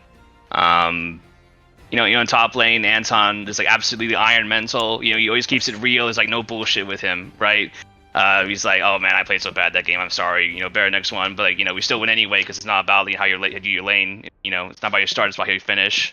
So even though he's like, probably the one guy on the team that he goes back and forth with me the most about, oh, I think you should do this. And he's like, oh no, this. I absolutely respect that because it just shows he's really thinking about the game. And I definitely respect his IQ when it comes to the legends. And both our jungles, for Bunny, who couldn't be here, absolutely deserves to be considered CBL champion as well. It's a real shame that I'm sure you love to do playoffs with us, but and also huge thanks to Ace coming in, and it just feels like really good for me that the first interview we had, he was just oh yeah, coach, there's so much work, and it's just great to see him appreciate and all the effort I put in coaching and everything, and it's been a really great pleasure to work with Ace, and I really appreciate him coming in at the last second.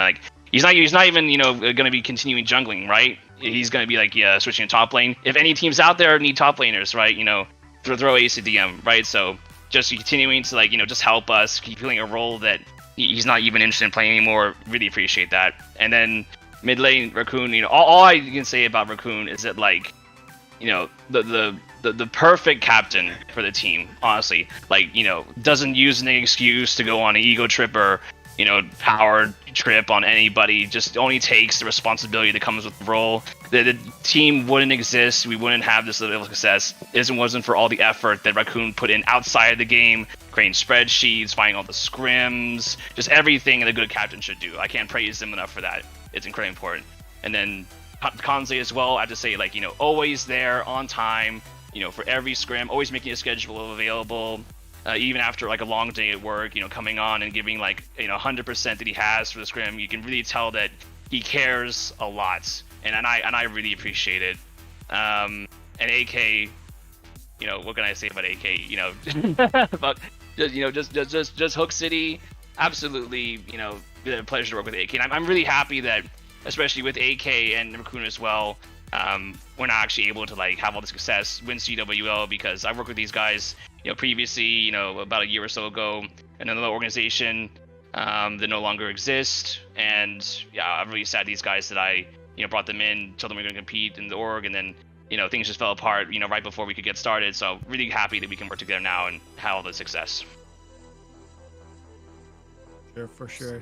Sounds Those are some good. great words, Full Metal. Thank you so much for being here together with your amazing team. And thank you so much, Reef Tsunami, for making this final one of the most unforgettable finals that we have. Thank you so much. Thank Now- you for listening to my pleasure. monologue. I'm a coach, I can't help it. Yeah. That's okay. You're welcome. Now Guy we talks to are mods, that's my gonna job. slowly go and close it off, and we're gonna celebrate the victory that happened here tonight. Now, I did some small calculations, as you guys can hear. There's DJ Sona in the background. He's provided by Logic. Thank you so much, Logic, for hosting this amazing tournament together with your staff and giving us the opportunity as well to enjoy this match. I did some calculations. You hear DJ Sona? Well, you guys won 18,000 RP. You can divide it by 5, and then everybody can get a DJ Sona skin. Plus a Ward skin. So Nice. why not, right? I want to just say real quick, if you are interested in joining Cobalt Wins League, because the league is obviously open to anybody to join. You pay the entry fee, I guess. But you can join the Discord, and you can talk to your favorite players as well on Discord. Don't spam them enough. Don't spam them a lot, because I know how I do it, and I spam people and they block me, and that's kind of sad. But I want to learn, And if you want to learn and improve and find friends, then feel free to join the Cobalt Wins League. I want to say, Dessa, thank you so much for being here with me. I just love you so much. Being here again together with you, it has been a blast. Of course, and thank you again for Reef. Thank you as well to Polymorphs for giving us an amazing series, a banger of a For sure. series, and thank you, Beetle, as well for casting with me. And I want to take a moment to shout out Logic, because he's the founder of CWL. He's the man that's behind everything. Him and his team do an amazing work to show up on time, do an amazing work to get out everything you see on stream is made in-house, is made by the team, and all of that goes through Logic. So Yeah. big shout out to him as well, and big shout out to him as well for inviting me to be here, to be with Beetle, to be able to cast the finals with you. And not just a shout out to Logic, but also a shout out to all the head moderators and server moderators that are helping organize this whole league, because it couldn't be done without the help of you guys as well. So Yeah. thank you so much, everybody. I do Yeah, I want to wish you just- guys a good night. Metal, you have something to say at the end? Yeah, still? on that note, I just so much in my head from like draft and everything. I really want to like give a shout out to like Big Steve-O as well. I really enjoyed all my interactions with him. I think he's a very reasonable, mature, even-handed mod. I really wanted to. There's part of me would wanted to like praise him and tell him that I thought he was doing a really good job early in the season, but I didn't want to think that I was like trying to like ride him for preferential treatment or anything. But now that the season's over, I really just want to say like thank you, Big Steve, for everything you do for CWL. It's been a pleasure. Very Thank handsome you. and very Those sexy. are some beautiful words that we can end on this amazing night. And thank you so much all for watching. You guys, without the viewership and also without you guys enjoying this, it wouldn't be fun for us to make. So Of thank you so much. course.